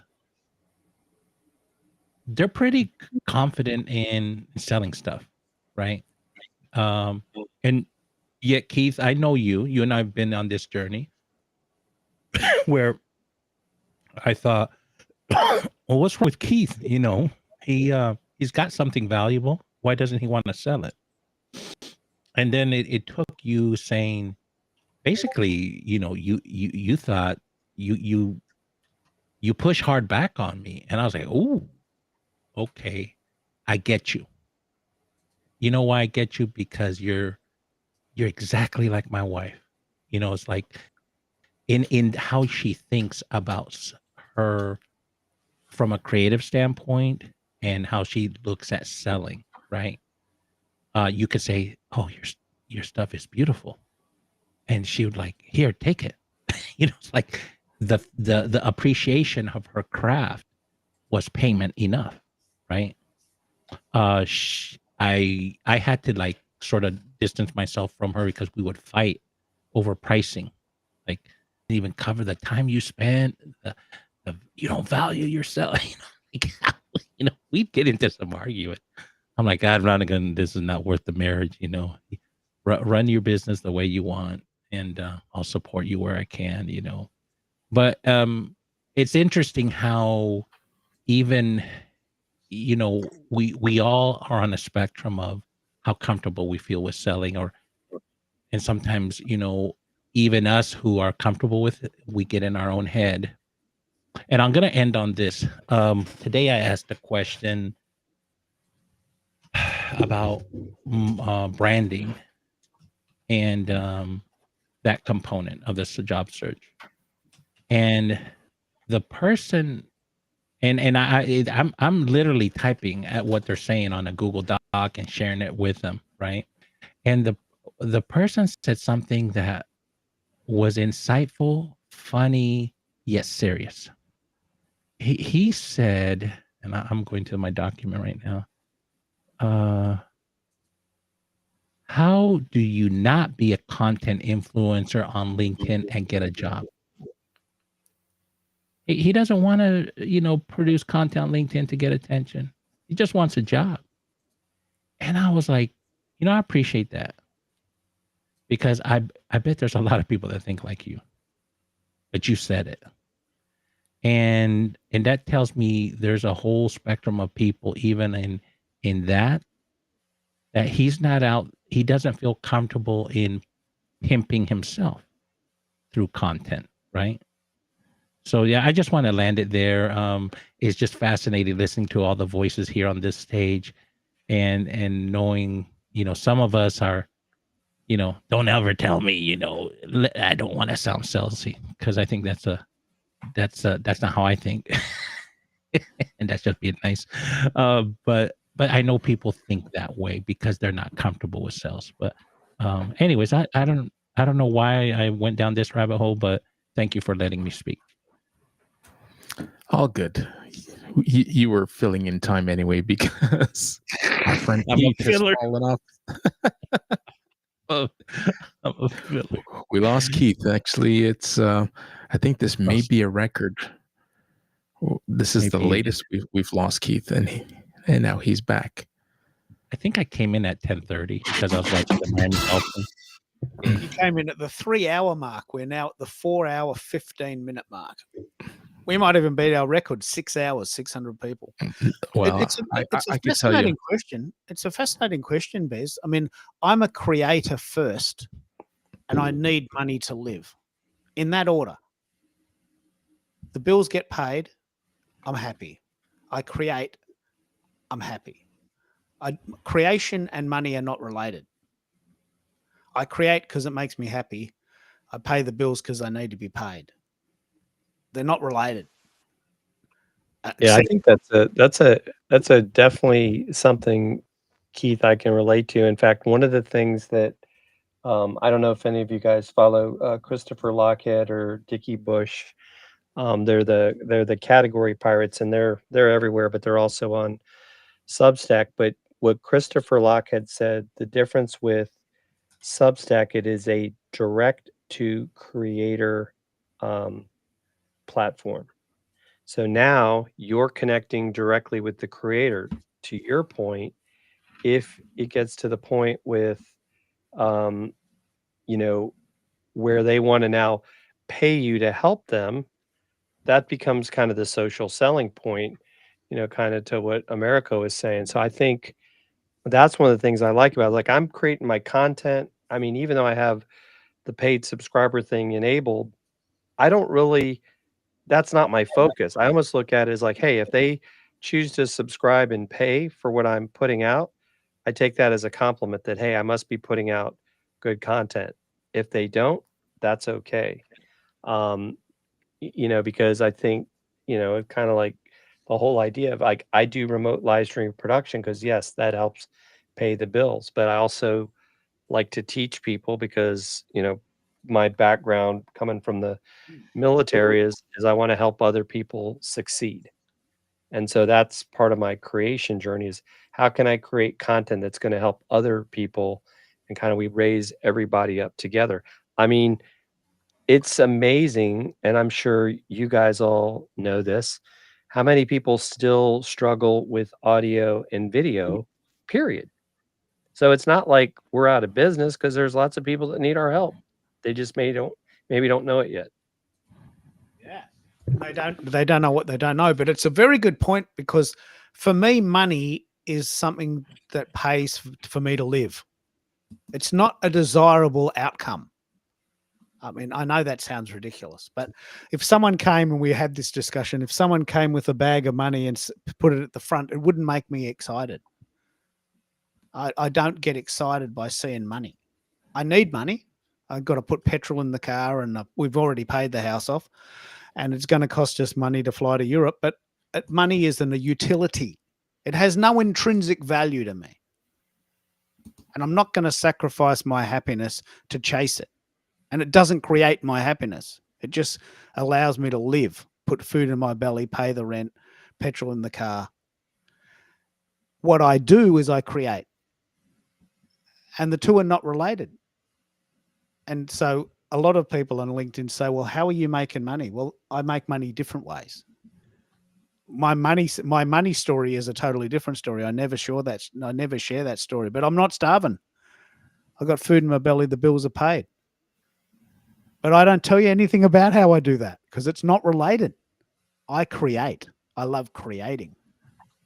And I only need money as much as I need money to buy mics and pay my $10 Suno fee and go out for tea on a Saturday night. Money is a utility. They're not related. And creatives create for the sake of creating. And money is a bit of a dirty word for us because it muddies the water. My friend Chris Stone and I talk about, like, even with what we do with Amazon, it's like, yes, we've got some deals with some companies, but you also have to be careful because if all of a sudden it becomes like, oh, you got to sponsor, things change because now you got to follow their rules, you got to do their stuff. And it's like, we want to have our own creative freedom. So we don't chase after that stuff, right? We've been able to, work with some great companies, but we do it more because we want to, not because we have to. And I think that, you hit on a key point, and how many people get burned out because they're chasing the dollar. Like, oh, I got to get all this content out because if I don't, then I'm not going to, get subscribers on YouTube and I'm not going to make money on YouTube. And it's like, if you just enjoy the journey, I think that, I think things can work out for themselves. I want to say something that I love what you said there, Jim, because what they're chasing is ass backwards, right? It doesn't sound like they have a strategy. It sounds like, they're chasing something to chase something to, maybe make the money at the end. But there's got to be a reason to circulate currency. I don't care if you're exchanging USD, crypto, some chickens, some cows, value for value, right? But a lot of times I sort of view, and this is case in point, my wife. She was making jewelry. Then she switched to making miniature homes. And then, into making miniature polymer creations. Along this journey, it's always been a hobby, right? And there's nothing wrong with that. Some of us start the other way, and we come up with an idea or something we want to do, and we put a business plan together, and we have a purpose, a mission, a vision. And I'm not saying, I'm not saying we who are like that are like the other side of the spectrum on the creative side. And the creatives can be strategic too. I'm not saying they can't. But when you start a business with the end in mind, you have to figure out the different components in your plan that make a business go. And whatever you're exchanging in order to keep it sustainable, like I said, I don't care if you're exchanging chickens, cows, crypto, or USD. It's got to be something. See, because a lot of you creatives, here's where I'll land this real quick. A lot of you creatives do amazing work,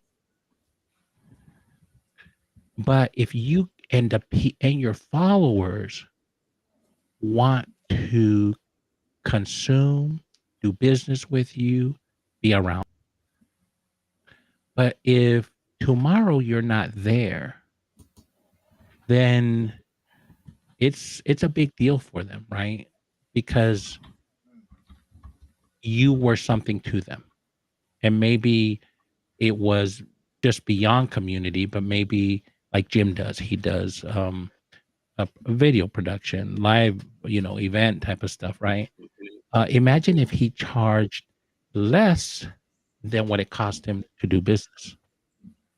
He couldn't be there tomorrow for the clients that relied on him. I'm just going to land it there. And Keith, I know you wanted to say something. No, this is an important discussion. And full disclosure, we make our money in a different way. One thing I find a little bit distasteful about LinkedIn in general is I've got an ebook which is $47. I'll teach you to make $8 million in a weekend selling houses. So if you buy my ebook for that's inauthentic. What's that?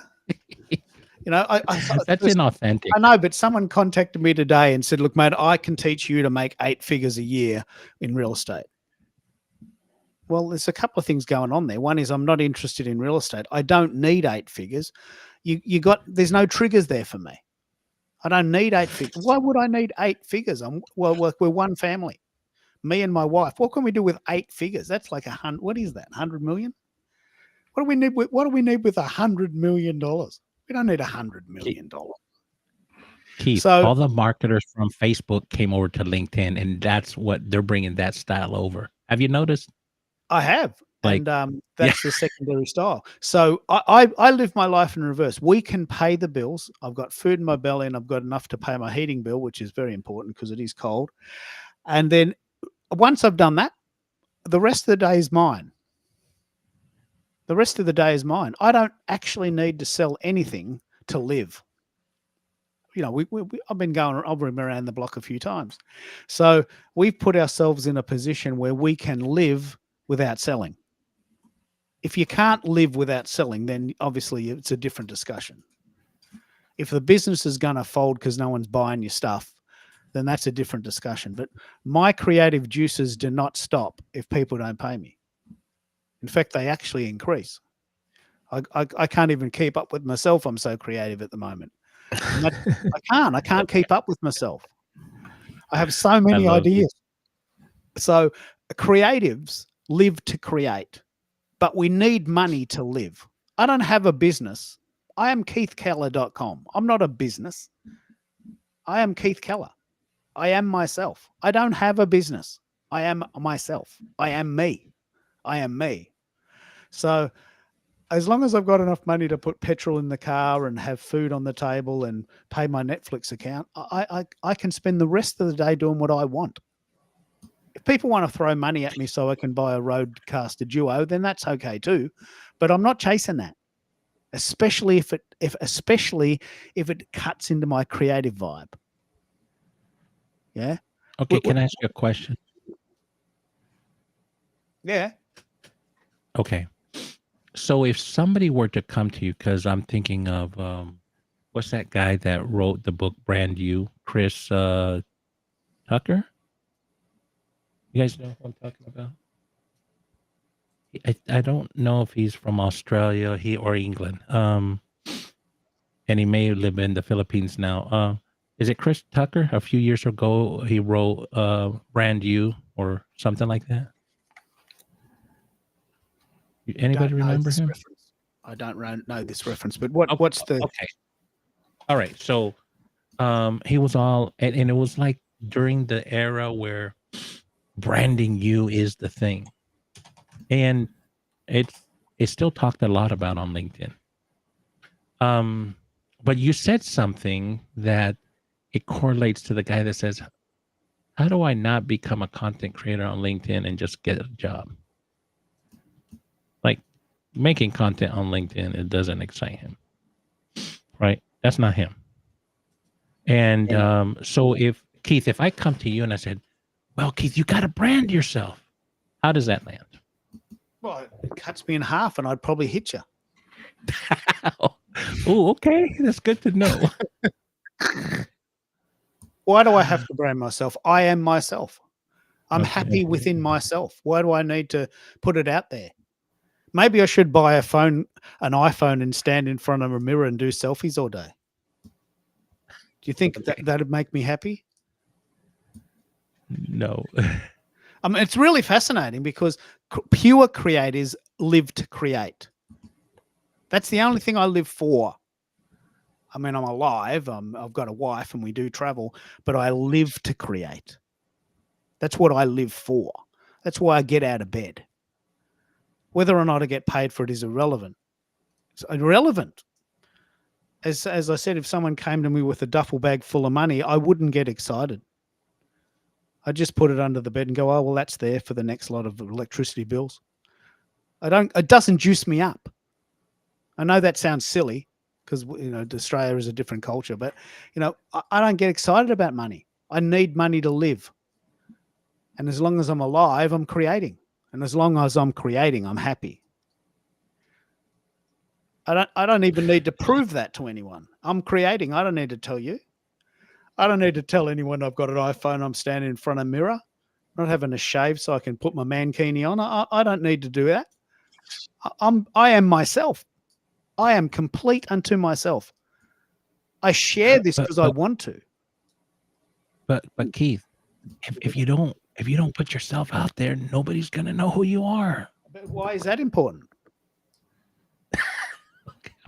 I just want to get your reaction. No, I want to share this. There's a very, about- very cool. This is a book we all have to read. There's a book called Affluenza. Right, this is probably an attack on capitalism, but a guy goes to a guy in a village and says, "How do you live?" "Oh, well, I fish in the morning and I go home about 12 o'clock and I play a bit of guitar, and then wifey comes home and about 6 o'clock and we have dinner and then we watch a bit of TV and then I get up and go fishing again." Have you thought of having a second boat? Why would I want a second boat? Well, because if you want a second boat, then someone else can do the work and then you can get 3 boats and 4 boats and then you can sell the company and then you can be a billionaire. And then what would you do? Well, then you'd fish in the morning, play guitar in the afternoon. Well, I'm already doing that. I'm already doing it. I'm already living my perfect life. Why do I need to be a billionaire to live my perfect life? I'm already fishing in the morning and playing guitar in the afternoon. I'm doing exactly what I want to do without all the hustle. Right? Floored him. This is a very famous case study. Did actually happen in real life. And sometimes you get to a point where you think, you know what, I've got enough. And this is a discussion that's not very popular. I've got enough. Is that okay?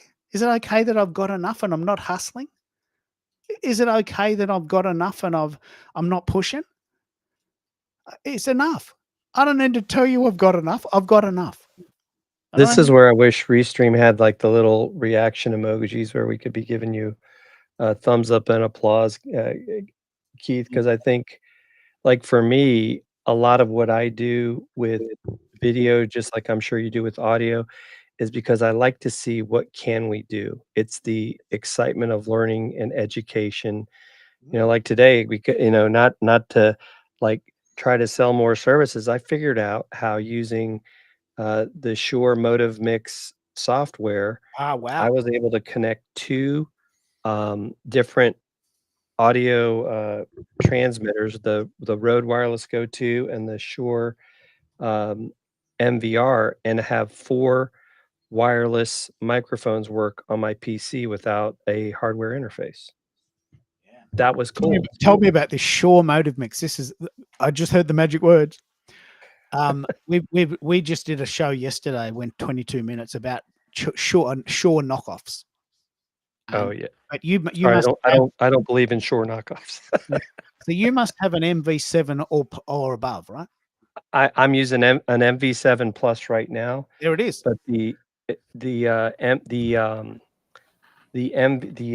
Move mic is their wireless microphones, and they have noise cancellation. They have a range of about, I want to say it's about 100 feet from the where it's transmitting. It has its own proprietary Bluetooth, so you can record on their stuff. Or if you buy the receiver, then you can use it with anything. Like I could be using it right now if I wanted to do this audio, and I could just clip it on my I love shirt, and I would sound like $1 million. The Shure Motive Mix is this sort of Shure's equivalent of Rode Connect.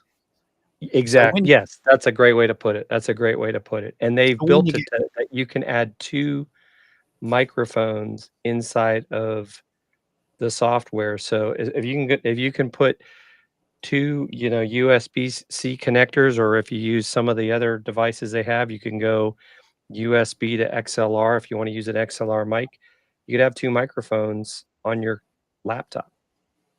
So now you don't necessarily need to buy some of these external devices. So for me, from a travel light, have the ability to record many, this is a game changer.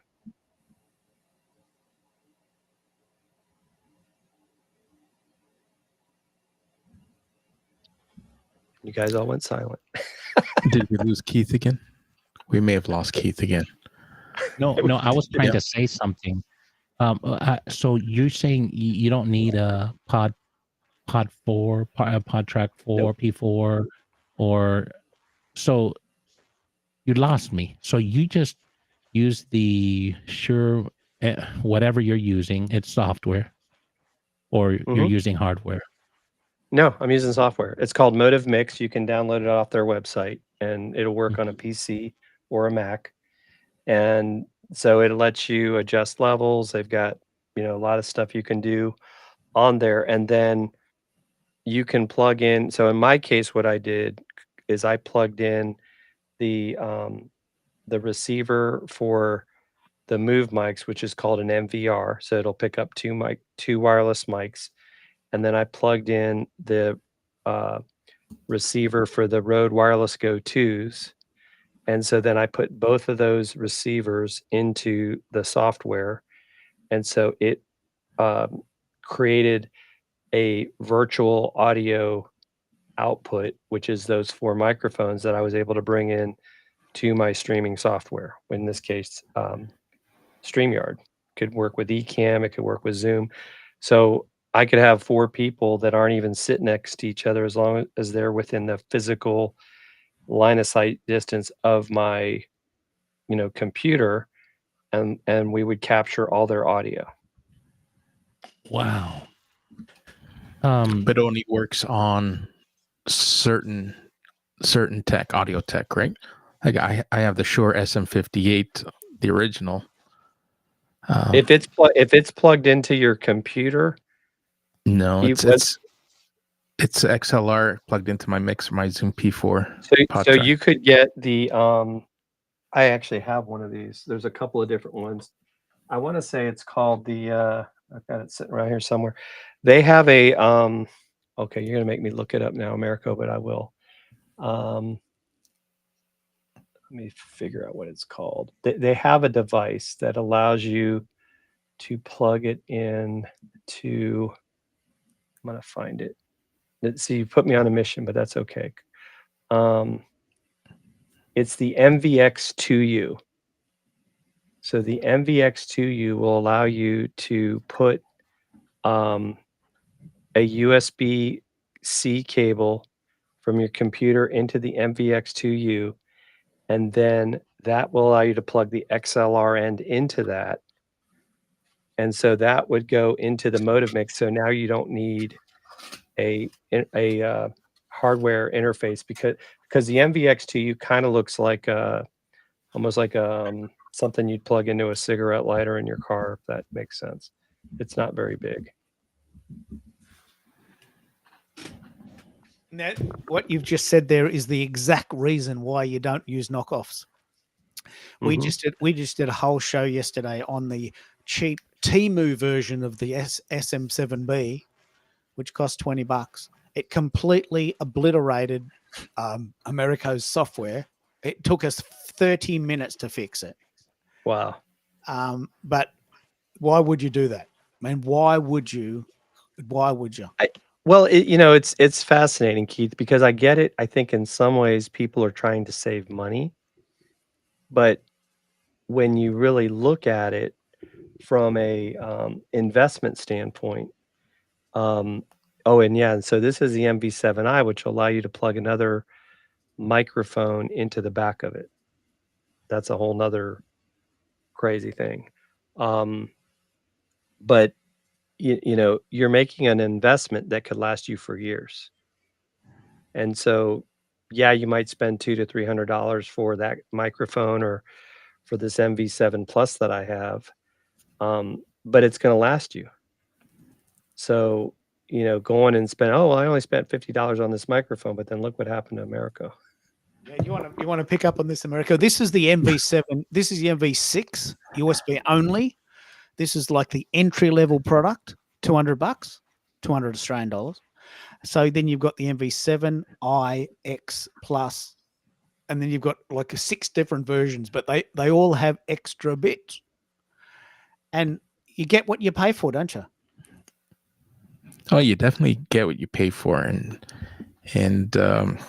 Jim makes a point. Many people, they front load their decision with, well, I don't know if I'm going to like it. I don't know how much work is going to be involved in podcasting or live streaming, so I don't want to invest heavily. So they start with cheap tech and cheap alternatives, and end up making what could be a huge mistake. Yeah, you're going to get it at a small price point, but you can also get brand name equipment at entry level pricing, and at least have the reliability and the quality and the durability.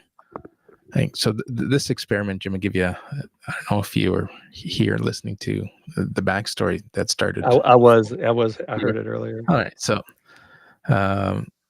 we did it. It's anecdotal, and for $20, it just became content, and I'll hand it over to my nieces and nephews, and they can play with the mics. And it becomes a toy for them. But what an experience for a novice who's listening. Yeah, you can hardly tell the difference. But for a creator using it, it was atrocious. Yeah. One thing I'm really interested in, Jim and Americo, you guys are doing somewhat similar things, but Americo, Jim does Ecamm. This is a very important discussion to have. Ecamm is like the Ferrari of live streaming, but you have to have a Mac. It's Apple only, yeah. Do you do a lot of work with Ecamm, Jim? And can you tell us a little bit about why it's so superior if you do have a Mac? I use both Ecamm and StreamYard, and here's the issue I have, and this may be something that Americo runs into. If I'm going to do a production, I would almost prefer to use StreamYard because I can have a backup producer.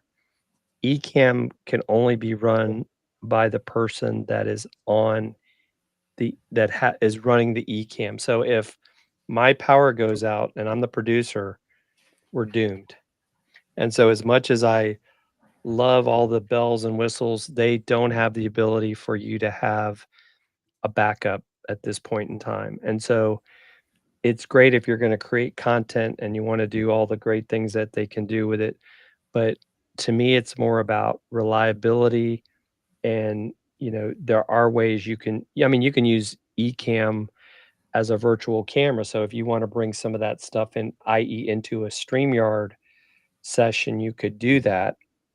But I actually, even though they've raised their prices, I tend to most of my production work tends to be Zoom or StreamYard as opposed to Ecamm, because you usually got to have some sort of a backup plan, or the people that you're producing for, they want to kind of put their fingers in this stuff as well, and it's kind of hard to do if you're running it up, because Ecamm is like Zoom in that you're downloading it to your machine and it's not browser based. I love this discussion. The thing that anyone would choose to use StreamYard over Ecamm. This is great because I know that Bez has a pro version of StreamYard. It's very good. It's extremely good. And I would have assumed, I don't have a Mac, so I don't have that choice. But I would have just assumed that everyone would love it. But it's horses for courses, isn't it? Yep. Yeah, America, what do you tend to use when you're producing? It's a streamer. Okay. It's got the Yeah, same and Restream is very functionality similar to that StreamYard. Yeah, StreamYard. very similar. Yeah. Yeah. They are indeed very similar, aren't they? Do you see any fundamental differences? Is there a reason you choose StreamYard? You've just got used to it, or That's probably like our community discussion. I never saw a reason to need to go live stream to 30 places. Even going to 8 seems like a lot with the pro version of StreamYard. But yeah, I think there's a lot of similarities. I just haven't used Restream other than using the Restream pairs as a guest on people's shows. I haven't really dug into the back end, but to see, because for a while it seemed like they were almost like Restream was trying to do everything that StreamYard was doing back when Gage and Dan were running it, but I don't know of late. Yeah, it's a good discussion to have. We've been going almost, I can't believe it, 5 hours. This is a true story. We've been going 5 hours. My wife gets home and she thinks, what are you talking about, Keith? 5 hours? Come on. I mean, what is going on? You're sitting in a chair for 5 hours. How do you do it? But I am getting a bit hungry, and I think it's 20 to 3 here, or 10 to 3 here now. I better have some lunch before wifey gets home and cooks dinner. So I'll give everyone a chance to wrap up, give everyone a chance to put in their LinkedIn and their Substack and stuff. Tomorrow, we've got our last episode of the Anchor Day series. I did a 12-week sprint, and I just realized, Bez, that that book, the 12-week year, has been a great inspiration for us, because I find that 12 weeks is a nice rhythm. Like, I do tend to do my creations in 12-week blocks, and I think they've picked up on a key phrase there, the 12-week year. Do you want to tell us a bit about that book and why you love it? We got you there, Bez. Americo, I know you have to go. What are your main points? So we've got to search deep now to find. We've been talking 5 hours, but what do you think the key points are? Well, the key points are: buy authentic, avoid. I don't want to say avoid Temu, but avoid.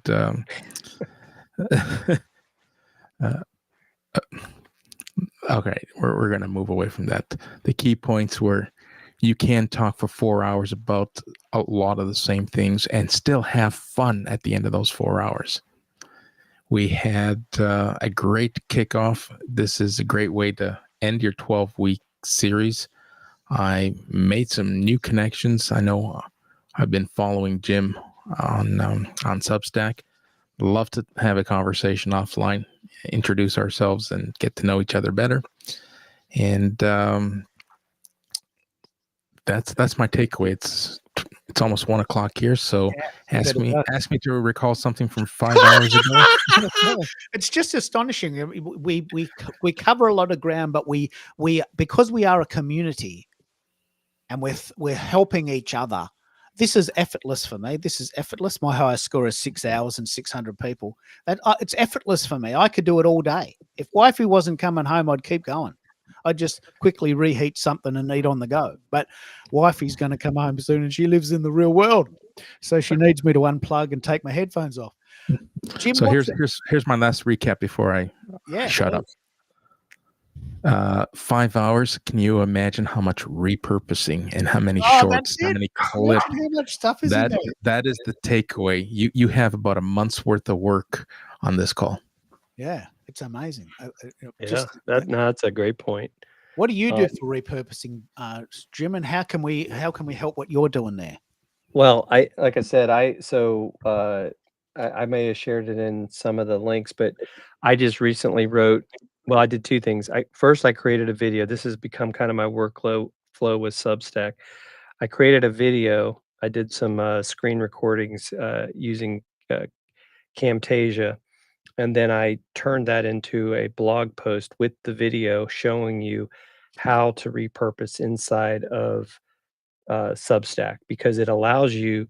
Yes, they create your own clips, like within minutes of you uploading your stuff to Drafts, but you can go in and create your own clips inside of Substack up to 5 minutes long. So you can go ahead and do all of that, and it doesn't cost anything. So the only issue you run into is with the transcript. Sometimes the words aren't right, and I gotta play with it because it won't allow you to correct the transcript on the clip.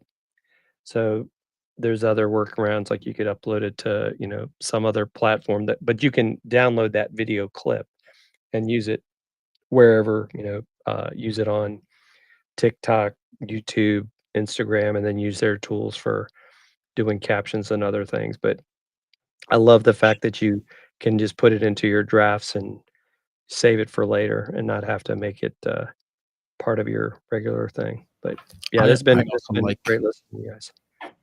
I also like the fact that the watermark is at the end of the clip and not throughout the clip, like some other places when you're getting a free clip. You got the watermark all over it. Right. So look, what I'll do is I'll let you guys go and do your thing. I'm just gonna play a song. I don't know if you've been experimenting with Suno, Jim. Yeah. Yeah. So we started a little phrase: be seen, be heard, be remembered. And Americo last week came up with a new chorus, which is our unofficial theme song. Live streaming is the trick to get your audience to click. So I'm just going to end with this, which is a song on Suno. I didn't write it. I played it 3 times today, but I'm pretty hooked on it. I reckon we've got it on high rotation. I'm going to let this one play out, and then I'm going to go and get some lunch, and we'll see you on the flip side. Thanks. Great talking with you all. All right. Thanks. Live streaming is the trick to get your audience to click. The live streaming tech is ready. The mic and studio set. Is the audience here? They better be. It's a show they will never forget. Hearts are racing. This is the moment, the one we've been waiting for. Live streaming is the trick to get your audience to click. Is your personal brand fading? The choices, online events, social authority rising, engaging vibes. Followers keep moving, your network stands still. We're chasing awareness, we're closing the deal. The engagement is heating. Fans call out your name. This is no longer a dream. It's off the beat. Can we get it? Live streaming is the trick to get your audience to click. Sing it with me. Live streaming is the trick to get your audience to click. Now into the bridge. Events are the spark, audience, the fuel you crave. They said it would never work, now you wanna go live again. You no longer fade, no longer hide.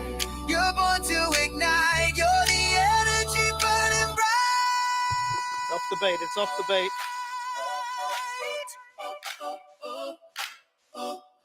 Let me see if I can get it. Live streaming is the trick to get your audience to click. Live streaming is the trick to get your audience to click. Cool. Okay, there it is. Maybe in a